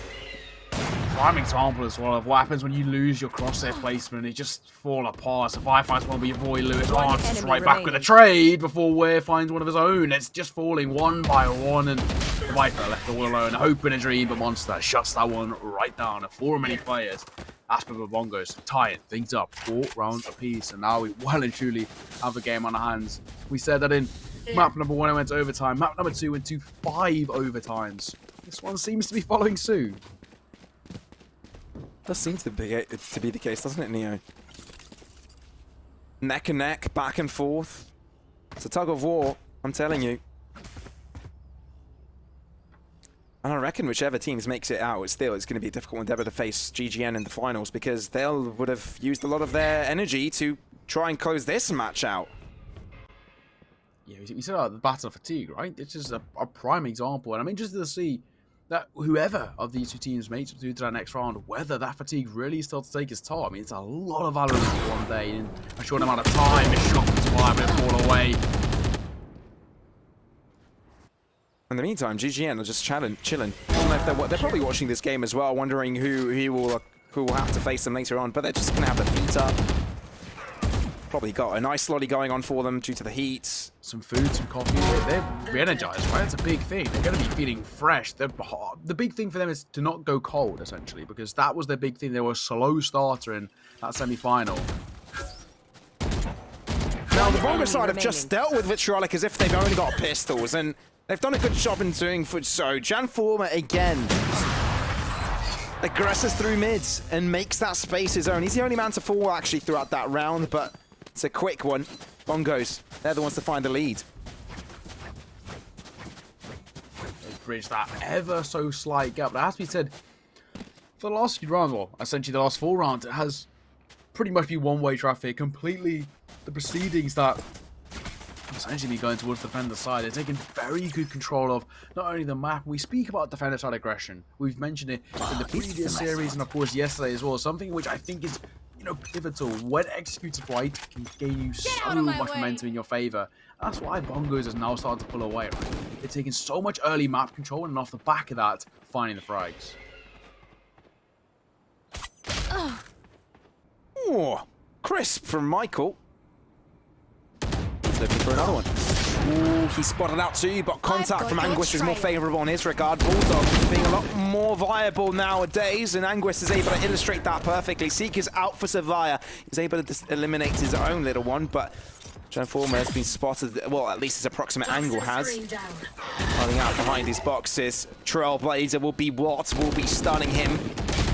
Although he does use a Toxic Screen to give him some space. Anguis finds an upper angle to keep himself alive. The A site as well under the command of Vitriolic, and they're looking for the equalizer.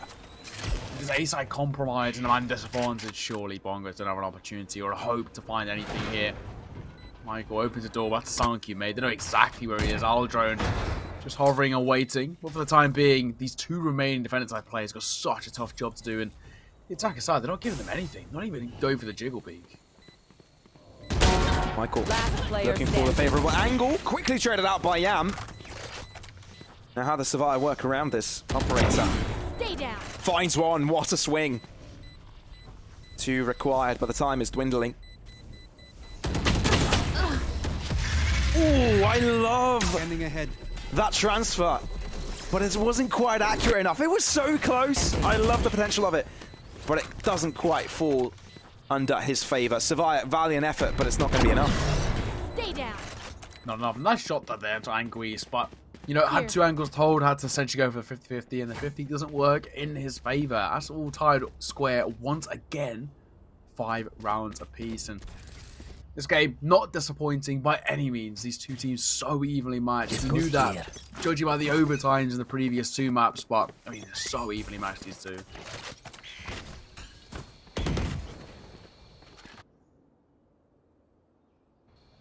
Mid approach from Vitriolic. I want to with the lead on their own belt. Ooh, Lewis.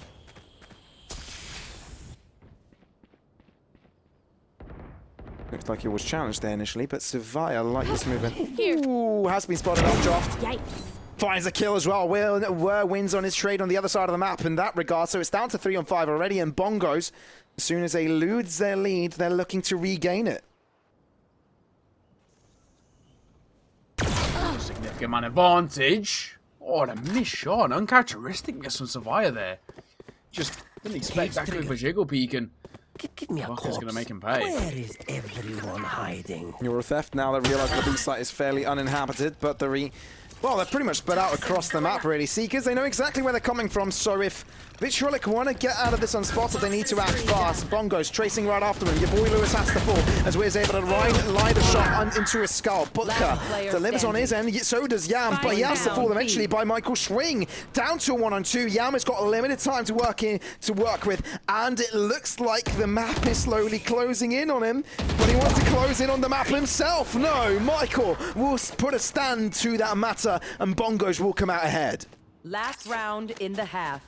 6-5 scoreline. Are we going to see Vitriolic tie things up? I mean, the way things have been playing, the regular procedure would be for them to tie things up 6 apiece and go into that second half or even. But if Bongos, if they're able to maybe just find this round there on the defender side, when they head into that second half, that's when things should become a little bit easier for themselves. And of course, a 2-round lead. It's a hesitant lead, but that pistol round might help. Hawk out.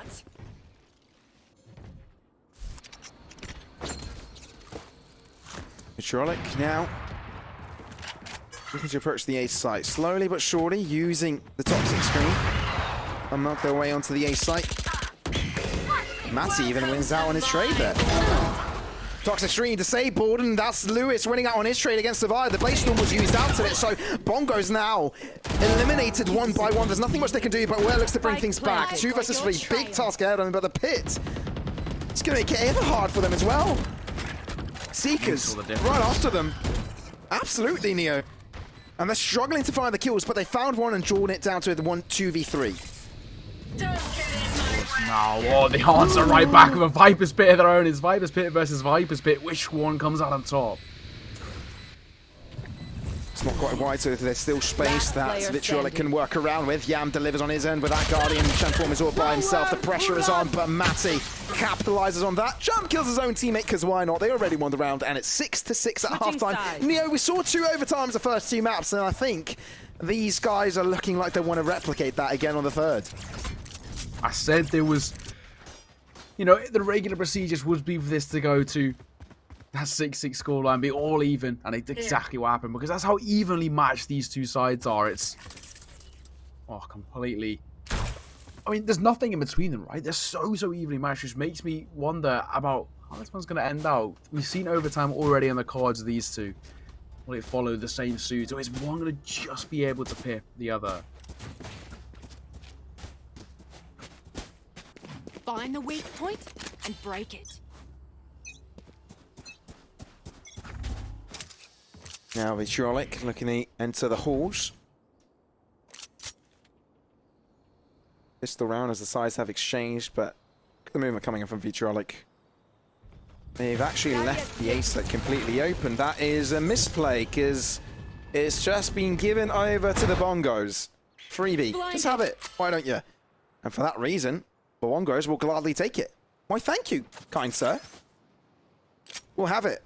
And we'll make it our own. Now, how do Vitriolic respond? They've got all 5 players remaining, but Transform on the backstab. That's a freebie of a kill. Needs to be careful, because there's a backstab of his own gun being built up. Matty is the one on that pursuit, but he's a little bit further back. It looks like Booker is also aware of that position, but he will aggress towards Hall nonetheless. Where shuts him down. Bongos look to be winning on every sort of trade, and Matty, there's not much he can do about it. Talking about trades, Lewis and Anguis bring things back. 2-on-3 still within the realms of possibility for Vitriolic.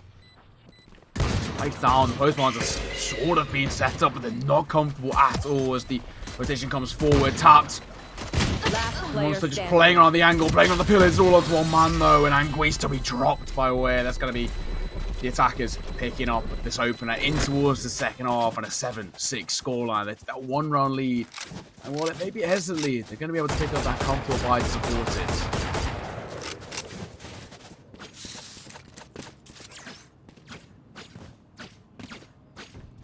To be fair, Bongos did have a 4-1 advantage at the start, didn't they? It's true. Quickly ended. I wonder how far they can go without being challenged again, because I bet they are mad after losing that second map.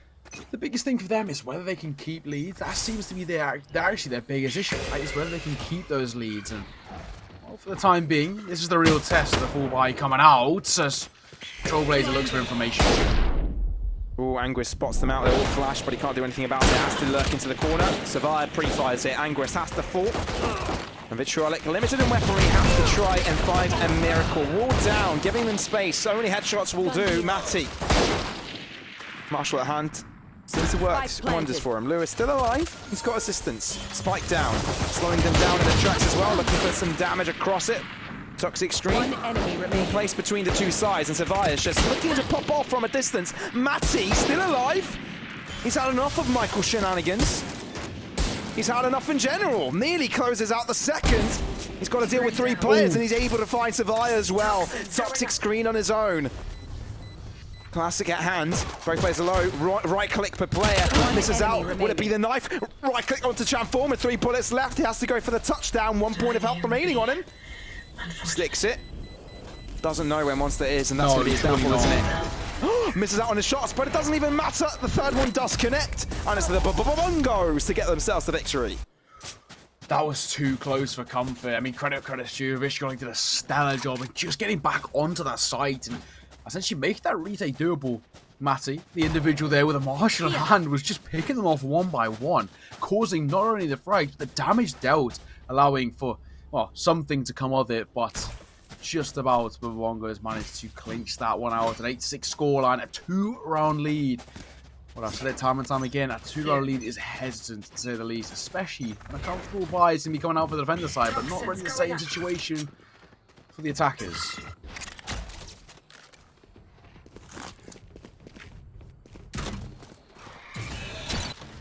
Camera taken. Trailblazer initializing the push here. Bongos looking to get right back into it, but Lewis, now that he has a weapon he can work around with, is looking a lot more comfortable. Spike planted. Rotations have already come in, but the spike goes down, and Michael's swing is so darn strong. Economically challenged. They still are able to reign supreme when it comes to this control. Lewis, ooh, there's a backstab broom, but Michael deals with it. Time and time again, this guy just peeks corners and hits heads. That's what he does for a living. But Matty eventually will be able to retaliate. He's had enough of this shenanigans. Monster all by himself in this corner, and his teammates are further back. Can he stop them in their tracks? Spike being touched, Pit coming through as well.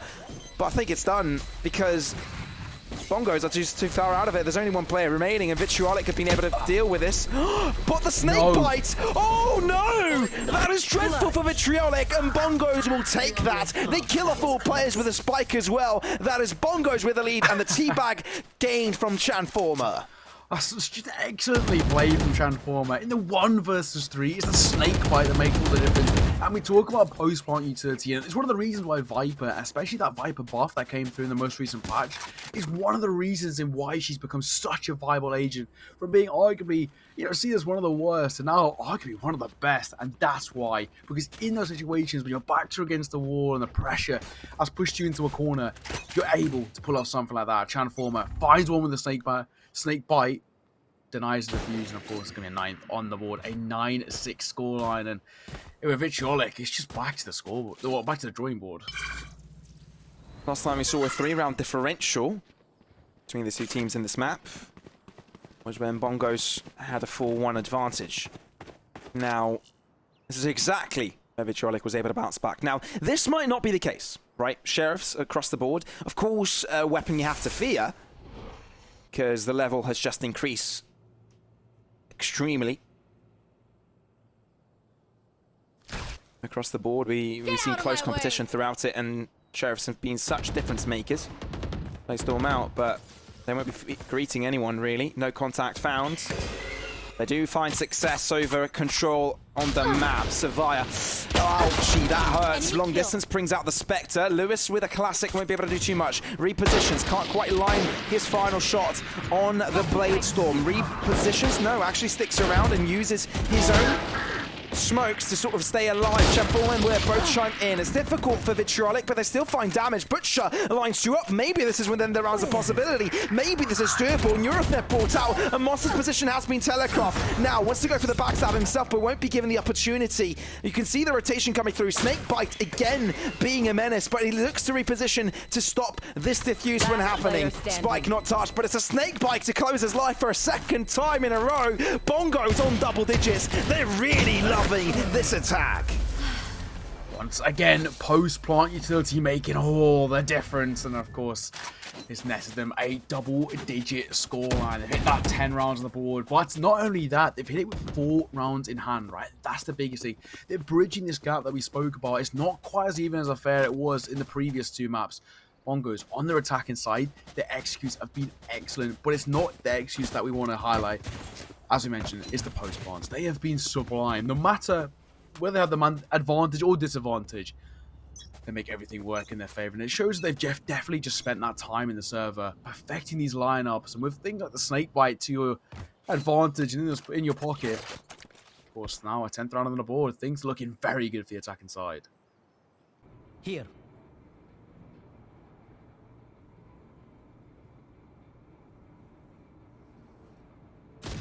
My eyes are down. This is a very important round for them. If they want to distinguish themselves from their opponents, this is where they can start lining up and close things out. Vitriolic, you know they're not going to give them that benefit. You know they're going to challenge them as much as humanly possible, aren't they, Neo? Because time and time again, they always bounce back. Seeker's going for that early information play. One's going to be blocked by the door, but you know roughly where as he moves his way forward, guiding light blocked. Blinded. That hurts. But it pings out anyway. Quickly traded through. Monsters have actually come out on top on that trade. So Bongos are eager to retake this A site. They haven't really gone for the B site too many times, but Spike down I mid. think nothing will change their minds. Matty, though, hasn't quite shown his presence. It's just a matter if Michael peeks in this corner, and he does exactly that. Michael, he's stepped his game up this half. He's performed massively when it comes to the chef, but also now he's enabled on that A site, and you know it. Spike planted. 2v3, and Vitriolic have a big task ahead of them to try and bring them back now. Especially off the back as well of Transformer just dropping that Viper's pick. He's just sitting inside and play for the information game. And I think with your boiler speaking, he's going to be found, dropped and spotted. Michael finding that shot, and well, it's all on to one man, and Michael makes light work of Jam. What a round from Bongos. Perfect from start to finish. The execute was brilliant. The early information play coming forward, and of course, once the Viper's pit was down, that was essentially the round. Game, set, and match. Bongos 11 on the board, 2 rounds away from taking not only the map, but the series. Can they do it? It's basically one buy round array, right? It's not just one singular round. Although we can see the force spike coming up from Vitriolic, they're desperate. It's their lifeline, right? It's their last stand. If they lose this, this is the game done. But I can understand it with Vitriolic, right? They need to do something aggressive just to change the tide of play, essentially. And this is their hope. With a force buy enters, maybe they can find a 7th to start snowballing in their favor. Give me those back. Oh, Lewis, you're smurfing. Gives Vitriolic a very wanted numbers advantage. I'm not quite sure if the rifle has been retrieved, but he's happy to keep on with the blades. I've got your trail. Sort of the first time they are approaching with the B site. Seekers launched from mid. Give me Lewis those back. again catches them off guard. That's the second time Lewis is able to do that. Vitriolic, they've been given a gift, and they'll take it. Now Bongos, though, they might want to take it back here. There's a return date on the receipts. Ooh, but Lewis chimes in for a third on the other side of the map while Transformer looks to find an advantage. He's been spotted. He wants to go for the wraparound onto Anguis, but that doesn't come through. Jam shuts down Savia. It's a flawless round from Vitriolic, and they are still in the game. That's why you force buy. When your backs are against the wall, it's your last-ditch effort, but if it works, this is where the snowball effect starts taking into place. If you take a look over towards that attack inside of the Bongos, of course, they're going to be able to buy into this next round pretty comfortably. You're going to be able to pick up the rifles, the utility, and the armor to support. But the problem is, in the long term, things aren't looking good for them. That economy will struggle in that long term. If they lose this round, they'll be back to the drawing board, back to that eco situation. And of course, this is what Vitriolic are looking for. Breaking the economy gives them this lifeline, and that's a perfect way to start it. It is indeed. Lewis. Ooh. Survive is just too quick. Operator at hand deals with the jet. I know what Twitch chat are thinking right now. Here. Jet diff. Jet diff, indeed. It's when things get oversimplified. Don't you love it? Twitch Cage chat. triggered. Marvelous. Always admire Twitch chat. I have. It's an interesting environment, right? Imagine being in imagine having Twitch chat on the Discovery Channel and having someone narrate it as well. Here we see some wild teenagers bringing out their anger. No, okay, I can't do that. Never mind. I was going to say something. It's better not. But I think this is a really important round because Bongo's heading right into the A site. Monster brings out the resurrection as soon as Ware has to fall, so they do have the numbers advantage in doing so. Toxic Screen keeping them pushing onwards. Spike goes down. It's going to have to be a 4-man retake for Vitriolic if they want to get themselves this win. 4 on 5 here. Bongos, once again, we mentioned how strong they are in those post-bomb positions. This is looking very good for them, especially Transformer, Biney, Booker. It's falling apart, and Ware, he can just wait. He can play time. Doesn't really need to overextend this. He just posts up passively, avoids the owl drone on top of that, just to make things even better. Look at that. Crossing up the rotation, trying to come forward, and he doubles up. Michael, really well played from him. Ware finishes off, and with 4 remaining players, that's Bongos hitting 12 rounds on the board, match and series point. Well, they're nearly there, aren't they, Neo? They really, really are. And to be honest, deservedly so as well. I think you'd agree with me that they have, for the majority of this map, been the better side. They've dictated the tempo, played their player style, and not allowed Vitriolic to play theirs. I mean, it's the perfect way to execute on towards Breeze. You mentioned it's an aggressive map. And Bongos, from start to finish, have adopted that. On the defender side, it was early map control and early aggression. And the same things come out on their attacking side. It's really well played from them. Really is, isn't it? I wonder how Bongos sort of respond. No ultimates available on the attacking side, but Monster's able to make it work against the attacking Lewis. Matty wants to reposition and retaliate. Monster out of the equation now. How is this approach? Seek is drawn from Bongos. No, from Vitriolic, excuse me. They've even got Hunter's Fury as well to disable the spike plant, so I'm guessing they'll be looking forward to that. But I don't think Bongos are comfortable to get pushing just yet. They go for the orb, but they rotate right back up. I got the spike. You can see the spike being collected, but actually, they're heading towards A. But they've lingered long enough to get that Sova out of that A site range. Therefore, if he even goes for the Hunter's Fury, it will not reach the A site. And that's the issue. Where finds the opener, drops Angui to bucket on, just right back. The trading hand in hand and brings it back to a 3 versus 3. Snake might place just where left. the spike would have gone down, and Sova now is in range. Could be such a massive difference maker. That ultimate. Does he go for the default location? Denies the spike plant, also gets a kill in the process. Spike Matty delivers on that down regard. A. Maybe Vitriolic live to fight another day. Savia all by himself, 15 seconds, so much pressure. And the rest of the team of Vitriolic are just going to hold his ground, and Savia knows it. Knows that he has to hold back. Operator needs to be taken on to the next round because it's quite an expensive weapon to buy over and over again. That's it. Vitriolic hold on, and they've got an 8th round on the board. With the expensive investment of that operator as well, he's essentially just forced to take a step back. There's no real need to overextend there. Try and pull something in a 1 versus 3. It's not the weapon to find multi-kills with. And even still, multi-kills are hard enough on their own, right? Never mind with an operator in hand. Especially when the swing's coming forward as well as information was gained. There's no need. Savia takes that step back and just going to keep hold of the operator. But, once again, well played from Vitriolic, right? Good use of the utility. The Hunter's Fury making all the difference as well off the back of the camera. Spotting that early information, revealing the location. And for Hunter's Fury, easy pickings to deny the spike going down. That's the perfect way to retake a site. It was compromised to start things off, but the retake comes in clean. And of course, an 8th run on the board, a 4-round deficit, but now a lifeline. Indeed.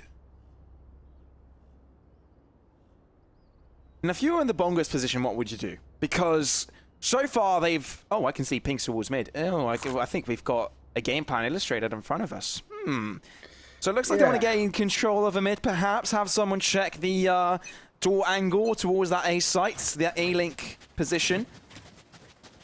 I think for... If you were Vitriolio, the biggest thing they were looking for was, of course, we mentioned earlier, with that force buy that came in, it was the 3 Vandals and 2 Spectres, if I'm right in saying. That force buy that came forward, what they were looking for is that opportunity to break the economy. Once that was found, that's where the steps started to be made to essentially start the snowball effect. We mentioned Breeze is such a momentum-heavy map, and Vitriolic were just trying to grab hold of that momentum and control it in their own favour, and now essentially they have. They have Lewis actually aggresses. The use of his teammate's toxic screen hasn't quite been spotted. Trading positions with the opposing Jet. They're on the other side of that pillar. Savaya. Is he in trouble? Or is Lewis in trouble? It's a strong position, isn't it? I mean, he's got so much control and he cuts off all rotations. It's really anyone's game and it all comes down to timing, Neo. Lewis. Patience. Does it draw back? Savai as well. He's eager to see when someone picks this angle. I've got your seems to be trail. agitated a little bit, but the Seeker's coming through from the Bongo side, may be able to spot him out. Lewis has the 4. Oh no! Savaya looks away at the wrong time. That could have been a free kill, but he misses out on the shot again. Bongos, how do they come back? Seeker right after him, but they move on to the B site, and it's completely barren. It's open for the taking, Neo. The missed shot made all the difference as well. That could have been the amount of advantage gained, 30 and now seconds we're left. at a 4-on-4. Survive finds 1, but Trade comes forward as Matty finds where it's a 4 versus 4 situation, which granted does benefit the attacking side.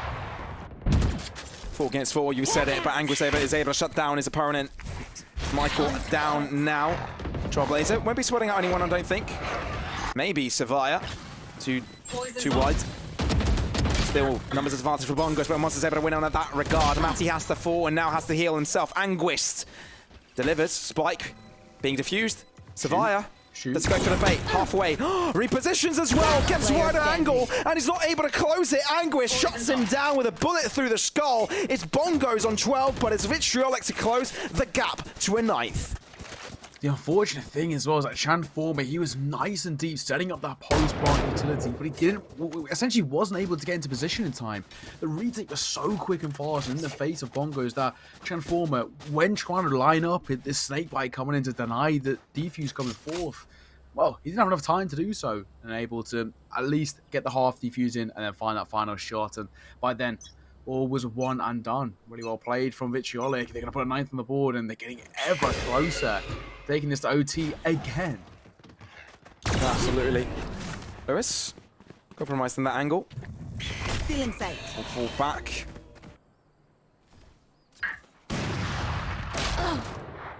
Ooh, Lewis. Hello. Okay, shut down. Why are you putting that guard into good use, but quickly traded out by Anguis. Anguis usually is that man that will bounce back from your team, right? We've seen it multiple times where one of his teammates will have to fall, but he's able to instantly turn the favor.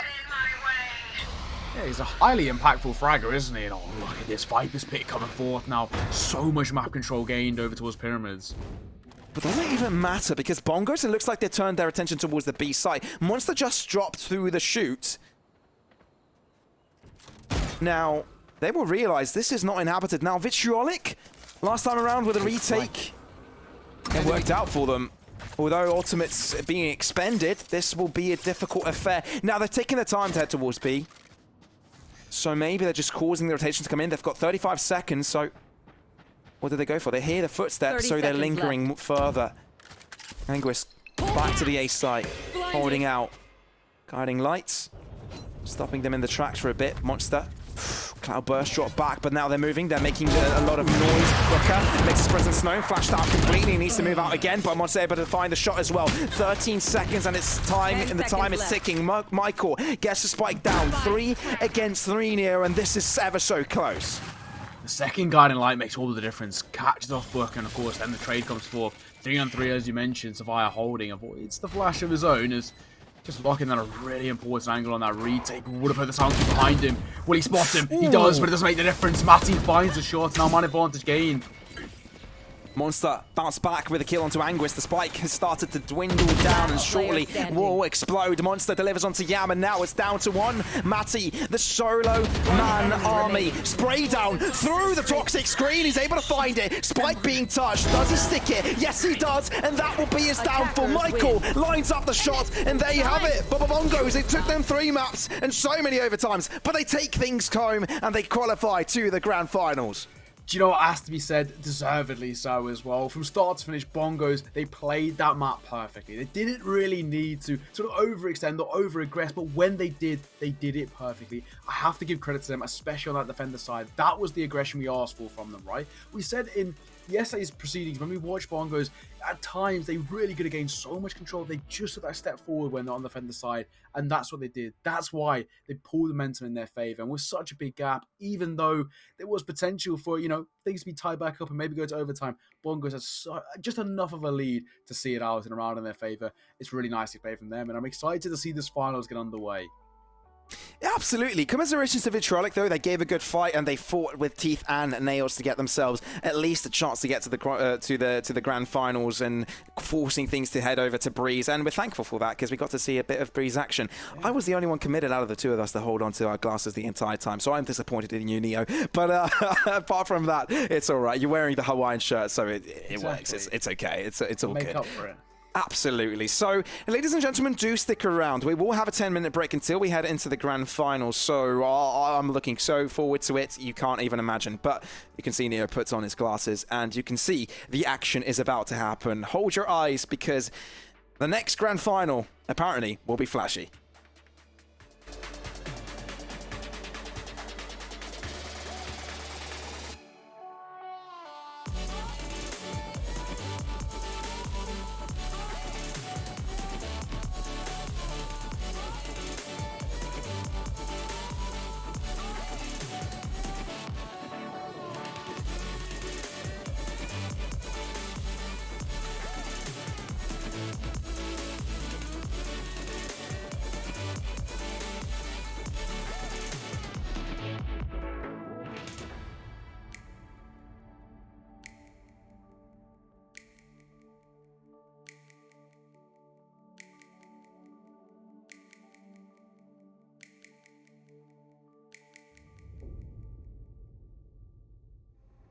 I'm running out of time, every day goes by so fast. And every moment counts, baby, I don't wanna miss a thing. We can sleep under the stars, we can sleep under the stars, or hang out in hotel bars, driving somewhere in your car. We can sleep under the stars, we can sleep under the stars, under the stars.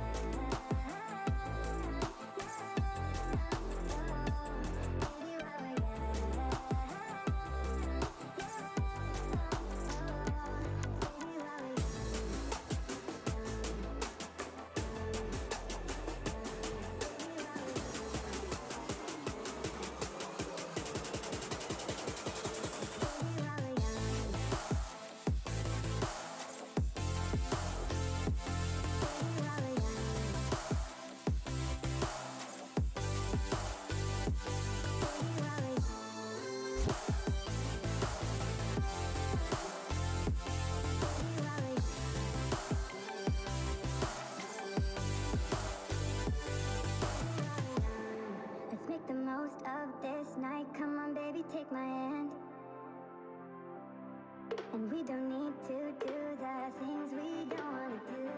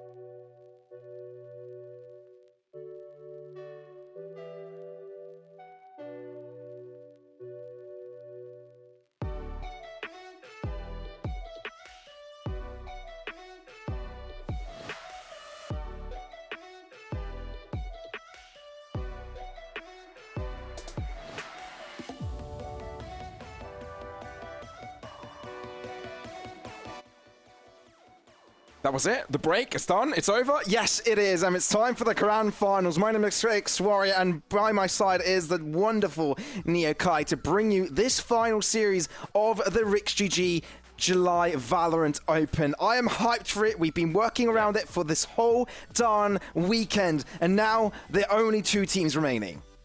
The only 2, GGN and Bongos. Bongos, we saw them yesterday on the stream, and we just saw their final map there. And it has to be said, a relatively comfortable, kind of confident performance on Breeze, right? A map in which, obviously, something in which they're kind of looking, hopefully, to take into this final.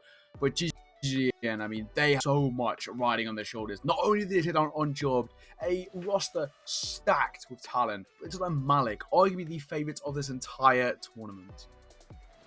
Yeah, absolutely. They took down Malik. They took down their Unjobbed as well. A team that you would have thought that time he would be able to, I don't know, carry on his back as he did on map number 1. But no, I guess the reverse sweep did come their way. But you do see the map bans coming through. Bind and Icebox are out of the equation, straight out of it. Haven being the second one followed through, well, will be the first one of the series. We've seen quite a bit of that in this tournament so far. But let's see what the rest of them are as well. I think it's going to be really interesting seeing some split actually as well. It is being locked in by the Bongos, and they've had good performances in it as we've seen them yesterday. And Ascent will look to be the decider in that regard as well. I think it's quite a nice map pool, right? Haven, a map in which most people feel very comfortable going on to. Split can be very aggressive when you need to. So I'm interested to see how these first 2 play out. The big question is, are we going to see a 3-mapper playing out here? Or for the first time, I think, in the entire stream, are we going to see a 2-0? Yet to happen, but at the same time, the way GGN have been played, I mean, they are such a... Well, I mean, they're a scary side. They've taken on Malik, who will come into this competition. I think 9 out of 10 people would have been like, yeah, I expect Malik to at least make it to the finals and most likely take the entire tournament, right? A ridiculously talented roster, full of talent. And, you know, we can speak for days about Malik. We've seen him time and time again. GGN, they've taken him down and then taken down on Jobless, the team who was stacked with ex-Overwatch pros and ex-Rix Valorant player, right? So in that sense, it's a fearsome side to come against. Absolutely, and it seems like you've got them as a favourite here. It seems like you think that they can cleanly pick this up. I guess they've had some time to rest as well. I think they've had approximately a whole map length of just chilling, sitting back, and as you previously mentioned, get themselves a chilled coffee since it's you know, it's a little bit hot today. Might as well get something small, get something cool, maybe ice cream. I don't know. I hope they would have our ice cream. Ooh, yeah. Apart from that, though.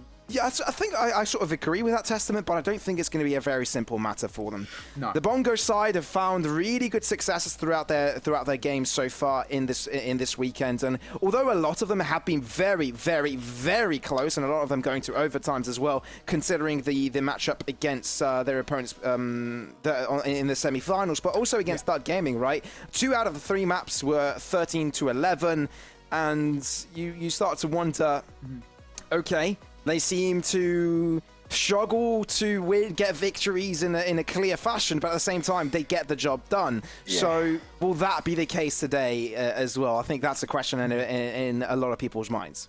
It's a sort of clear fashion, right? I think a big thing with these map pools that we're kind of going into, right? A big factor that's going to take part here, again, similar to what we saw on Breeze in that semi-final that was just played, is that momentum game. Something which with Bongos, it's a big factor in part of their game. They love that snowball effect, just sort of pushing them that edge. And we saw, you know, when they can pick up a nice enough gap to sort of, well, actually bridge that gap, right? That's where Bongos feel comfortable.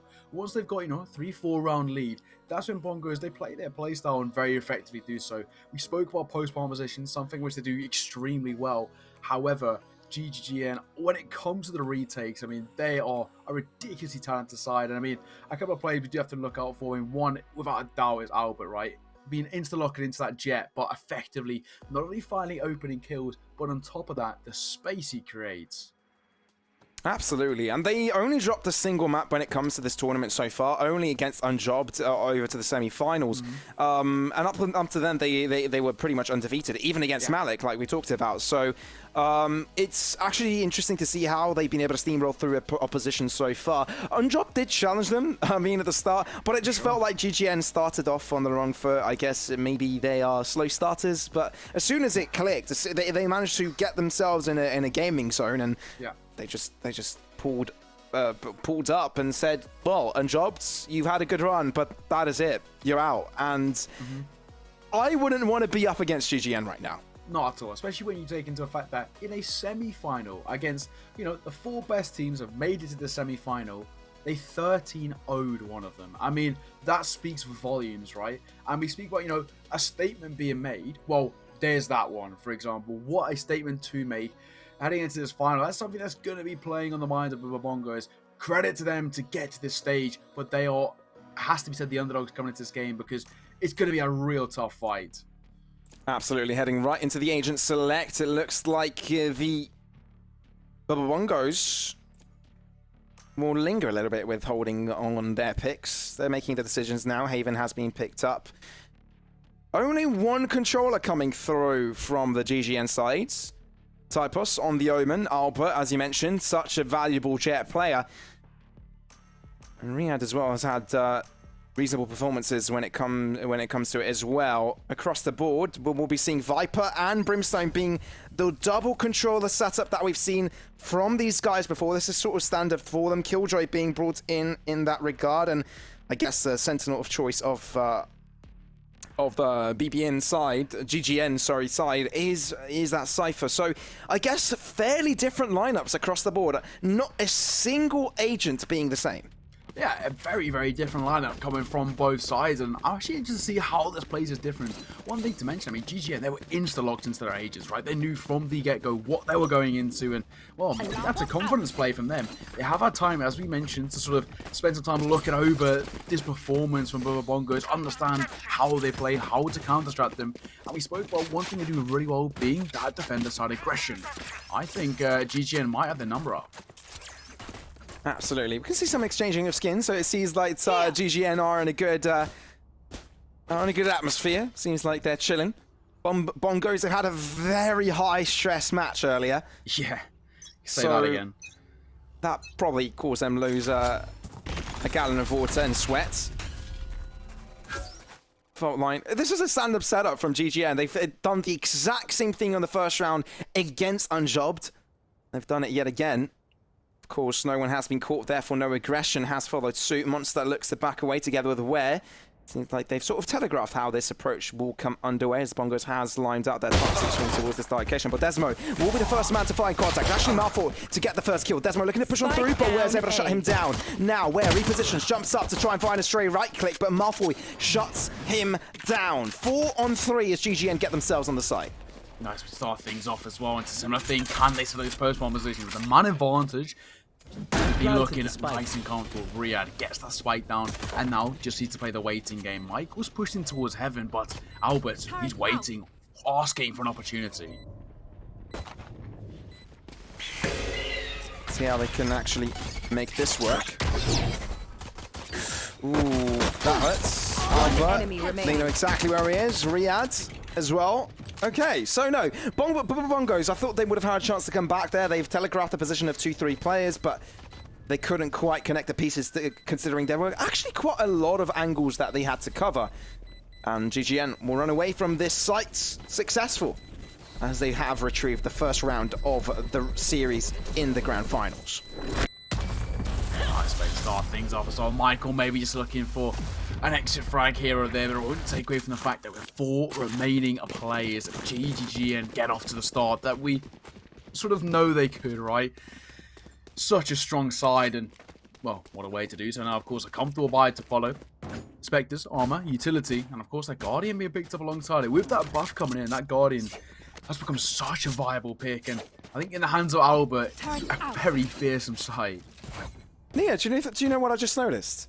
What's that? Look at the names we've got playing right now. Yeah. Bongos, like BBB and GGG. Yeah, you are right. Okay. So these teams are basically making the casters' lives difficult by putting so many letters at the start. So many similar letters. No, not similar, the exact same ones. 3 times. Ridiculous. Maybe that's a tactic. Maybe that's why they're in the grand finals, because they've annoyed the casters, and there's a caster's curse, and they're able to throw it back in their favor. Well, that's actually genius.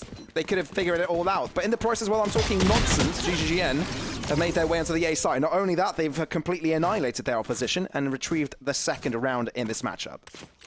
An easy way to start things off, and once again, I mean, Bongo is not even making it expensive. That's the real sort of issue with it's not being too expensive. GGN, they're just looking very, very comfortable indeed. A double Guardian being coming out, joined by a double Spectre, and that Phantom to follow in the hands of Malfoy, a player who has been essentially quite hot and cold. Malfoy plays that support role but really well, but if he's allowed that freedom, that free roam that we know he can do, well, that's where it becomes really dangerous. Of course, 2-0 start, but the full buy will follow the full Bongos to try and find something of their own. Ooh, monster. Out he goes as Albert puts the bullet straight through his eyes. GGN. I mean, they're facing a buy from the Bongo side, but they still Spike drop. come out on top. Not bad. Exactly the approach as well from GGN. Aljroin spotting out Savaya. He's back out. But seeing the game plan is clear. Onto the A site they go. Dark cover. Thrown out into multiple directions, paranoia as well. Flash will follow suit where shut down, had to look away, but there was so much intensity thrown at him, there's nothing much he could do. Michael being wall banged, Albert shutting him down. It's down to 2 players already for Bongos. Spike on down, post-spawn set up, and even though Bongos came in with arguably the better firepower, they've been put in their place here, and now Ria is setting up in this close angle. The crossfire of Albert is so strong, and, well, I'm not seeing a lot of hope of One enemy remaining here. Albert just goes straight through, but it's desperate to find one. Albert spots the last, and Transformer is trying to stay alive of Snakebite to keep them at bay. But off 1 on 5, it's all 4 on 5. It's going to be a third run on the board. And what a start for it. Indeed. Okay, Albert. We know you want to go aggressive. We know you want to show how good you are, but hold your horses. Transformer doesn't get away from that. I mean, this was a preview. Look at that. I mean, I understand the Testament. I understand that they wanted to swing simultaneously from 2 different directions. You know, have him to swing out to the left so the third one can retaliate. But, I mean, it's good enough for Transformer to get himself a kill at least. That's the main thing, right? Get that kill, and of course, at the back, there may be something to happen. But, once again, what a start for GGN. Flawless remaining in their favor at 3-0. And that economy for Bobongo is once again broken. Marshall takes the pop shot, but not going to connect. All right, Albert again lines one up, pissed around from the Bongo side.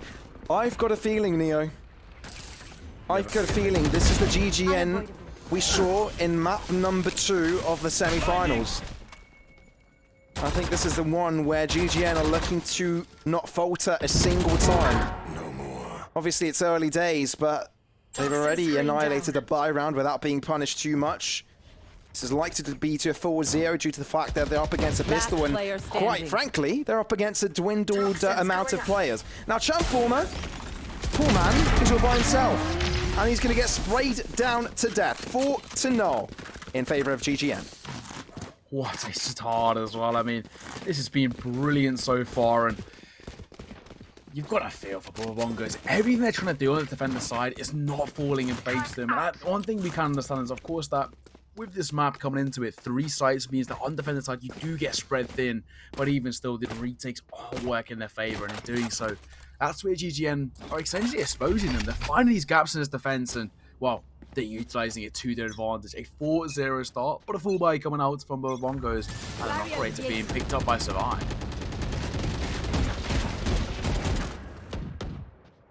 GGN, methodical approach, something they usually go for. And breaking out a wall, part of that wall will give them access to it. Savaya, ouch. He's been dinked. I believe one was through the wall as well, down to 1 point of health. That hurts, that really does. Moving out of that C angle, you know, there's a player placed in cover there. The only thing he can do is move out after the aftershock. Typos. Or maybe the man greeting him with near butts. Michael.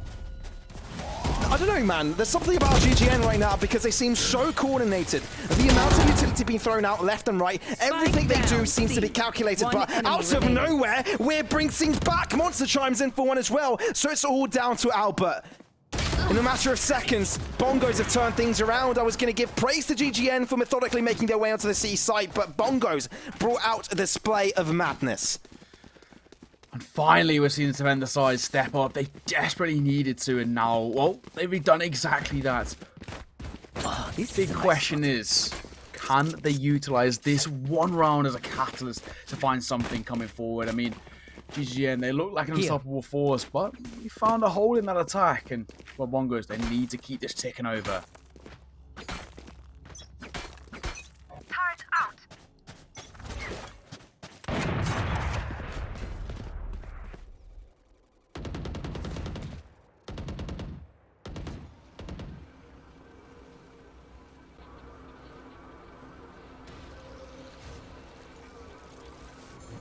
Now drawing from Desmo.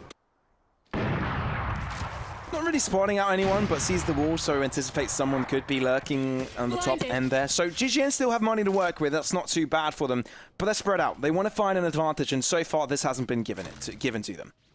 No, not at all. Of course, got a tap coming forward as well, but the Trailblazers are going to try and find something. They're concussed. I mean, concussion of the Typos, but too far out of reach, isn't it, Neo? I think so. I'd have to agree. It's just sort of nothing really going to come that way. They're making aggression over towards A, though, and, well, actually, might be able to find something.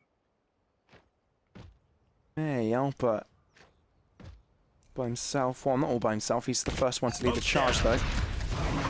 Sky Smoke, where orbital strike, it might come in too late. Flash coming through, and there's nothing he can do.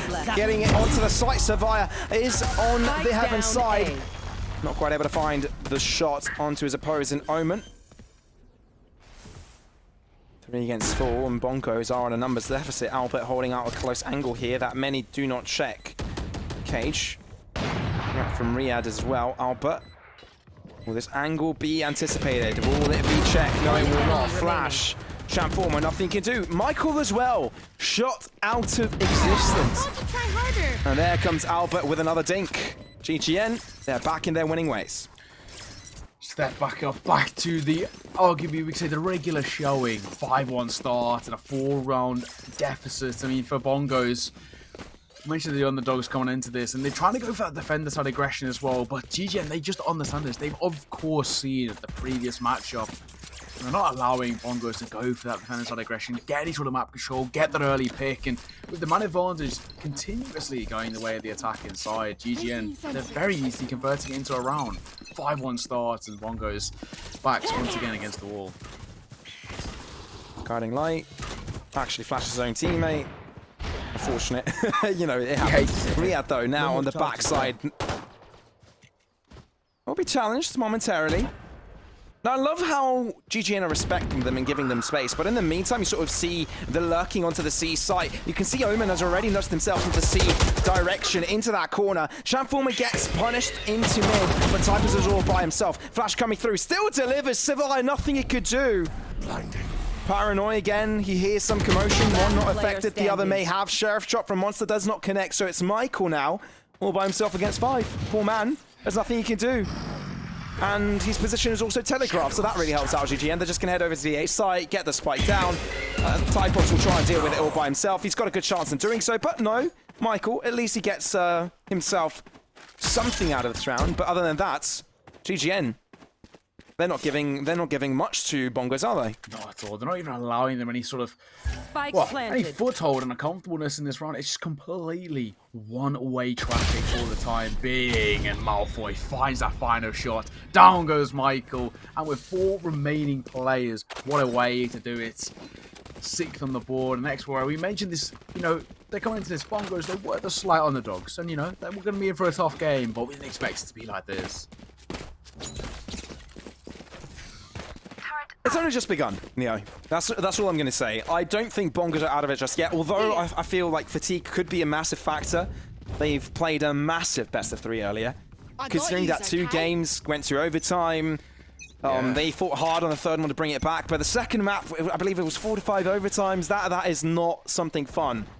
And something that took a lot out of them to sort of qualify to the finals. Now, Toxin screen down. this really helps out GGN substantially because they also had an hour of break, so They could definitely have rested, could have put something in their mouths, eaten, drunk some, I don't know, drank some energy drinks and to get themselves right back into it. Numbers equalizes. Michael was able to square things up, looking for the third. Nice swing, but Riyadh closes it out. Still a 3-on-3 endeavor. GGN didn't quite notice Bobongo's aggression towards mid. Of course, now the remaining 3 players, they have just toned down the tempo for a second, right? They've gone for that aggressive peak. Now they're falling back, and the attack side is slowly making their way up to an A site, and it's a barren A site. Albert making his way now towards the A site, as you said. Your duty is not They've got the spike with them. Resurrection. Oh, that actually helps Bongo substantially. 4 versus 3. Though something that hurts them is the Rolling Thunder. That could really disrupt them if they want to win this. Their best chance is heading out from long. But it looks like they're not going for it. No corner. They actually have to fall back completely. That's actually a really, really good ultimate, because the only way they can sort of hide is on that A-long cubby. And they cannot be there. Spike touched. Rolling Thunder. There it goes. Halfway. Delays them quite a bit, but puts them off the spike nonetheless. Albert looks to close things out. Snake bite. Riyadh delivers. Weird trick. Quick to chime through. Albert falls. They all fall. But the Bongos, they line things up with all 3 players remaining. And since it was diffused halfway, they're able to close it out as well. 2 rounds going their way now. Man, what a retake as well. The A site was completely open, empty, and it did not make a difference. The retake executed perfectly, and despite GGN having essentially that ability to get that spike down, get the postman set up, they were still backs against the wall, and Bongos, with players remaining as well, managed to pull that one off. A second round on the board. Well, with a second round on the board, is this now going to be maybe the start of something to come from Bongos? They're not out of this one just yet, and a 4-round deficit can be caught up.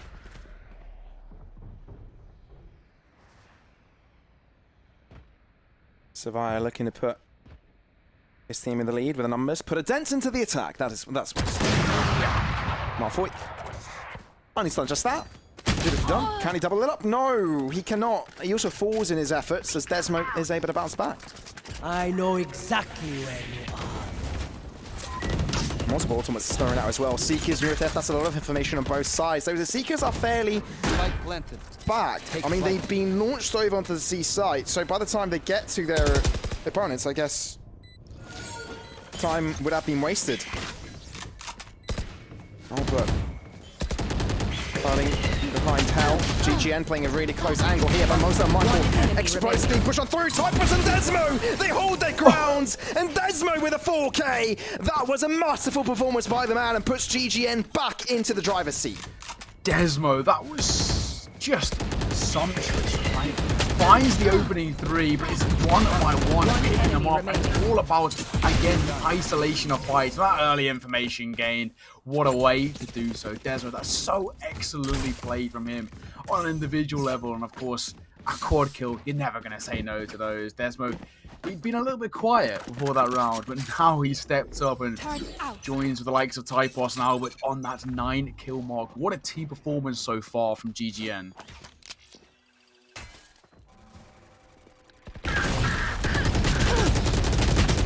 Fault line survives, been spotted. They line up the shots across the wall. That's a painful way to die. Hate to see that.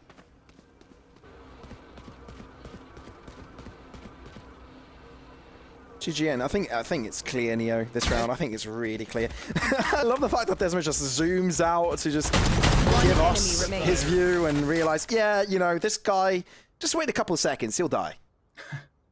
That's what happened as well.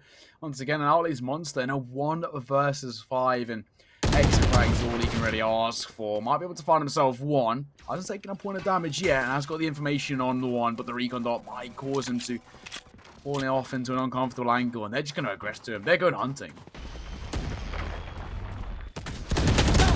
Flawless. Monster, nothing he could do really in that angle, could he?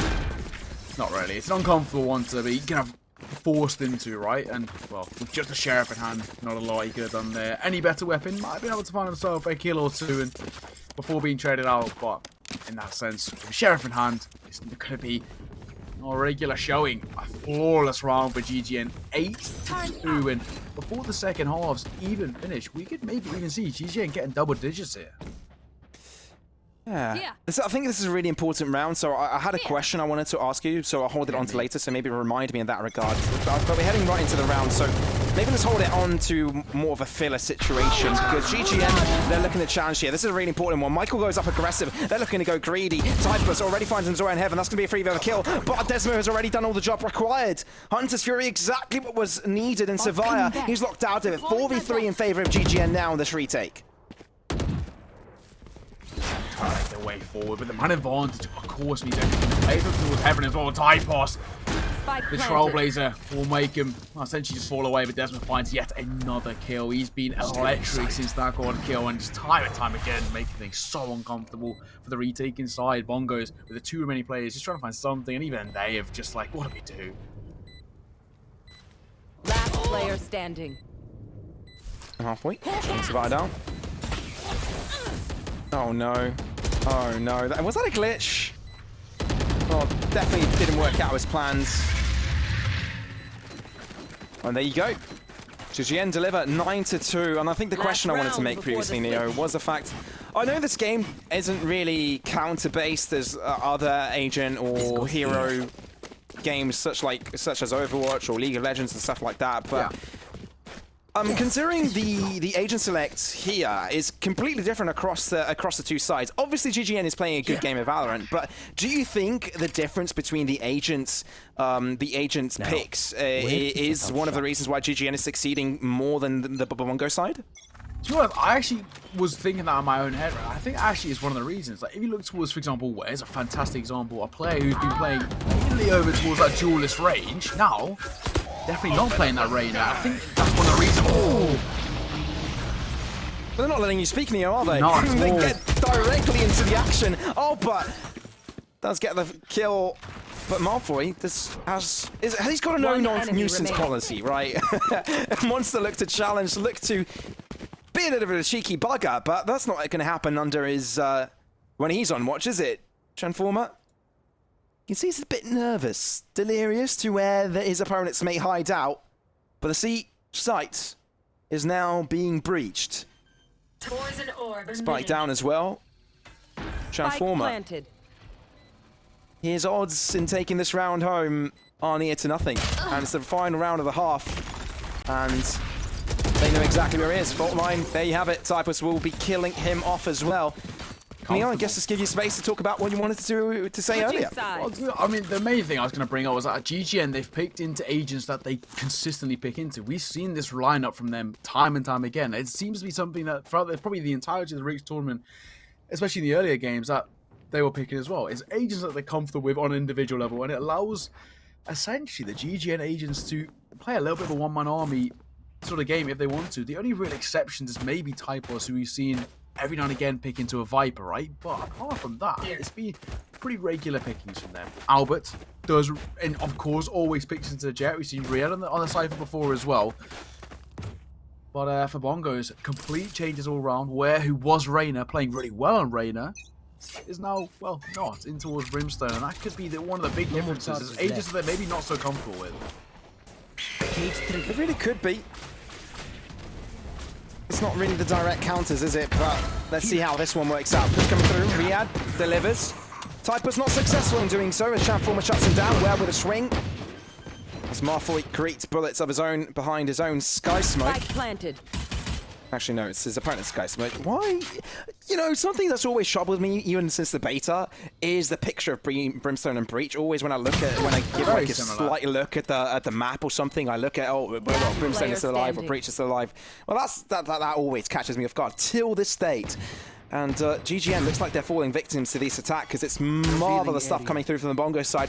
At least they've got another say in the matter, and as they get themselves a pistol round on the attacking side, this could be a silver lining for them.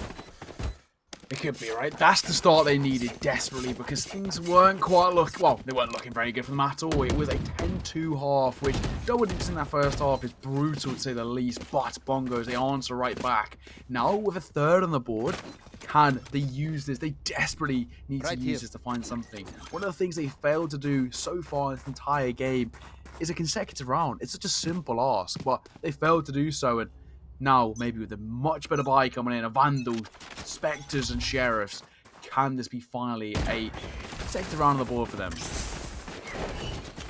Aggressive start into the C sites. And there you have it. There's no one here to be found. Everyone's checking their corners, left and right. But no. It's okay. Take it over. Put the spike down. Let's see what they've gained ground up. Okay, Bongos are playing serious. They're just planting the spike. And meanwhile, GGN are just dancing around to the other side of the map. That is just priceless. That's what they care about. Having a little dance. Well, they're all going to maybe try and go for exit frags here over towards the spawn side of things, but for the most part, they're not really going to give any attempt really to this retake. They're just hiding out. Fault line. Michael will be the first responder. Flash out. Can't do too much. Finds one. Quickly traded through. Desmo going directly into it. Spike there. Evescent. Snakebite will deny it. So they won't find any follow-up. Malfoy goes for it directly. But the shutdown. And Bongos retrieve a second of this half. Consecutive round picked up by Bongos. Finally, they managed to do so. Now, can we start seeing more of this from that side? Unfortunately for them, they will be coming against a very comfortable 4-buy for the likes of GGN. But, to be honest, themselves, it's a pretty comfortable buy on their side. Arguably, apart from that one Spectre in the hands of Monster, things are pretty similar. And that's the thing on Monster. With the Sage character, you can essentially play Battle Sage really aggressive or extremely passive, which he's been doing for the most part here. Looks like for the attacking side, though, mid-aggression will be the point of call. Moving into it head first. Wall giving them space, but Malfoy lines things up. Oh dear. Spike goes down, has to reload. That would have been an opportunity for him to shoot through it, but no. Odin play, but Malfoy says hello. No, not going to line things up in a Rambo style against me when I'm the Rambo from the previous half. How dare you? Riyadh does deliver. 2 kills, actually. GGN are back in it. As soon as they get their hands onto weapons, they could deliver. While they're sticking onto the spike, I think Transformer's waiting a little bit too long. Snakebite has a follow-up. Oh dear. Has he single-handedly clutched the round? I think there's still time, though. There definitely is, isn't there, Neo? Yeah, there is. Yeah, there's going to be enough time. They've already half defused it as well. More than enough time. Even they could afford to defuse that one pretty comfortably, but nice idea. Transformer, one thing he's done really well as well, we've seen it before, is those post-part, utility coming in. The problem is just maybe utilized it slightly too early, and of course was dropped in doing so.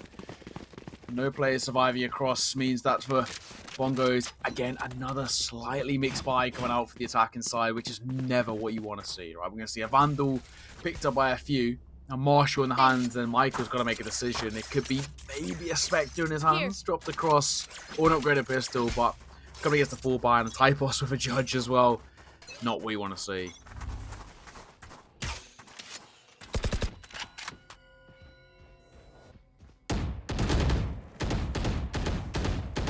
Bongos. Looks like they want to breach the B site again. Don't blame them. Pretty much worked out last time around. Trailblazer. Goes right off the rear. Typos puts that Judge to good use, though. Sticking around, though, both ends. Michael, think through the wall. Painful. Did you hear that shriek? I find it really funny. Oh, but I think we need to turn our attention towards the C long position because there's a backstab brewing. Typos, does he aggress though? I think he still holds his ground, and that might not really help out. They turn towards the B site instead. He will move onwards now, but will that be in time? 4 against 4. It could be a massive difference maker, but no, they've left the C site completely open. Oh no. Cover going out. Well, it's going to have to be a retake. They've got Euro thefts, so they can work around that. Judge, of course, doesn't work really that great, but if he holds on to Cabby, he can really do a lot of damage. No, actually holds on to the smoke. Oh, this could be huge. This could be massive. Hasn't been spotted, though. That's not a toxic screen, that's the Viper's Pit. So I'm not quite sure if Michael has been able to spot him. Albert. Ooh, oh dear. Gets the first kill there. Typus delivers. 4 on 1. GGN, they've done it. Transformer all by himself. Big task ahead of him, but won't be able to deliver. Typus lines things up. GGN, they find the defuse and put themselves on map point on the first map here in the Grand Finals.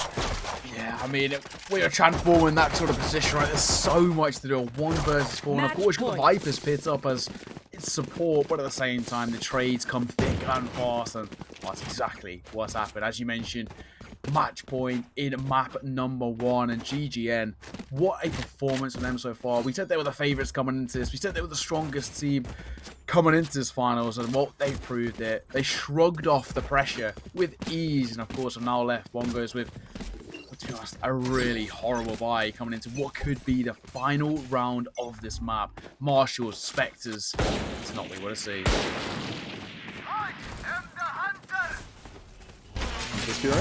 What does that do? More information rather than anything else. But look at that, a monster has no care in the world. He aggresses, realizes that his opponent hasn't really got reinforcements there. Capitalizes on that mistake. Swing out, but the numbers have been equalized in a matter of seconds. It's GGN now with the upper hand. Albert lines a shot onto Ware's head. The ace site has already been taken over, but Albert is a massive difference maker here. He can perform, but Champformer takes him out of the equation. Ace site looks to be the contact point, but it's going to be a 2v2 endeavor post-plant to see which team, or at least if GGN can close things out this round, right now, right here. Riyadh saw a pixel, that's all he needed. And now Transformer, we speak about post-point utility, that's exactly what he's doing. He's in his own snake bite though. He's hurting himself. Transformer, hello. Transformer? Okay. Poison's off. It fades, but he sticks around. Hides out, Typos delivers. Transformer, poor man. No charges. He got confused. And just like that, it is GGN to get themselves the victory. 13-4, map number 1 goes the way of GGGN. Do you know what? Fair play. I mean, what a performance. Start to finish, they were in control, right? It was, there was no real, at all, kind of a fault where I thought, you know, GGN, they might drop a few rounds here.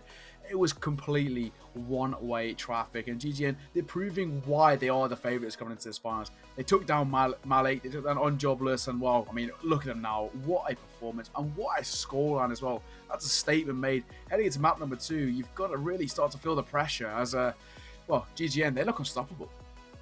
They absolutely do, and now I think the Bongo side need to really pick up the pieces where they missed out. But I think we're going to head right into a break. I believe it's only going to be 5 minutes, so make sure you stay tuned. The grand finals aren't over yet, and I believe there's much more fight into the Bongo side than we've seen so far. So make sure you stay tuned. We'll be right back.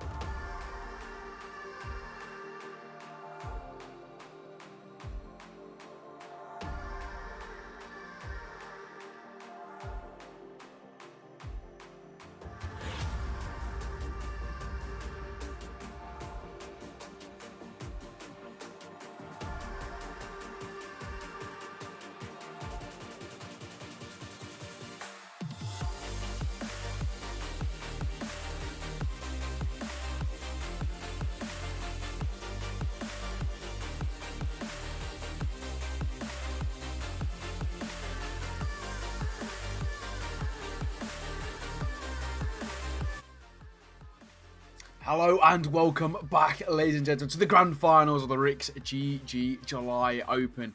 Bongos taking on GGN, and it's GGN off to a confident start. I mean, what a performance then.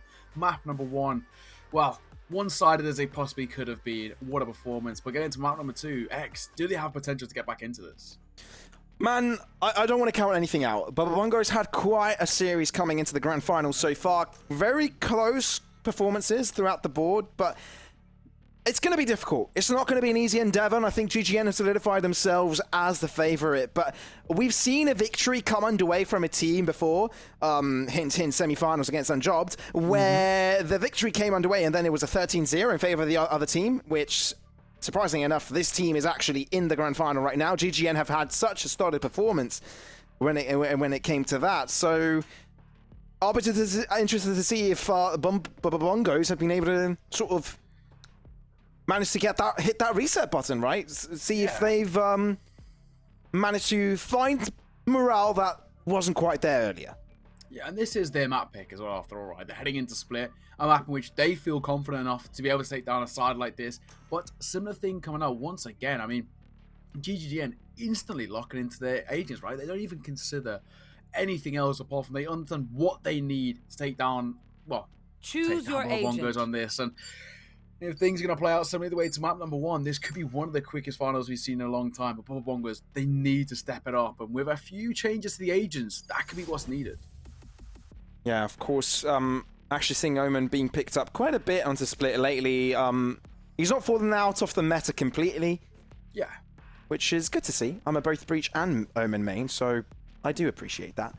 Still a valuable option, but we're seeing Viper as well being brought into Split. Now, the Viper pick isn't very often picked up, but you know it's utilized mostly when it comes to that mid cross, and has been switched up when Sage wasn't at play. So I really like the fact that she can be a part of a fight across the map, even if she's not even in it herself. And there's also a few neat little lineups that Viper can do on post-blood scenarios as well. So I'm pretty sure that is one of the reasons why she's in it. But GGN, yeah, they've gone for a very similar lineup than what they've had before. And I'm sure they'll be eager to get the show on the road. Yeah, it's one of those things. I'm interested to see whether we spoke about fatigue playing maybe a fact on towards where Bongos, but on top of that, confidence, right? They need to get an aggressive start in their favor here, but it looks like mid aggression is going to be taken here this time by the defender side. Time to hunt. Scout destroyed. Trailblazer spotting out, I believe, one player. Typos shoots it down. Shadows traveling. The defensive side for the Bongos. Well, no, the attacking side. The defensive side for GGGN. Got that one win in the bag. Blinding. And the closing out. That is a big question. Dash out together with the flash. Where Savai as well chime in. The Bongos line so many up. Albert not able to turn that first kill into a second. But they still look to get towards the B site. And GGN have brought both of their players in this direction. Last player Slight standing. positive if you want is he caused a bit of damage, but they're just falling one by one. Bongos off to a flying start here. Aggressive mid take, rotate through heaven, and of course, once doing so, now the post bounce gets set up. Desmo, for him, is it just going to be exit frags here? I mean, if he succeeds. One I mean, they've versus four. telegraphed this angle. Yeah, it's not as simple, is it? Yeah, the snake bite makes it just a little bit more uncomfortable as well. He's trying to go towards heaven, Sage wall in the way. I mean, everything he's trying, just being one by one. Every sort of position he tried to go, every shot he tried to take, didn't work in their favor. With 4 remaining players, Bongos, a 1-0 start. It's funny because Desmo saw the wall there earlier and then forgot about it, turning back around and was like, oh right, there is a wall here. Okay. Why did I go for heaven? That's why I didn't go for heaven. There's a big wall in my way. And now, Spectres on the Bongo side. To be expected, right? The Spectre's going to come out. Armor, utility to support, and Bongo's going to go aggressive here once again. Now with the significantly better firepower. For GGN, it's a game about making things expensive. Denied that long-term economy being built up. Ooh, quick straight out. Michael delivers on one, and Albert shut down it instantly. They're looking to bounce back, but Michael, this is clean service. Janitory services have just been called in, and Bongos have performed their cleaning. Malfoy gets another kill in the process, but the Bongos come out ahead either way. A silver lining, I guess you could say, is of course 2 kills being picked up. It's better than none, but at the same time, really confidently played from Bongos. Aggressive once again, and the default does seem to be that mid-aggression, then convert that into a heaven take, right? Go for that, go for the split as well through B main. And off the back of that, take not only the map control, but control of that side to allow themselves, actual confidence in setting up those post-bomb positions. That's what they've done so far, and that's why they've gained a 2-0 start with a full buy. Going to be coming out from GGN as they want to answer right back. Albert, foul burst of his own, dashes up. Monster looking to collect him, but no. Can't quite find him. Paint shells. Albert needs to move away. Does slow him down a little bit, but he's still able to make it out to safety. Malco, again, finds the opening kill. Multiple times this man has been able to shoot them down. Typhus does live on the long end as well. Albert falls back on it as Sevilla does shut down Typhus on that long distance position. 3-on-3. Albert low on health as Bongos get the spike down. Spike planted. Spike go down. Post-bomb's trying to be set up here, and of course with Albert being low on HP, so has to beg a couple of questions. Trying to push his way in. Sevilla finds one, but instantaneously flash going to come in to allow Malfoy to peek in, but he's going to pay the price, even all onto one man. Albert, 15 points of health, no armor, and a dream in a 1 versus 2, and I think he's probably just going to keep hold of this Vandal. Well, the Bongos, they've done a stellar job. Good round from them as well. That's going to be a 3-0 start, and that could be the confidence builder that they needed. Yeah, 3-0, and of course on top of that, slight upgrades to the weapons. All in all, I have that as a very, very confident start from them. 3-0 with a flawlessness as well, and now they'll know is all their GG, and that economy won't be good enough to really support any real buy around that one-save Vandal. It will most likely just be those Sheriffs, a slight bit of half armor here and maybe a little bit of utility, but it's not going to be anything which is going to cause too much of a problem we'd normally assume. Bongos, their confidence must be feeling pretty good. They must be right. Albert, of course, the only person with a rifle it's time to play around with. So I'll be interested to see how they play around it. The defensive side is definitely weaker, you know. Oh no! How? Okay, that boombot bounced back from a different angle, which turned its attention towards Typhus, and the duck cover didn't quite cover him enough. That is unfortunate. That is unfortunate. There was potential in that play, but it does get punished. Albert's rifle has been dropped, although it has been recovered by Malfoy. So violates the challenge, spots him out, and gets the finishing blow onto him as well. Now, Riyadh is looking to do damage to his opponent's standing. I believe that's the only thing he can do. Yeah, even that was asking too much, wasn't it? Just even a single kill with that Sheriff against that full buy of Bongos. Not even going to put a dent in that side. Really well played once again. And where picking into a Skyway. Question about his changes and agent selects, but really well played from him there. And managed to find that shot towards Albert. Rifle dropped, which is collected, but then dropped itself afterwards. GGN at a 4-round deficit. And a flawless start continues for Bongos, but the full buy finally coming out now. This goes here. For the defender side, and finally, can they put something on the board? Let's see if they can. Toxin screen down. Slowly but surely, Bongos make their way towards the B site. GGN, how do they respond? How quick are they on this pursuit?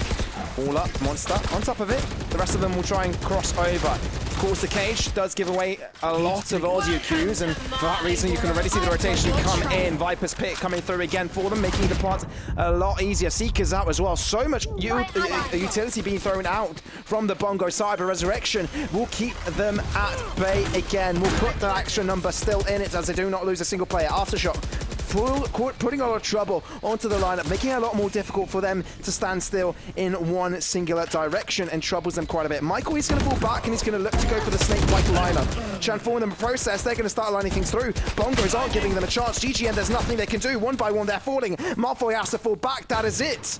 Bongos have done it, and they don't lose a single player throughout that process. That is how you shut out a retake there. I mean, that is just excellently played from Bongos, and GGN.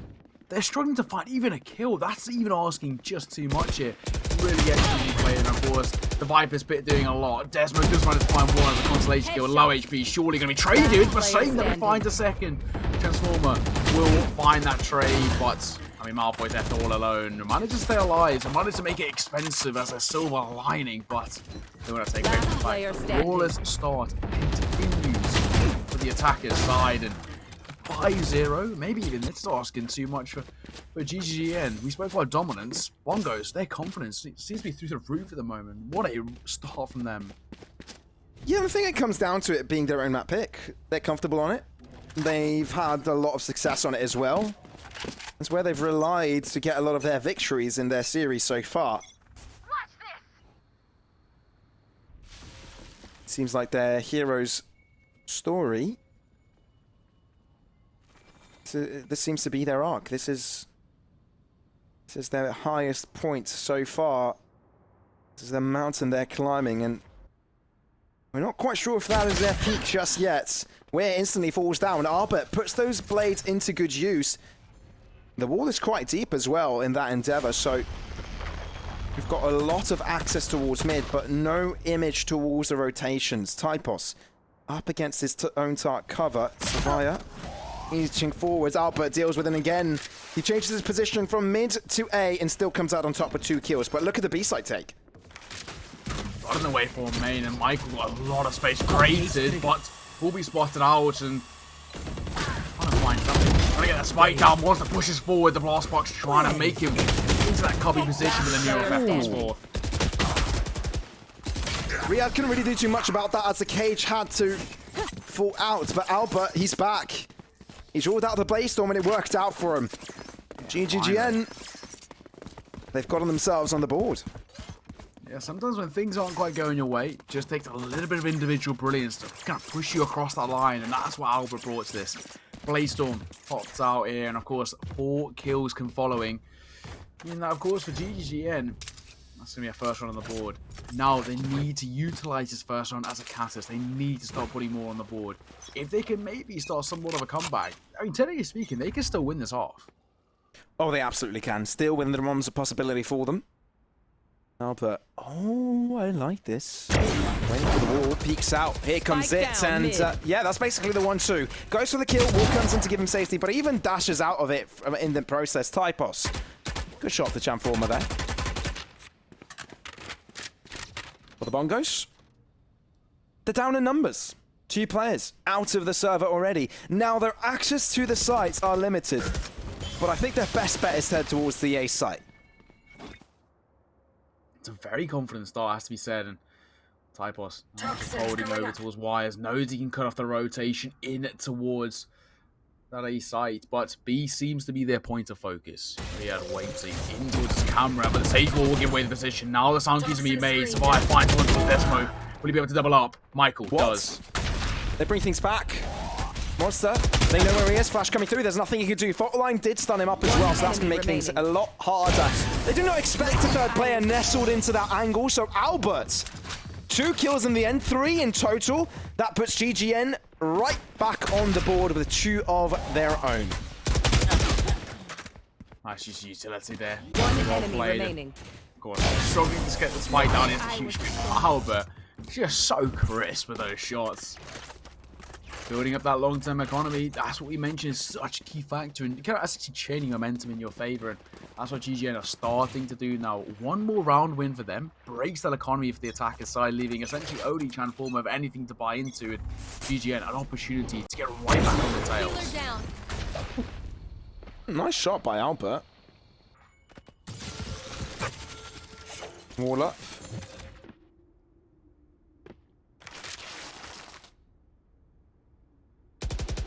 Bongos down in numbers, but still they've gained a lot of ground towards mid. Heaven being contested as well. Desmo knows of this.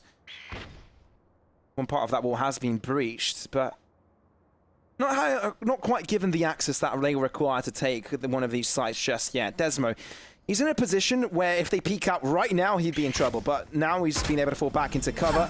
Flash out. Moves out, guarding light, not really doing enough as he did move back into a position to find cover. But He actually gets himself a closer angle, and that's going to catch them off guard. Where shuts down Desmo. Is that going to be good enough? From the shadows, where are you going to land? Going towards the A site. And that Ultra Q hasn't been heard. They have no idea. Spike goes down, but they've only just realized. Oh, Michael just look at that. Pressed against the wall, finds one, and so does Where. Now, with the Viper's bit being important, things have become very uncomfortable. The attackers are trying to make their way in. Albert waiting, finds the first, but not able to connect on the second. Cloudburst comes forward, but does not save him. Where and Monster double things up, and Bongo's not going to allow GGN to run away with that momentum. 2 are more than enough, they say, as they get themselves that 6. And the best that GGN can hope for is the equalizer this half. I'd hope for GGN on the defender side, if they can maybe pick up 5, then I think this is positive line. I think a 2-round lead is a very uncomfortable one. I think it can actually build pressure on your shoulders, right? Also, with a 2-round lead, all it takes is taking that pistol round and the force buy afterwards, which, you know, the pistol round is the hardest, but the force buy is just essentially a one and done. Play out though. Ooh, up close and personal, blocking him in his tempo. Monster kills himself, but gets typos in the process. Is that going to be good enough, though? I think it is. A site being taken over. Toxic Serene as well, keeping them out of Heaven and Ramp. This is looking tough, but they're looking to contest right into A main. Finds one. Michael traded, but Vi doubles up, and that's huge now with the second picked up the man advantage in their favor, and low HP makes all the difference. He's got Rolling Thunder available, but he doesn't quite know where the 2 players are, therefore cannot use it safely enough. Chenformer and Ware shut them down. That's 7 now for the Bongo side. And GGGN are now going to go for the buy round. That was it. 2-7. Light at the end of the tunnel, I believe, for Bongos. They're looking to take this to a 3rd map, aren't they? That goes there. Essentially, the way they've been playing so far, I'd expect that to come out. This goes here. Bongos, they've been doing stellar job. It's really stepped up. Map number 1, essentially, maybe just not the showing that we expected. Haven, maybe a real weakness in this armor for the Bongos side, because a lackluster performance, and made GGN look better than they actually are. Spike here. Maybe so. They just needed a reset, realize how their opponent's playing. Now, GGGN, they've struggled quite a bit on the defensive side. Now, Split differs quite a bit to Haven when it comes to the defensive side. Longer rotations, shorter angles, makes your life tough, but they do bring things back regarding numbers. Monster wants to bounce back, but Riyadh finds so much damage. Down to a 2-on-2 as the fight lies in mid. One enemy remaining. Where he doubles up, huge on towards Malfoy. An 8-2 scoreline. And wow, this is getting even more one-sided than we expected. Heading into the penultimate round of this first half, GGN, they're struggling to find anything. They got stopped in their tracks, although I did like the fact that Riyadh got so many kills towards the B site, and I guess it was his only moment of excellence throughout this map entirely.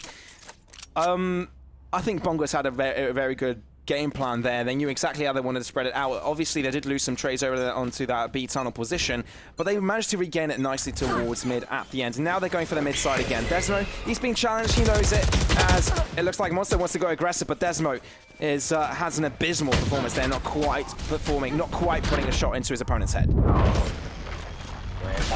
Both finding one apiece, and GGN's already on the fall away. It's just easy picking the attacker's side, and leaves Riyadh with all to find and little hope to find. Flawless. Yeah, nothing Riyadh can do. It's a flawless one. Who would have thought, Neo? I think I saw this coming. Bongos coming alive, second map number 2. 9-2 currently, and GGGN, they've got a buy going for them. But it's the final round in the half, yes, so the best they can hope for before they switch sides is this 3rd round. Can they do it? I never would have expected it, essentially, to be this one-sided, right? I mean, what a performance so far. Bongos are completely, well and truly controlling everything, and well, GGN, I mean, they need a real step up, man. Just the way things are playing out, is this deficit just too large? I wonder, Riyadh, Onto Monster. No more charges left. Towards the A site, though. They've lost a singular player, so GGN, it's a good note for them. Fall out. But that also permits the resurrection being challenged, so sort of goes both ways. And Albert, finding 1 kill, draws it right back into their favor. Now, I like the movement coming in from mid by them, because now they've made sure that no rotations can come through from the Bongo side apart from the T-spawn. They're making their way towards Shrews to make sure they've got an exit alleyway, but they're also putting a lot of pressure towards ramp here in Rafters, so... Ooh, he can actually see his opponent there. That's a free kill for Monster. Imposter kill. He's essentially used a slight one-way in his favor there, and Sage versus Sage, as Desmond take that fight. Keep the man advantage in favor of GGN, but can they capitalize on it? Enemy down. Good question. Riyadh says no. 30 seconds Monster. left. 1 enemy remaining. Not much he could do. Rolling Thunder as well. A little bit of an overkill. Doesn't even affect him. Resurrection to make sure they've got all 5 weapons. I mean, yeah, it's the last round. Why don't you may as well use it. Use it all. It's amazing. I mean, actually, they've gotten 3 ultimates at the end of this 10 half. seconds left. Definitely not a favorable situation for them, is it? But, you know, it's better than nothing. They at least end the half on a good note. Oh, exactly that. And I think for Michael here, it's maybe just about keeping that KD in his favor, but does not make a difference. Albert finds a shot, Switching Michael's sides. dropped, and of course that is going to be a 3rd round picked up by GGN. But even still, a 6th round deficit. It's such a big gap to try and find there, because let's say they pick up the pistol round, they're most likely going to pick up the force by afterwards, which is, yes, 2 more rounds, but still got 4 to go. They have to consistently keep breaking this economy, and Bongo's, the way they've been playing so far, I can't see that happening. Yeah. It's a solid performance from the Bongo side. At least this map. Yeah, map The number question 3 is if looks they can imminent. carry it onwards. Do you know what Albert's performance sort of makes me think of? What's that? Timer's performance against them. Yeah, no, spot on actually. But can the rest of his team kind of be brought alive now then their attacking side, now that they can control the tempo of the game?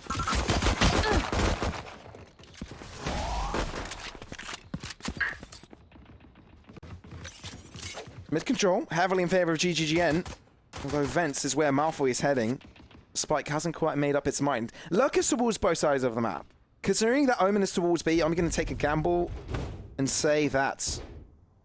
Yeah, no, scratch that. I took a gamble and it was wrong. But I thought they were going to head towards the B side. They do a lot of noise on the Vents heading towards A. You can see Typus also backing out, giving away all the Qs in the process as well. He's trying to misinform his opposition, but survives push onto Riyadh. Not only does it give information that no one else is in that position, but he gets a kill in the process. That is perfect for Bongos. And they've got the toxic screen as well to stop them from pushing through. Wall out to give them some space, but no, they're on the other side of it. They're locked in front of Transformer. Frenzy at hand, kills 2 players, and Typos is all by himself in a 1v3. Needs to hit these shots here, and the paint canisters will push him off and into the awkwardness that is the open. Trying to find even one, it seems like too much, and Savaya will find that final shot. 10th on the board, double digits picked up already, and well, X-Warrior, map 3, it looks imminent the way things are playing out so far. It does look like it, but how did Bongos come back from that? What changed? It's just making me wonder what was said during the break. They had 5 minutes to reset their mindset. We know how strong they are on the split, and I'm not surprised they're ahead, but in the fashion they've performed so far, it's ridiculously good, and they've got a stellar chance to get this grand final under their belt. Yeah, I mean, if we talk about sort of mental resilience, right, this is a perfect example of it. Bongos, I mean, they're back right against the wall, and look at them now, dashing with 4 from Albert, trying to find something in the right click in the classic. Flashbanged off, but it does not matter. Savaya hits the shot. Spike down A. 1 enemy remaining. Traders through. Bongos, they've done it right. They won't lose any other players in the process. Only 1 has to drop.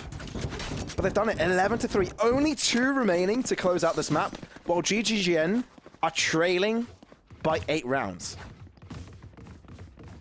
I mean, for GGGN, everything they are trying is being immediately put back in their face. I guess a slight positive you can say is that going into this next round, they will have the advantage when it comes to firepower. Phantoms, Vandals picked up, supported by a decent amount of armor. We do see 2 players in the half armor buy, but you know, utility might be the priority, which is understandable. For Bongos, just a bonus round for them with the Stingers and the Spectres. But if they can make it expensive, it makes it even worse. Bypass, double up, GGN still in it. Desmond lines it up again. Bongos, they wanted to go aggressive, it doesn't pay off for them. Not quite sure what that round was from Bongos, actually. That's interesting. And GGN will capitalize on their opponent's mistake. They were there to retrieve him, and they get the round.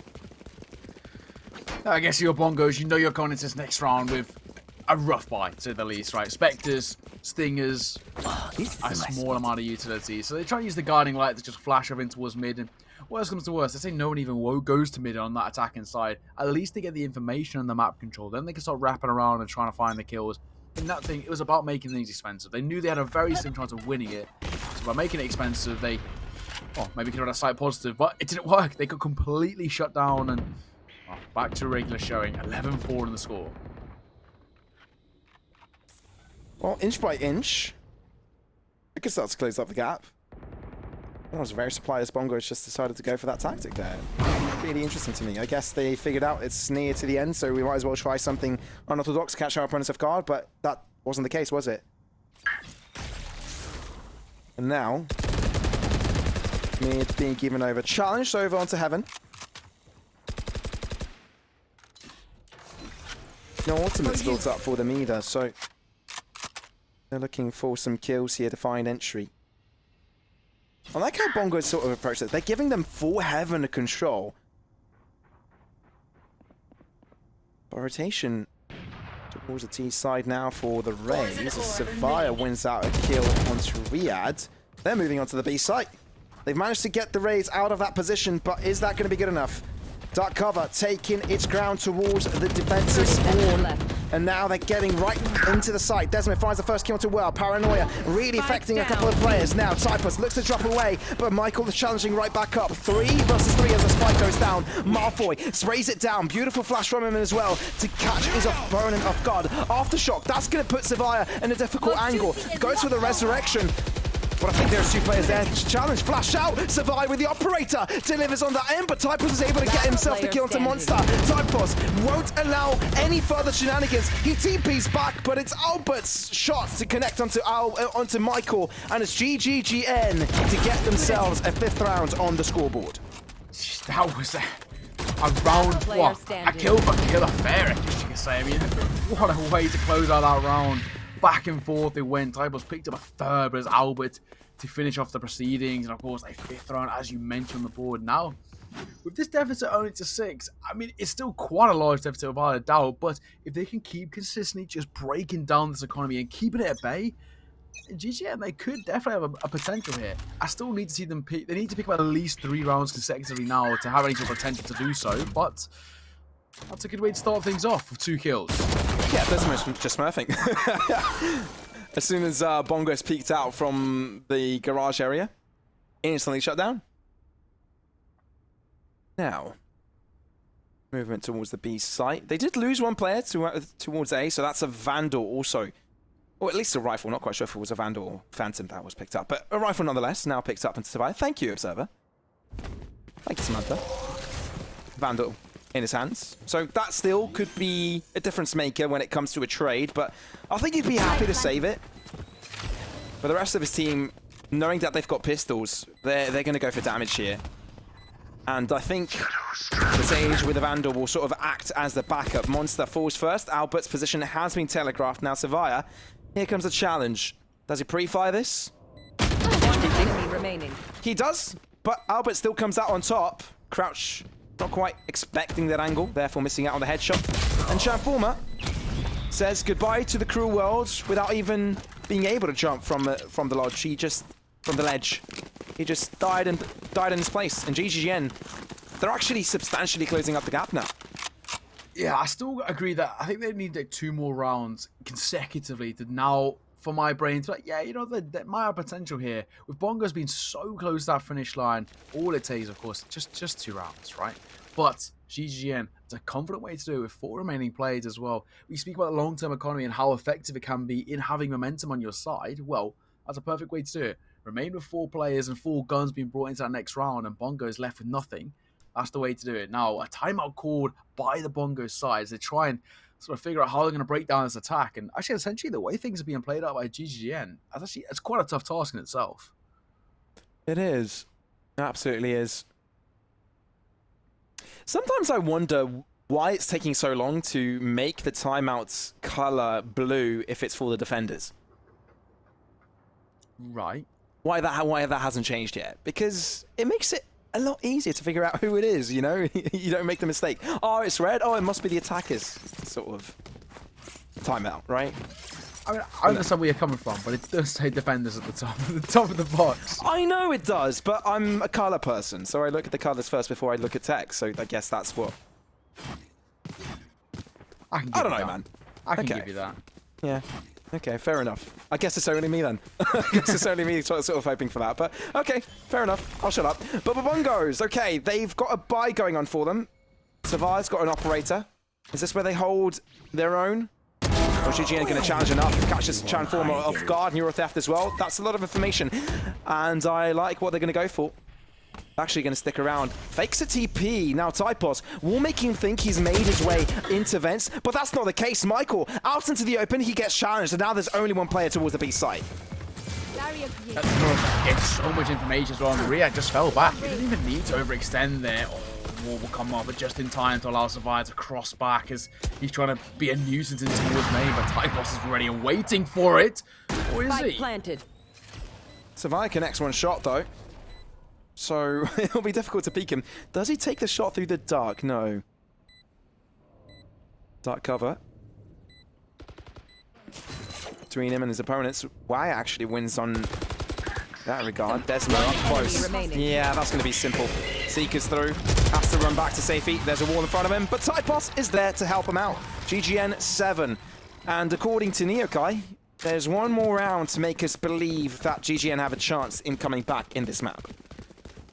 That would be my internal thinking, I'd say, right? Just, you know, Yeah. that, and one more round, I'd say at 11-8, that's when things really start to take a turn. Now, of course, they've definitely got the potential to do exactly that, especially with that kind of broken economy, I guess you could say, for Bongos. It's just going to be a rough buy of Sheriffs, small amount of armor, small amount of utility, of course, will save their money to buy into the next. Savia may keep a lot of his economy on the other side to pick up an operator and drop across. So far, so good, Albert. Read that like a book and wants to put in its place. Absolutely. Beautiful stuff by Albert.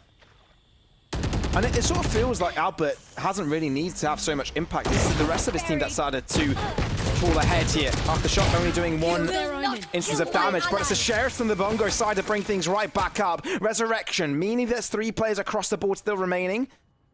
But GGN leaving mid means that there's rifles that can be picked up from the Bongo side, and I don't think they put that into consideration. Judge now, Phantom further on. Savai doesn't want to peek that corner, therefore that won't go for the Phantom. But the A site is slowly going to be discovered. Soon realize it's barren and open for the taking.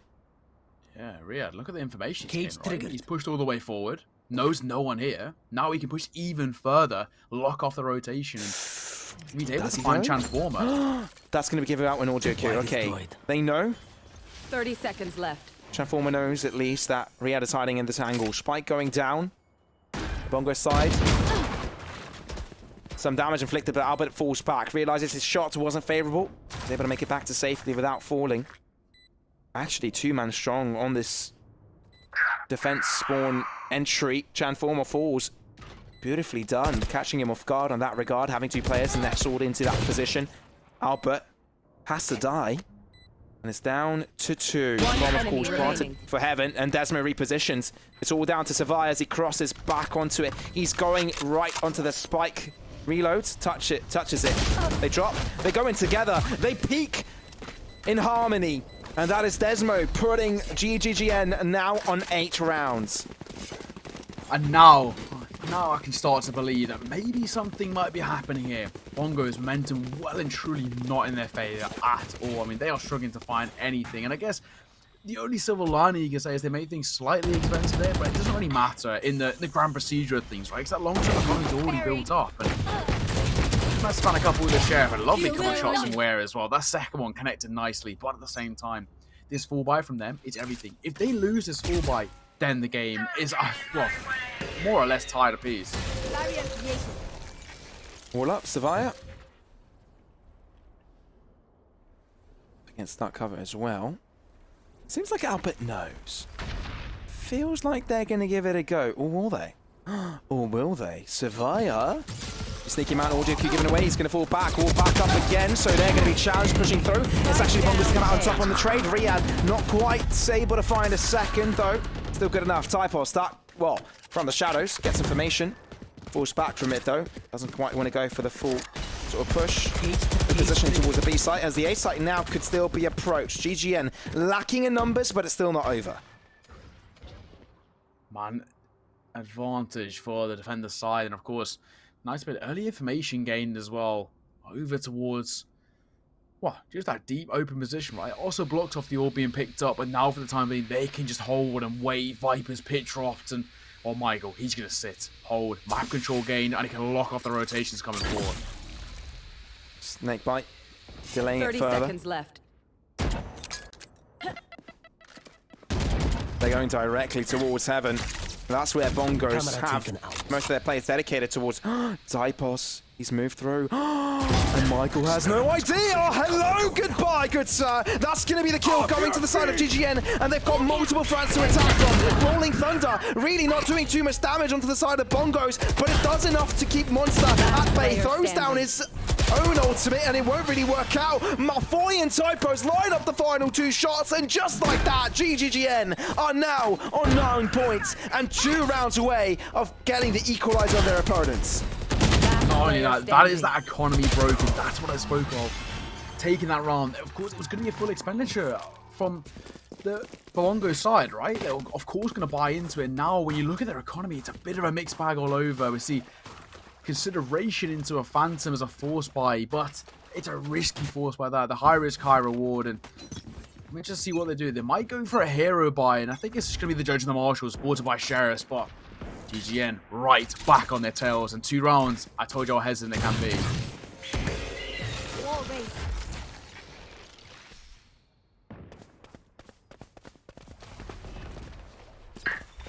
Moving towards mid. Snakebite delays him a little bit, so only the 2 that have already crossed can go onwards. Monster moves as aggressively onto it. Judge not really working out as he's flying through the air there. Bongo's left for 2 players. Transformer looking to line up his final piece, but it's the aftershock to sort of solidify his death. The slow up was well. Even if the kill didn't come through with Desmo's bullets, it would have been impending doom, because he couldn't go anywhere, and an aftershock was directly targeted on him. It was all round despair, wasn't it? Nothing was going to work out there, and of course now Savia making his way in towards heaven as he is trying to find an exit frag, but essentially met with a brick wall in the face, and he's going to try to find just some sort of exit to make it expensive, but as I said, it doesn't really make a difference. That long-term economy's already built up for GGN, and Albert holding, waiting, not going to connect, and neither is Savia. Now they got the information, and it's surely just a matter of time. Find yourself 1. Maybe you might be able to connect with the second, but Typos on the flank, and he's going to shut things down. That's going to be a 10th round on the board, gained by GGN. And they are 1 round behind. X-Warrior, I'm starting to believe. I think you've got good grounds on why, really, because I want to turn your attention to how Bongos are feeling right now. I know it's not their own time. I know it's GGN making sure that they don't make any mistakes, but Bongos, they must be sweating bullets, because they've lost so many rounds in a row. They felt like they couldn't come back. The momentum they felt over on the attacking side is now well gone. And it feels like whatever they try, they're greeted with death. They need to bounce back. And they're having great difficulty in doing so. They must be really nervous right now. And it must be really tough after a very long day to keep their nerves calm. I think their confidence is kind of through the floor at the moment. And we did mention that, well, I mean, both of these two sides are very much momentum sides, right? It dictates their play style, their tempo, and essentially how they want to go for an execute or a retake. It's all based off tempo and the sort of momentum that is, well, either in their favor or against it. And of course, for Bongos, it's most definitely against them for the current time being. But, I mean, credit where credit is due. GGN, on their executes, they've been unstoppable. They do everything right. Clear the angles, utility to allow them safe passage. And of course, off the back of that, once the post barn to set up, Bongos have absolutely no chance. GGN, they deserve this 10th on the board. They absolutely do. Can they take it a step further, though? Will this timeout be what they needed? Fault line. Goes right in between the two defenders there. Yeah, nicely placed. Works well for your OCD, doesn't it? Wall out. The Bongos end. Again, mid being approached, trying to breach through the wall. Slowly making their way in the through.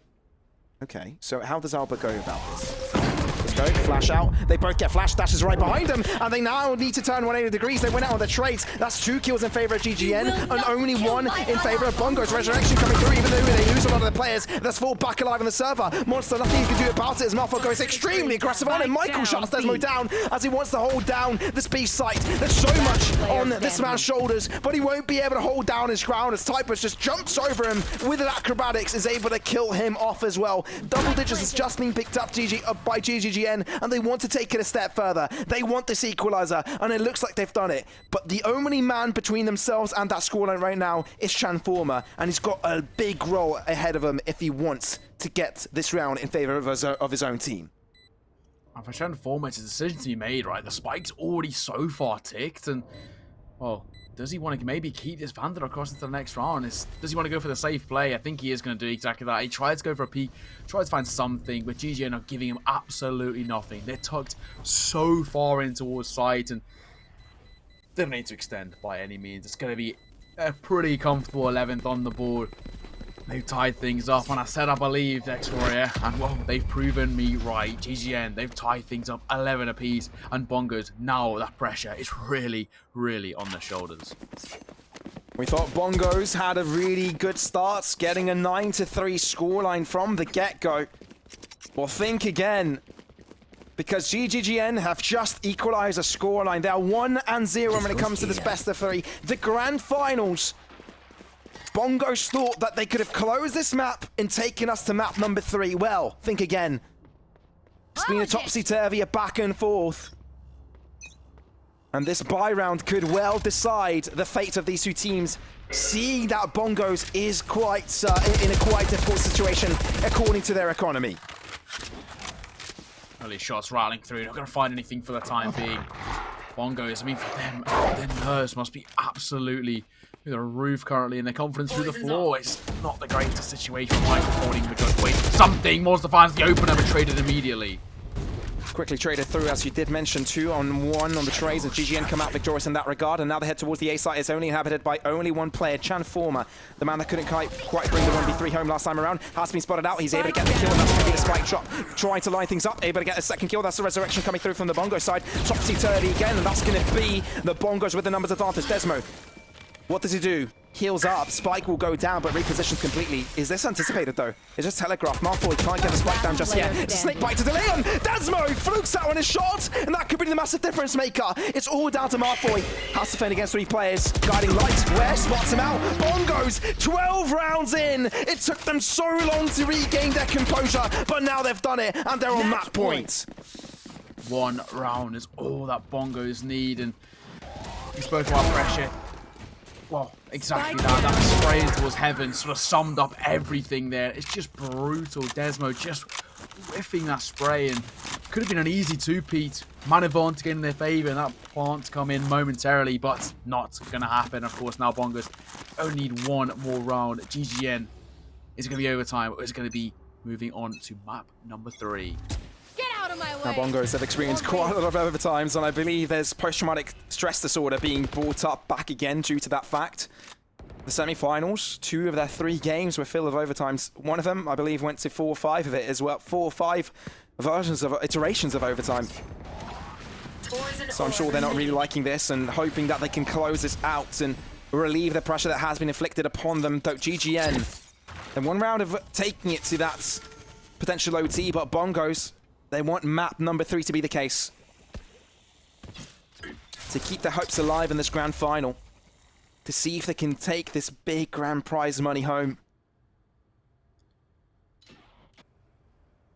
And declare themselves as the RixGG July Valorant Open champions.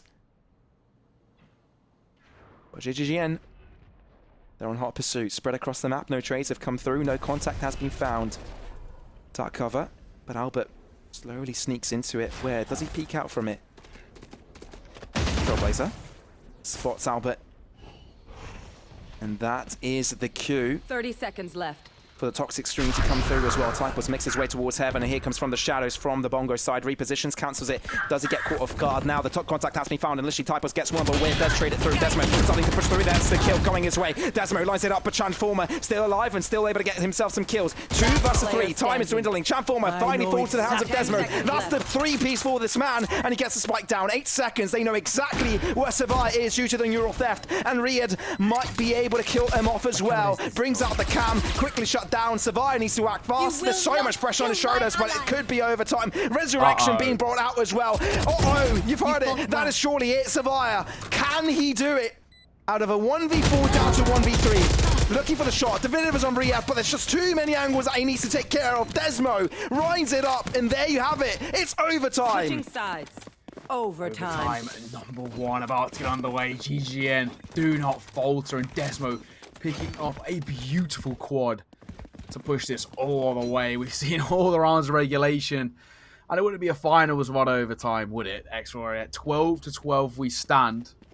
And now let's see who can bridge that gap. With GGN on the defender side, at Bongos starting on the attacking side.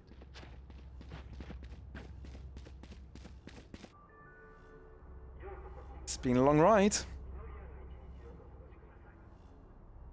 Get on board because we're on the OT train. How far does this go, do you reckon, Neo? I'm going to put you on the spot, but what do you think is going to happen? What's the outcome here?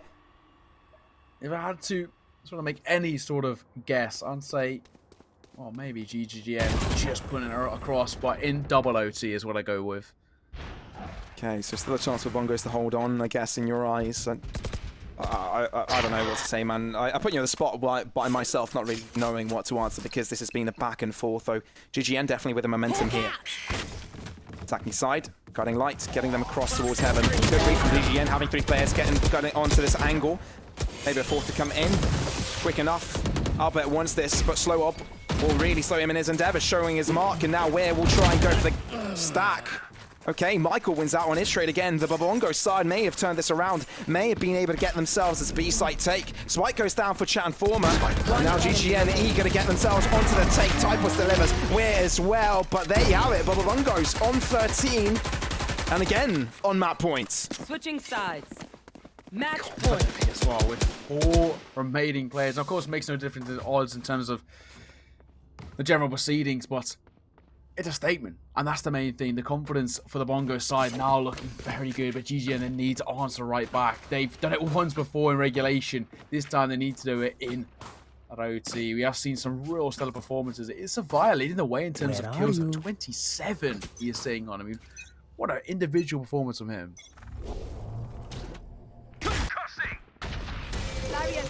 This could be it. This could be map number 3. See how GGN responds. Savia has already put a dent into their lineup. Good stuff from him. The Battle Sage. Having the balls to go for that on OT. Imagine that. It shows, right? The confidence that's flowing through their veins, essentially. Style as well. Keeping a slowing them ever so much. Timing. Not working out for them. They're not finding any advantage. What do they bring to the table? So OT after all, and ultimates isn't something that you can really build up here. It's just raw gunpowder. Snake bite. Hurts Savia's angle a bit. It's a little bit off. I'm off 4. He's got a good read on this. You can see that Jet has already made their way on the other side of vent, so could really work out with that, but doesn't aggress, holds on. Just to see how they want to go about this. Maybe dash together with the flash. No, they don't even check this angle. They do. Savaya! They line up for him! Savaya! You utter beast! 4 kills so far with only 1 remaining. He's over in Sirius, but his fate has been sealed. Michael's going right after him, but Savaya wants to fall on ace. And it's the ace that takes Bongos to a 3rd map in the grand finals. We're going all the way to map number 3. And yeah, doesn't sum up a grand finals. I don't know what does. Savaya, what a quad kill from him. This is his world and we're just living in it. What a performance. Ridiculously talented all throughout. And well, on to map number 3 we head. Bongos, confidence in their sails. And oh, GG, and they're put in their place. They have been indeed. I don't think anybody expected how close that would be, but Bongos had a demanding start, then it came back. It was back and forth. Let's not just put too much analysis into it. And it was an amazing display of Valorant throughout that map. But there's one more map remaining, the final one. There's no more after that. There's no more shenanigans. Sure. This is it, ladies and gentlemen. And right after the break, we'll be seeing who will be taking this grand final and this entire July Open home. We'll be back after a very short break, so make sure you stay tuned.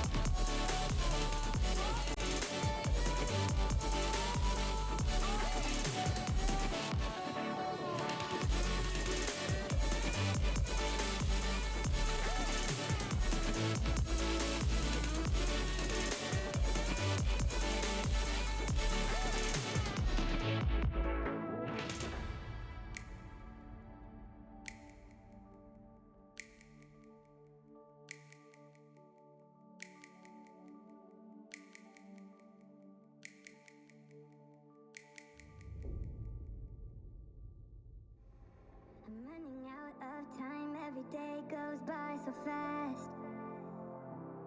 And every moment counts, baby, I don't wanna miss a thing. We can sleep under the stars, we can sleep under the stars, or hang out in hotel bars, driving somewhere in your car. We can sleep under the stars, we can sleep under the stars, under the stars.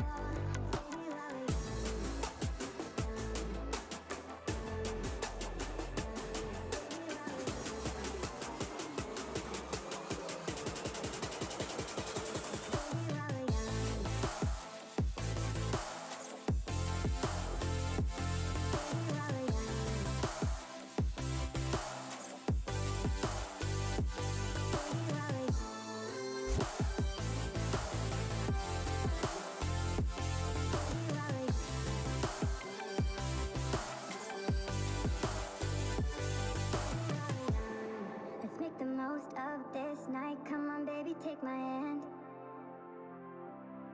and we don't need to do the things we don't want to do.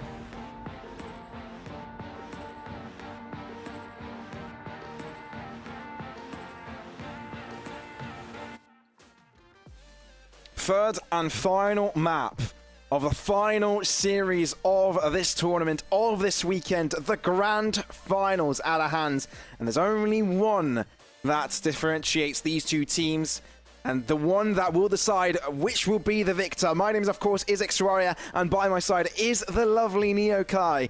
And I don't know about you, man, but I've got mixed feelings about what's about to happen, and I'm definitely sure this is going to be a close endeavor. Yeah, I mean, they really stepped up. Both these two teams as well. I mean, we saw at one point where it was looking like essentially GGN were going to be down and out for the count, right? But I mean, what a comeback from them. They just weren't able to pip it out at the end. And, well, Bongos, credit where credit is due. When the pressure was on, they delivered, and they took us to map number 3, but Ascent. It's a different ballpark than what we saw on Split, and I'm interested to see how things stay out. If you look over towards the attacker's side, once again, for GGN, I mean, they go for the exact same picks, you know, when in terms of the instant locking in, they know exactly what they want to play coming into the map picks, while it's a little bit of a hesitant pick over towards the defenders. Yeah, that seemed like that. The Bongos want to make sure that they've got the perfect lineup to not only sort of facilitate their own comfort picks, but also to go for a potential counter. It's very similar to what we've seen before.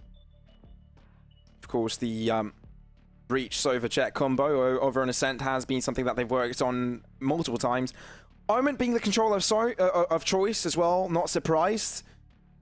Select your It's agent. exactly what we've seen before. It's nothing new. And yeah, they're just taking their time on the other side, the Bongo side. They want to make sure they've got exactly what they need, what they want. And this time around, of course, there are the similarities of Monster taking on the Jets, Sevilla on the role of the Sova. Omen also being picked up to be the controller of choice on both ends. But Sky is the initiator instead of the Breach. Yeah, I'm liking the pick of Sky, actually. Not picked by the attacking side. I think definitely a lot of potential heading into Ascent, right? I mean, with not only the guiding light, but the Trailblazers alone, right? The information they can gain, and of course, the allowance for not only the retakes, but the executions. Guys are not a bad pick. One character that we're yet to see apart from today in map number 3, Phoenix. We're picking into Phoenix rather than picking into Reyna, which seems to normally be his insta-lock of duelist. He's this time gone for the Phoenix pick, and maybe that can be the difference maker. Yeah, it could be indeed. Unfortunate misplacing word there, Neokai. Yeah, Thankfully, Phoenix. you didn't finish off that sentence. It's fine. It's fine. I'm blaming it on it being 31 degrees in my room currently. Yeah, no worries. It's an absolute blast over in the UK right now, and I don't mean it in the good way. It's actually pretty hot, but I should better not complain myself. I've got the air conditioning on, so I'm doing fine. I'm doing all right. Aircon's just like not a thing in the UK. Well, if you live in Cyprus, it's got to happen. Yeah. You cannot be without the aircon. I'm just dying here. It's so Deploying hot. drone. It's 40 degrees at some point today over in Cyprus. But hey, okay, brand new game. It's Ascent to sort of decide where these two teams will start off from, really. Aggressiveness coming out from the defensive side over towards the garage side, already getting themselves the first kill. Typus having to move away, but Hot Hands will be the way he falls. A site being taken over, while their teammate on the other side got burnt to a crisp. Spike going down once again. Postpon's trying to be set. Significant man disadvantage. Oh, GGN, they're just going to try and get the early information, and off the back of that, they've got to try and equalize them frags. Aldrone pushing forward, spots 3 in towards Garden. Now, might be something here. Malfoy buys the first and the second. Can he deliver on the third? Albert does the job. Where? Moving in. Fault line. Ooh, that slows them down a bit. Chamform is still able to get a kill in the process. Malfoy returns the favor, but it's a clean start for the GGN side as they do retrieve the second round as well. What am I talking about? The first round. Oh my god. Okay, not only are you missing out on the worst, but I'm just completely losing the whole awareness of the game. It's been a long day, hasn't it, Neo? But not only us, but I think the teams need to snap themselves back into place. We've got a final map that will decide which team gets the finish, gets the grand prize. And I think every one of us needs to be up to par right now. No, for sure. We mentioned about each other, battle of fruition and fatigue playing into effect, and oh, maybe that could be something. It's a map number 3 in this already. That really starts to take effect. Tap coming forward, but it's actually going to be Malfoy. He's going to find Monster. Aftershock delivered as well, so not too bad. Albert uses the Guardian well. Now, this is the second round I was talking about. I was looking into the future, guys. That's me. I've got eyes into the future. And that's a 2-0 start for GGN, as predicted. Not predicted, as foreseen. But Bongos, this is a buy round coming in for them, and this is potentially the way they find their way on the board. They need to. The similar thing, I guess you could say, for GGN is we've seen time and time again from previous rounds, previous series, is of course they will be coming in with those bonus rounds. So for them, it's about making it expensive. They don't want that long-term economy to essentially build a battle, which if you look over towards the defender side, not a lot there left in the bank either way. So by essentially GGN making things expensive, they can take that as a win in their round. Even if they lose the round itself, make it expensive, pick up 3 kills, they'll take that. They will. They absolutely will. Transformer. He's going to be challenged here. Contact to be fouled. He does. Greeted by bullets, but still finds the kill. Albert closes out his life, so GGN still holding strong. As they firmly want to have this mid side still under their wraps. But the AWP pickup does give away the auto cue that they are lurking within the garage side, but at the same time, you've also got the lurk going on towards that A site, quickly rotating now towards from the attacker's spawn. But I think the Bongos don't quite know of this. They've kept that third player towards mid, although Jet slowly sort of making a way back towards short, because they've given out mid control entirely. They've got no information regarding that. So if GGN take the attack right now, they should have a favorable lineup when it comes to the B side. 30 seconds left. And then they come, Jet Dash coming forward, Albert will be spotted up with a recon dart, and he pays the price. We're finding one to buy one of his own before being traded. Botan's Bay and allowing Ware to heal himself up. The swing coming forth, and Malfoy dropped imminently. First round on the board for Bongos, but 2 kills picked up by GGN, so I guess a slight silver lining. Yeah, it's definitely something for them. It's not too bad, but I think Bongos are really happy with their hold there, because they they had the numbers disadvantage, but they had the double lineup towards the back towards the back cave of the B site. So they held on.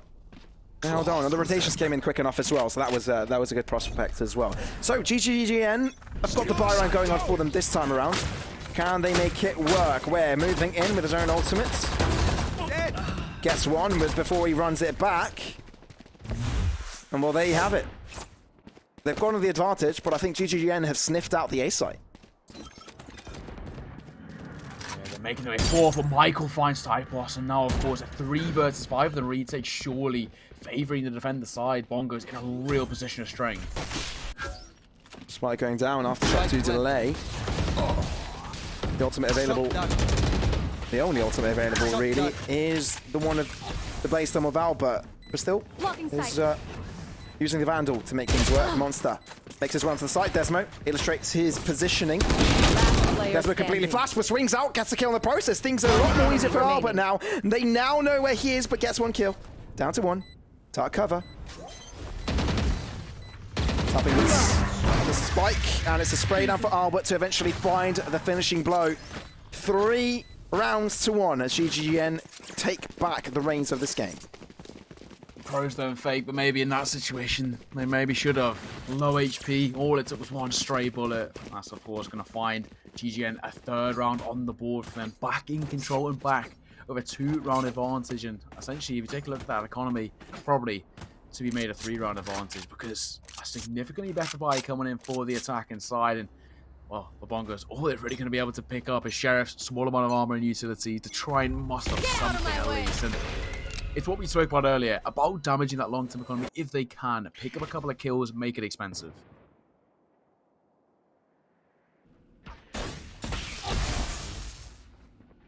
Well, Reed had a display of fireworks going at him.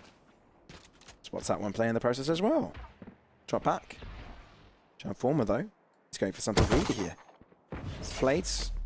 Not quite connecting onto his body. Monster delivers us a Typos, so Bongos looking like they're able to hold onto their own ground with just mere pistols, but the drop back now towards heaven has been shown. Albert, Nicholas Mark known as well. Malfoy lines up with the Phantom. Also looking to challenge, but Desmo will not permit that at all. That's the A-site taking over for yet another time. Rhea flashed out. finds difficulty in finding the finishing blow, and Ween as well. It was they were looking at each other for quite some time, but eventually the shot goes in favor of GGGN. It's all down to Chamforma with the classic at hand.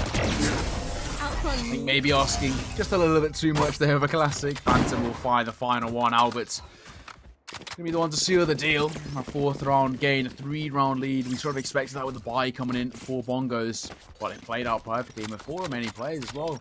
Confidently done so. Now, for Bongos, they need to answer back. We're going to see most likely a pretty comfortable 4x all over for them. Once they're going to pick up that operator along the Jet. A bit of a standard combination.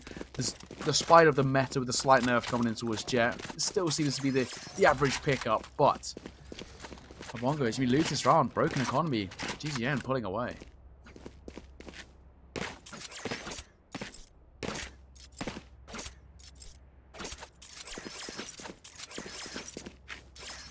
Have they really pulled away though, Neo? No, I'm saying they will pull away. Is that it? Yeah, I know, but if you look at the grand scheme of things in this series, it's always a topsy-turvy at the end of the day. Somehow Bonkers will find their way back, won't they?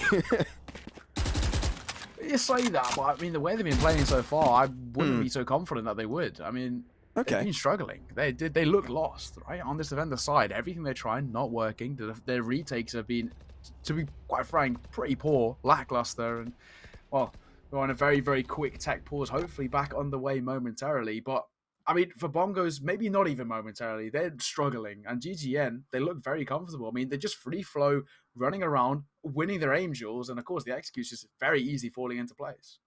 Yeah, and you do mention that the Bongos haven't really found too much success on the defensive side here over on Ascent, but I think that was sort of where they fell victims to their opponents' comeback over on Split as well. Their attacking side looked pretty decent, and out of what we've seen from Bongos so far on the attacking side on Ascent as well, not this map in particular, but ones that they played against other opponents in this tournament, I'd say that they have a lot stronger showing when it comes to that directional play.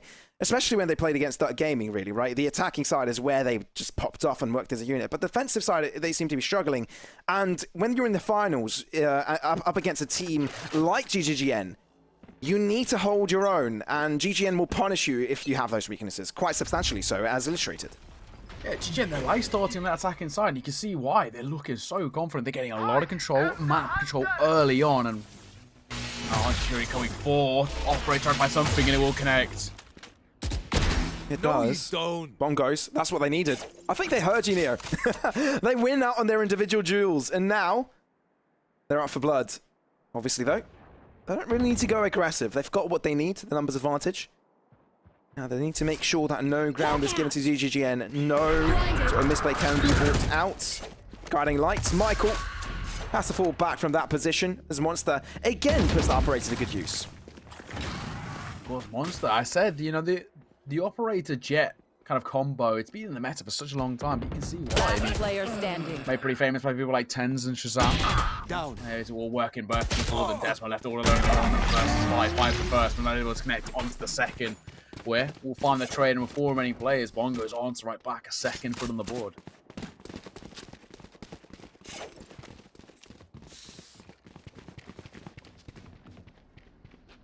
Well then. GGGN. Still got a buy going on for them. But what's notable enough for them is that they've got 4 ultimates available. Desmo, Hunter's Fury. Malfoy's got his Rolling Thunder. Riyadh even has his Neural Theft, and Typus could even emerge from the shadows any moment. So they've got a lot going for them. Cage trigger. Even though Riyadh doesn't have a rifle, this still looks quite favorable for GGN. Of course, it's not lacklustering when it comes to the ultimates of Bongos, as if they do have Seekers as well, which could give away a lot of positioning.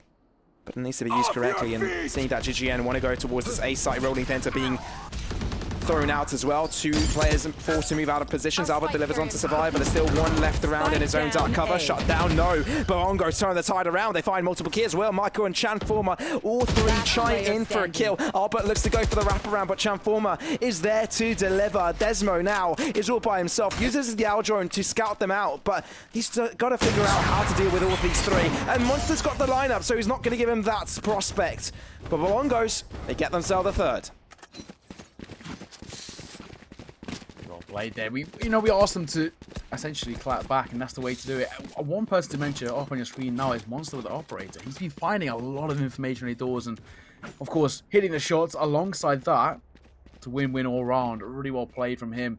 GG are now left with a broken economy in their hands. Just Sheriffs, small amount of armor and utility to come into it, but not going to be the easiest round at all.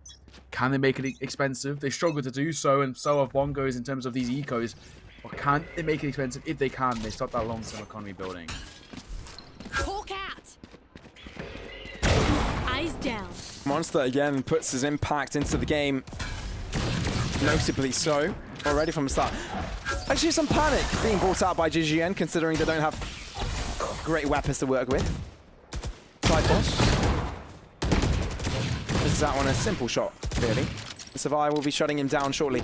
Yeah, this seems to be going to the Bongos, doesn't it, Neo? And GGN, they're struggling to find an advantage. As I do say that, Malfoy does deliver onto one, but how far can he take this, considering now he's got a Phantom that he can take advantage of?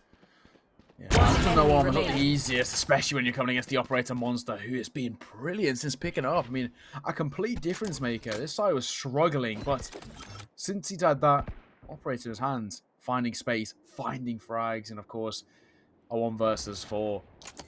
Desmo, a lot to do and, well, not a lot to work with. Third time's the charm. Here comes to the Sheriff shot. Still have his spike, drops it. Ooh. 30 seconds left. Michael. Swing out. That's the kill. That's a weapon. Breaks it back up again. Where does it go? Spotted out. Tink connects. Desmo. Is this doable? Recon bolt. Somehow doesn't spot out the player. Cloudburst has been thrown. Blade, Storm, and Monster finds a shot back. Got too close for comfort, but Monster puts it in favor of Bongos, and they find the equalizer. 30 Came seconds left. extremely close. We said about making these expensive, and they were struggling to do so, and finally they managed that. With just the pistols in their hand, they managed to find some frags on the board, and of course, off the back of one man, he finds that 3, and wow, I mean, I won't take away from the fact that that is all tied square once again, 4-4. Bongos. They're caught right back up. Shadows traveling.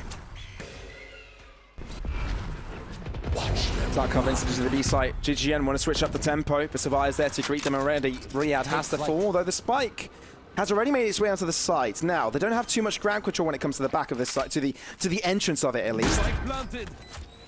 So if they want to hold this,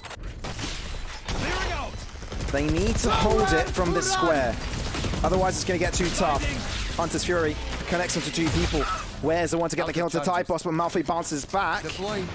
Now drawing again to give them information to the right side. They know it's being compromised. Monster does get 1 kill, and Albert will try and bring it back. 2 kills going to the Albert side. 3 indeed. GGGN, what a hold. Albert with a 4th. He's been unleashed, and GGGN regain the lead. What a way to do it. I think off the back of the Hunter's Fury, not only getting the information, but that 1 kill as well, and then the trades came from Albert doing such a good job. What a round from him. Find the 3rd, and then connects on that quad, and he just locked down those angles so easily. 5-4, and GGN. It was a sort of a lull period for them. They finally managed to answer right back, and of course, 1 round away, essentially from breaking that economy of Bongos again, leaving them with not a lot to buy. I mean, even still coming to this a mixed buy, Judge, Sheriffs to support the riflery. Can that be the difference?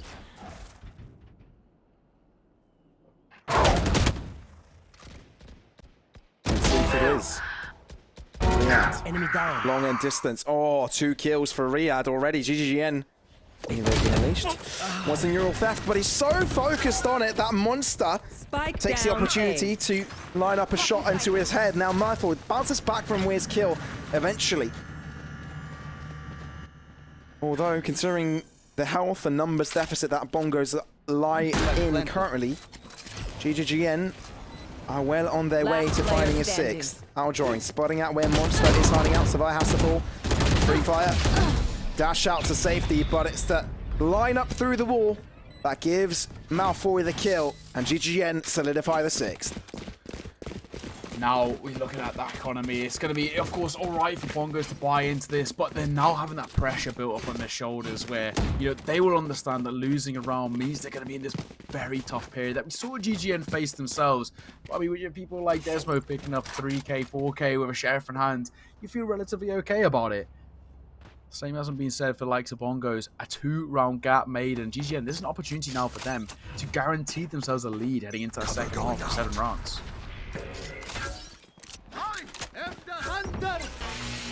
Just Fury.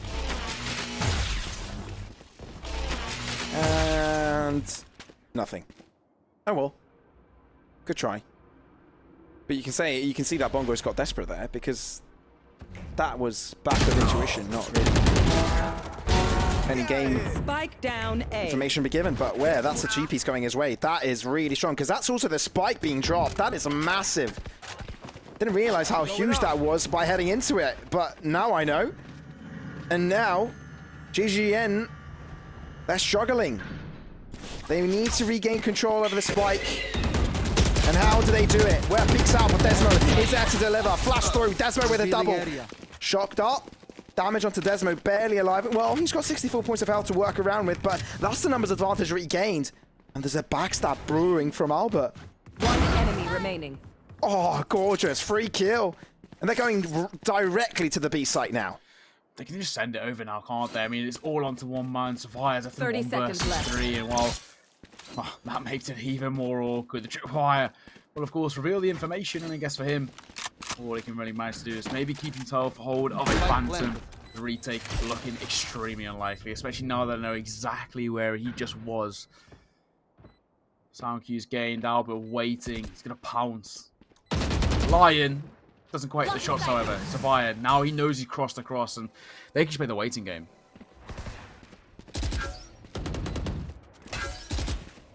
Waiting game it is. They're playing with his feelings. It's as if they're playing with their own food. On this occasion, Savia is a snack. And they want to devour him. Oh man.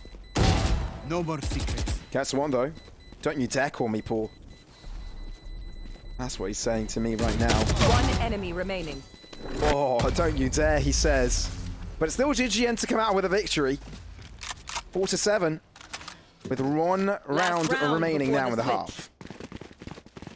That's nice there from Savia. I mean, he could have just played it safe, kept hold of the weaponry, but no, he went hunting for the X-Frags. And not only does he manage to pick himself up too, make things a little bit uncomfortable. I mean, in the grand scheme of things, it doesn't really make too much of a difference because, of course, no real need for long-term economy being built up heading into that last half. But he does, in that sense, manage to pick himself up too, stay alive, the Phantom ticking across into the next round. Well, all round, he'll take those. It may not have helped in terms of getting around on the board, at least it can be a slight boost to the confidence.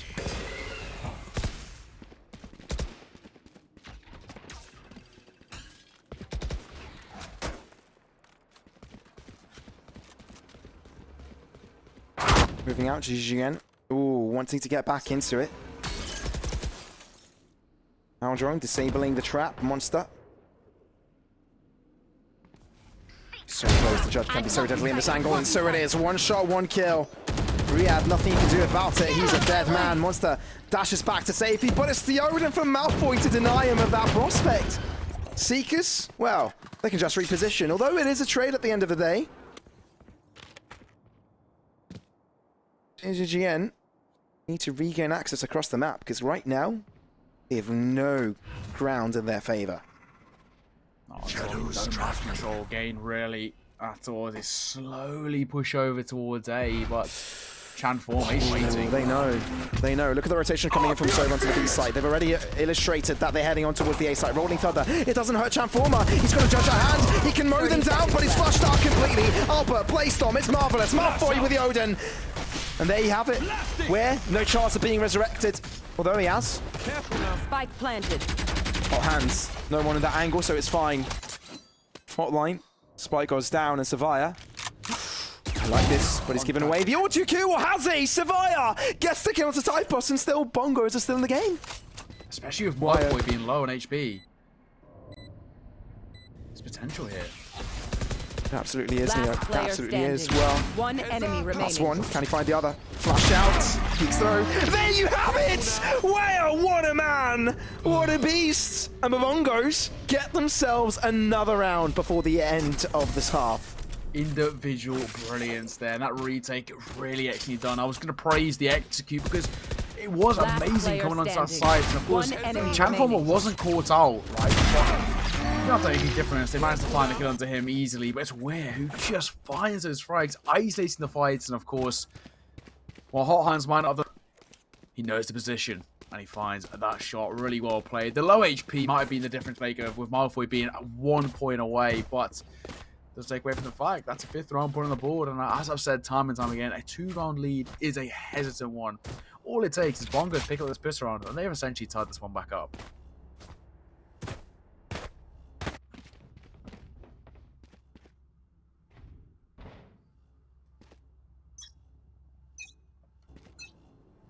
You said it, Neo. Still anyone's game. Monster first lead the charge. Now, Frenzy at hand. GGN now waiting with... It's a double stack up now towards Captain as well. In the cubby. Peeking through. Albert delivers one and dashes. They don't check the corner again, do they? Well, hello there.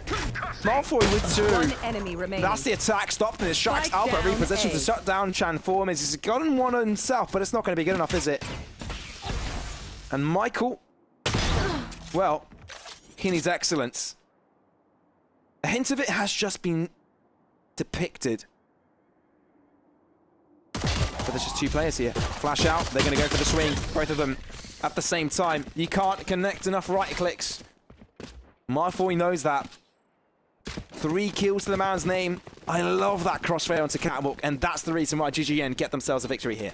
And a 3-round lead as well, probably soon to be made 4. That's one of the huge factors. As you mentioned, when you pick up a piss round, you're most likely going to take the force afterwards. Respect is coming in a Marshall in the hands of Albert, and full armor and utility going against just at most upgraded pistols. Things look very confident, of course. Now for GGN, a 9th pending, and with a 4-round lead, Bongos, that pressure starting to play quite hard. out. Cage triggered. Careful. Rhea, ooh, Desmo. Have a look at that. Rhea delivers onto Survivor. GGN bouncing right back. Not really giving them access. Recon Bolt. Where did that land? Because it doesn't spot out anyone. It hasn't been destroyed. So maybe misspotted, misplaced. No Maybe idea. it went too high. Maybe at the top of the entry there couldn't quite. I'm not quite sure actually.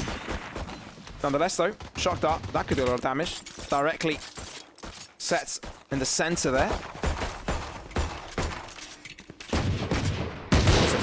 Barely standing, really. Marshall shot flying right past his ear, but Monster aggresses with his classic, goes for the right click. Albert goes for the no-scope and delivers onto Monster. Desmo gets the kill onto Michael, but Transformer looks to return with his own classic. Quickly shut down, though, as GGN cleanly clear this round out and get themselves a 9th. Expected, but with 4 remaining players, it's looking very good if you're GGG. And of course, Bongos will be able to buy into their own now. We see the Vandals, Phantoms picked up alongside the armor and utility. But the question is, if GGN, if they make this more expensive than Bongos will hope to be, the long-term game starts to play under effect, and of course the mental game starts to really take its toll. We spoke about fatigue, we spoke about the heat maybe even playing into account, right? Of course it's a really hot day, and Bongos, they've been playing overtime after overtime today. GGN, they had that nice break, and it seems to be working in their favor. Definitely seems like that is the case. Monster into his own wild burst to keep him alive. Picks out from it. Rhea there to deliver. No, not really. Monster shuts him down. Malfoy now from the outside looking in. He's wondering how to bring things back. Spike, slightly unorthodox position, but it can be shot down from multiple directions, so that's really good. That's a really good place to place it in. Albert, Typos as well. Where it does get traded through, but still 3v3, so still anyone's game. GGN looking to get back into it after shock, making sure that no one is hiding in from the bottom. Monster having to move out, takes a slight bit of damage and drops back into it. Fault line moving back into the angle. Michael Malfoy trades all the way. 2 versus 2. Again, equal in numbers. One enemy remaining. Lining things up, both setting up a crossfire. They change positions. Monster. Monstrous movement. And Bongos get themselves on the board on the second half. One of the biggest things for GGN there is that they use the aftershock. Of course, the player that on the heaven position, but then afterwards they don't even go to follow up. No one's peeking there to catch you and trying to pull away from that position. And while in doing so, they essentially avoid the aftershock and then just reposition themselves back on the heaven again. It's such a hard angle to clear and it expends a lot of utility. And if you're going to use the aftershock to clear it, you have to have someone there peeking to take the fight and catch them leaving that position. But they don't do that. Bongo's taking advantage of it, of course, put a 6th round on the board, attacking side. Now, once again, only 3 rounds behind.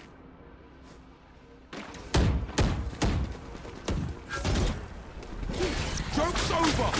Heading right back into it. Bongo's looking to switch up the tempo, aggressive onto the site where he's the first man to lead the charge. Riyadh wants to challenge, but Monster doesn't give him a chance. Site taking over, and it's a 4-man scenario for GGN. Seeker's thrown out as well, making the attack, making the retake a lot harder. And I really don't see well where GGN clutch this. They really need moments of excellence from individual players. We're finding one up.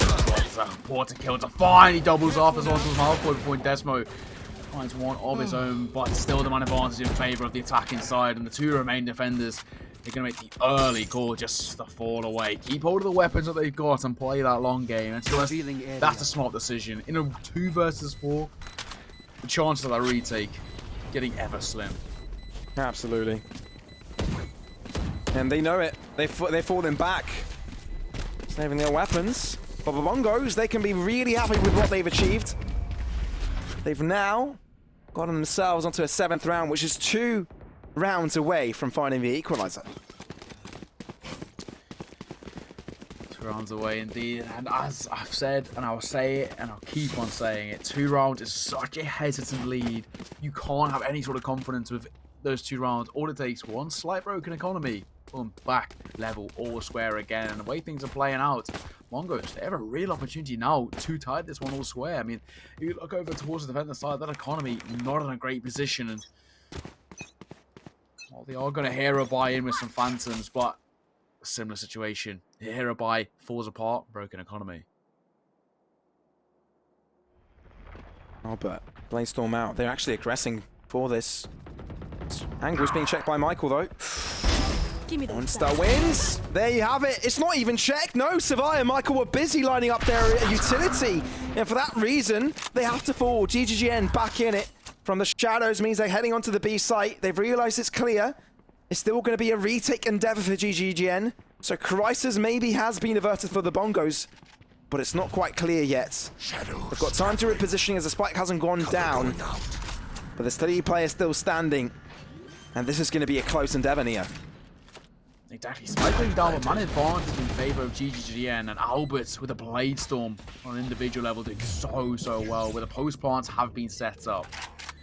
We're just waiting around the cage to give himself an opportunity. He's supported by Monster, the 2 duelists, looking to go aggressive, but Albert will obey. He absolutely does. Well, hands from where, keeping him healthy.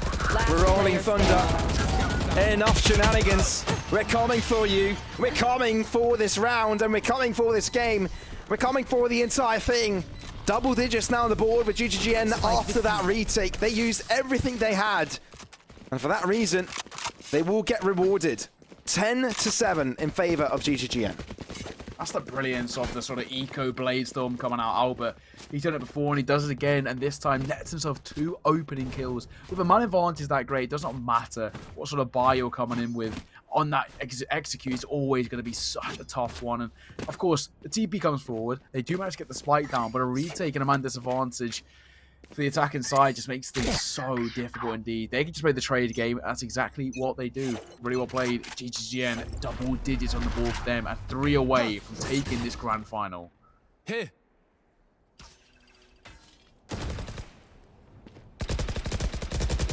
Long distance, Desmo. Finds one to Savia, quickly traded out. Ooh, GGN. They've got the numbers advantage through those mid-end tethers. Although I'm just wondering now how GGN approach this. They've polarized their lineup, 2 on each side. Bongos Look like they want to start drumming their way onto the A site. Now, multiple angles they're approaching from. They've kept Omen with a spike towards mid in case of rotation, so it's not going to be a quick push, but they've got time.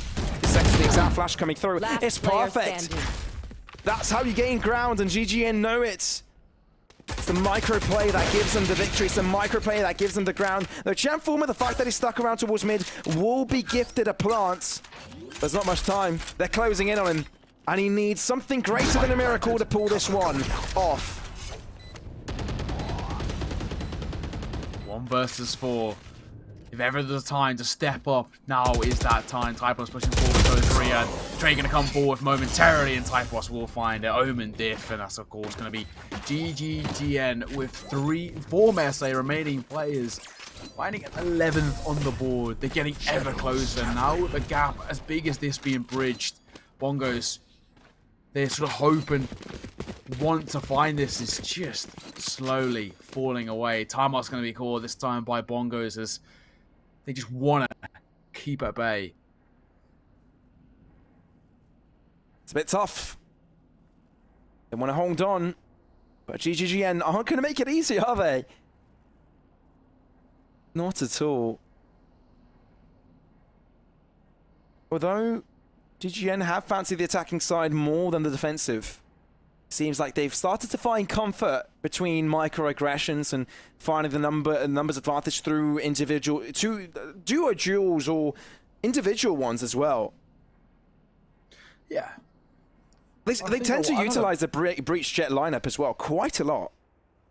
Yeah, I think to be honest, one of the biggest things that GGN have like kind of capitalized on really well is that when they are on their ecos, which of course they come every now and again, they're relatively common, right? The economy gets broken, especially in an even game like this. You're going to have to face those harsh ecos coming in where you can only really pick up sheriffs, maybe a marshal or 2 to support. One of the things that GGN do so well is they're very good at making it really expensive, which, to us, Bongos, that's what they've struggled, right? When they're on an eco, they can maybe pick up 1 kill at most, and it takes a bit of individual brilliance to even find that. But the fact that GGN consistently are, seem to survive with, 3-4 players every single time, it means that their economy stays in such a healthy state. Hence why we see them now with a 4 buy in hand. So they still 6k more. First one for Monster as he looks to move in. Monster on his way onto the site, but they know exactly where he is. Hunter's Fury drawn out, but it's Riyad's shot to close up Savai initially where across his forwards. That's going to be the headshot now. He wants to go inwards for even more, and that was his ultimate. He didn't even die in that process and gets 2 kills throughout it. Transformer also gains the position his teammate was able to regain earlier. Now Typos looks to bring things back. 2-on-3 still doable. How does he approach it? Smoke for Typos. He's going to challenge from Market. He's given space for him and his team to sort of win this out from Paranoia onto site. They want to take the site take. Transformer is peeking through. The timing, is it going to be right for him? Typos win onto Michael, but Riyad quickly forwards to Monster's Blades. Got 2 alive. One enemy remaining. He's able to find 1. As he does move out of the spike, he's got in it to halfway. He's going to stick it. He is, isn't he? Right click. Transformer in from the heavens keeps Bongos alive in this game. Oh, that was so close. The Bongos live to see another day. Really well played from Monster on the entries, right? The space he created was brilliant. Even though they lost that man in Bongos early doors, the space alone is enough. And the pushing towards Market, brilliant. Where the running back finding a double is huge. Once they brought it back to that even standing, with the space they had made, the post pass they set up, they just have to play their game. The game plan worked, and Transformer with the right-click classic finds that final shot. The pros don't fake. Not quite working out there for Typos.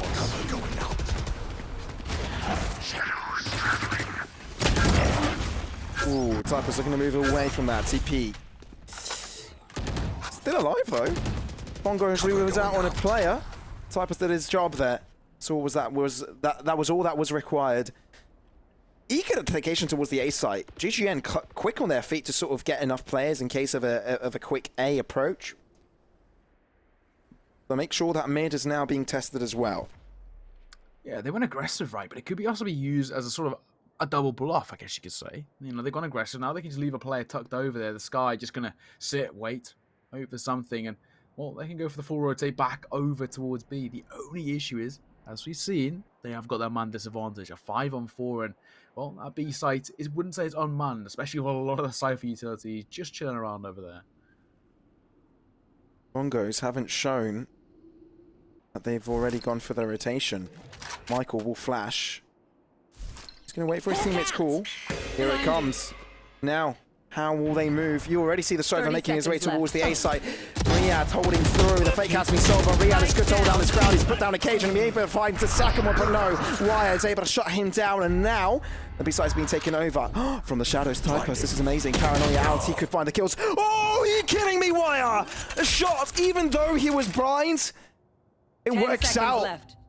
And now the spike goes down in favor of the Bongos. They're looking to challenge Michael in mid, but Michael will not give them that chance. Dasmo puts that odd into good use. Pasikas are thrown out as well. Arthur, he's the challenges. He's there and ready. He anticipates the push from that direction. He's able to find the kill. GGN look to bounce back. They look to get the defuse on, and they've done just that. Albert with the operator saves the day, and the GGN will find their way onto map and series and tournament point.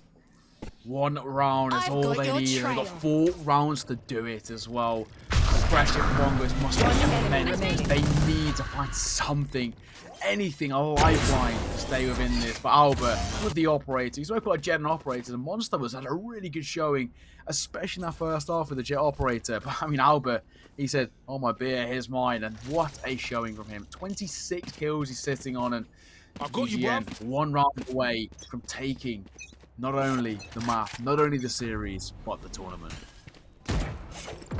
It's not over till it's over. Broncos have shown us this time and time again this tournament. Will not give up. Hunter's Fury. Not finding actually anything.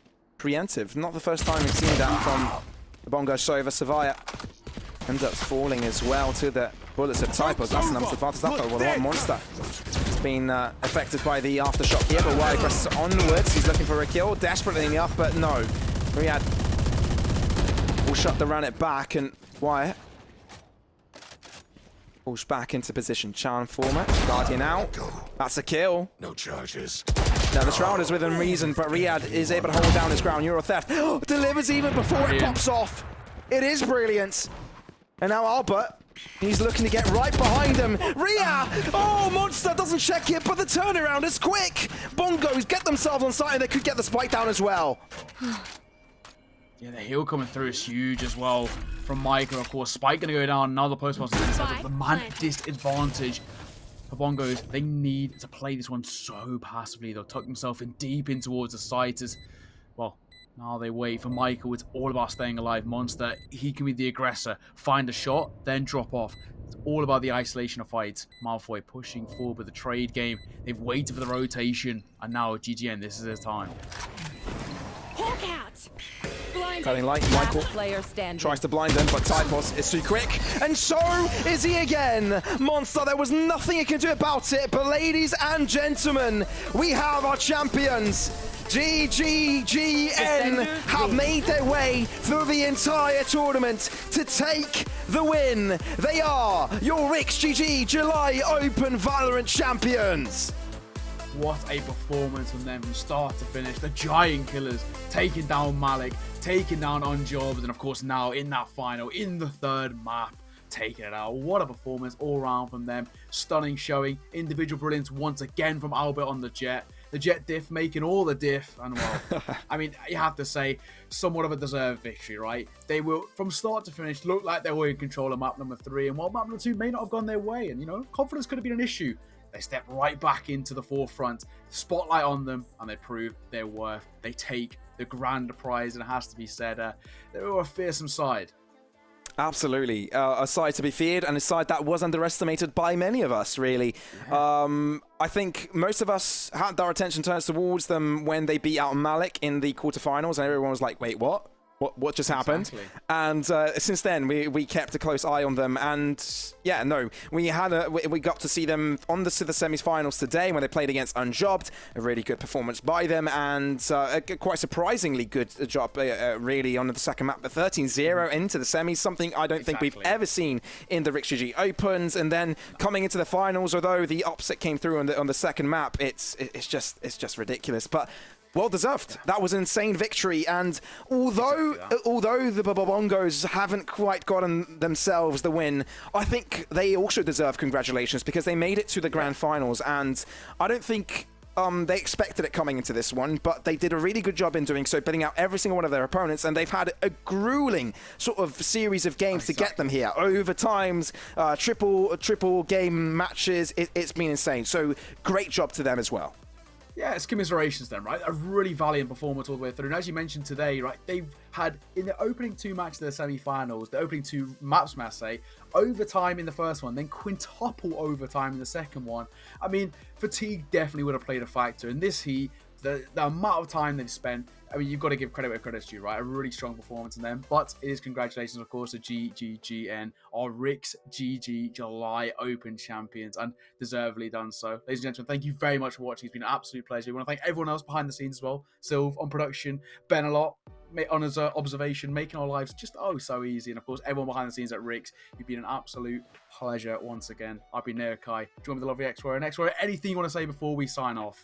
Yeah, I just want to say exactly what you said. Thank you, everyone, from the admins to the organizers to the production team behind the scenes, and everybody watching as well. Thank you all for joining in this weekend. It's been a wonderful ride, and we'd like to bid you a very nice evening and have a good summer.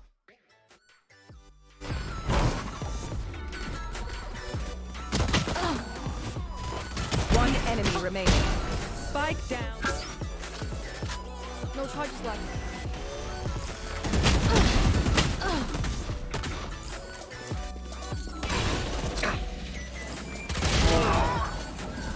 Last player standing. Stealing sight. One enemy remaining.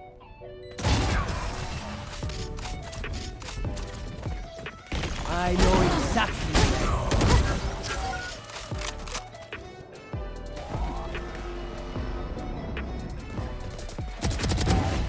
Last player standing. Spike down A.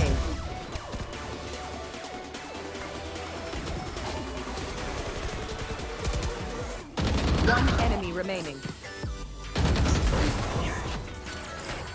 Here. Nail. Your fault. Spike down mid. One enemy remaining.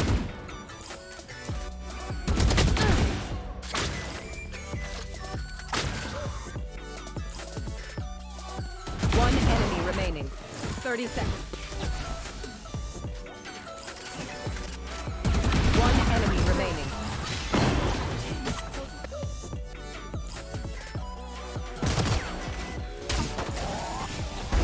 One enemy remaining. Spike planted.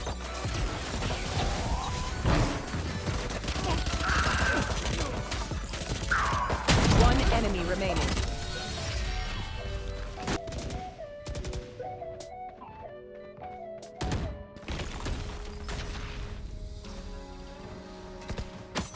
Flawless.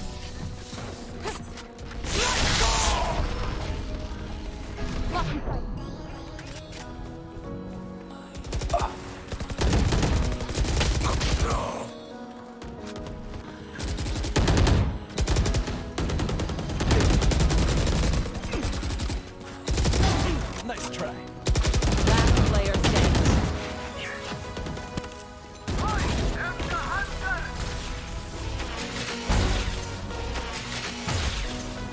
Was traveling.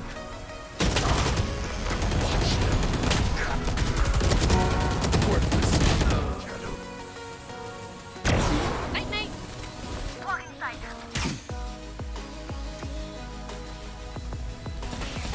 One enemy remaining.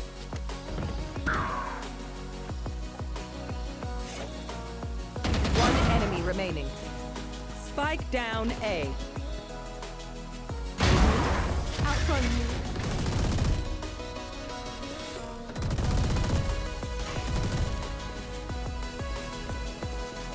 Last player standing. Thrifty.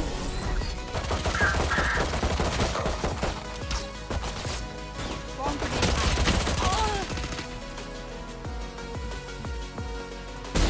Poison's gone.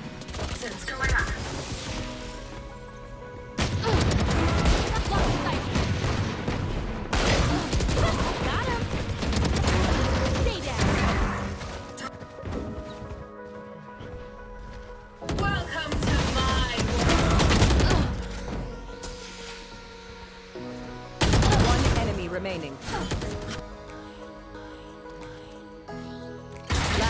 player standing.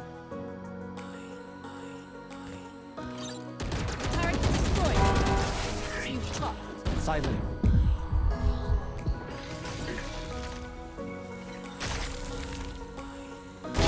Last player standing.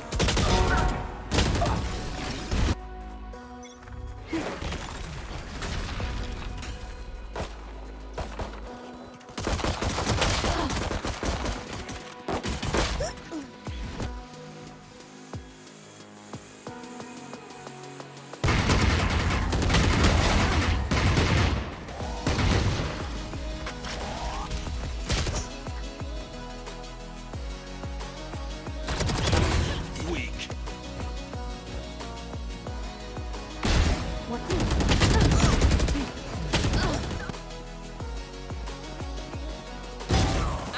Idiot.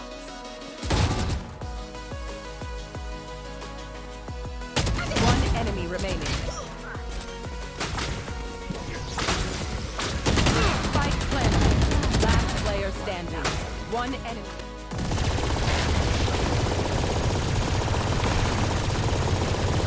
Spike down mid.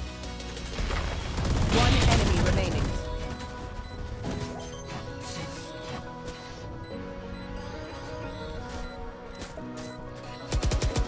Change it.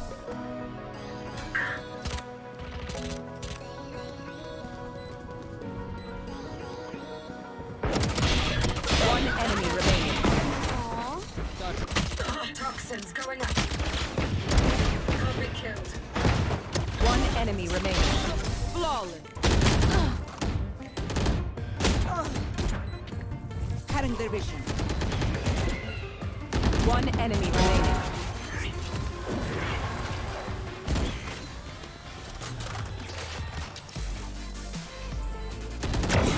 Stay down.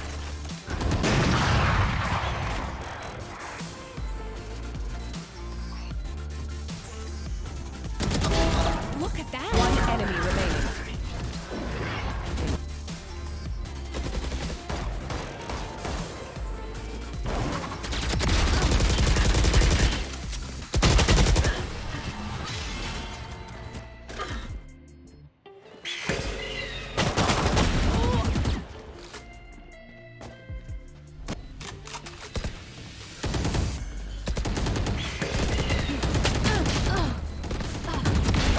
One enemy remaining.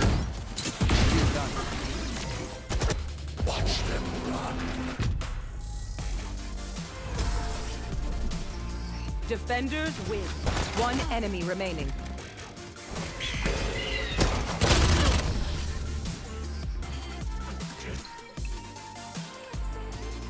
Hawk out. Blinded.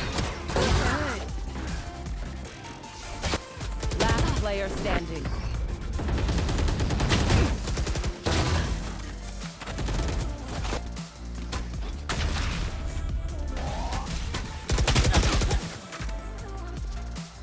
One enemy remaining. Looks like I was shot. Cover going out.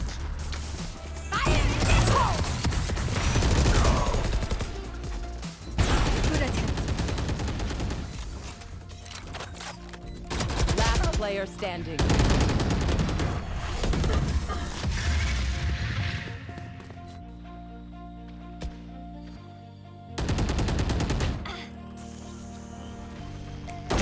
Buried. You will not. Last player standing.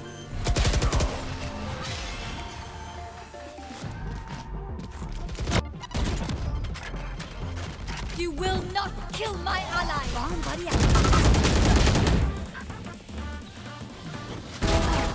Toxin screen down.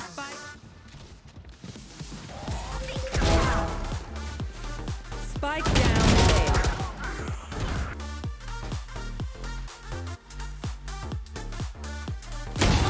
One enemy remaining. Down.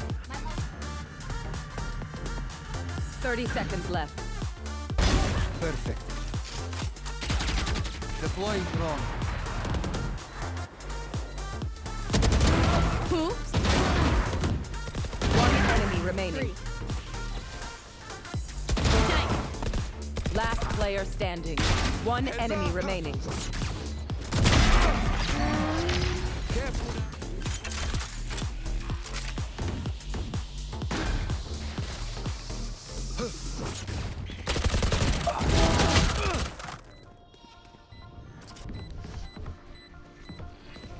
One enemy remaining.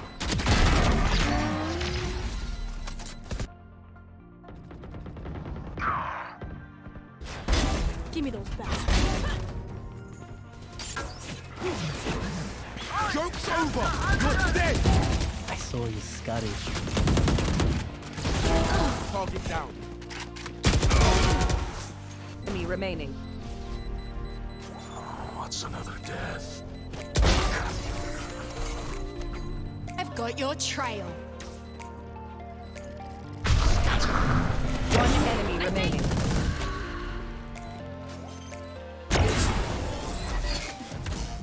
Let go. No charges. No. Where is everyone hiding?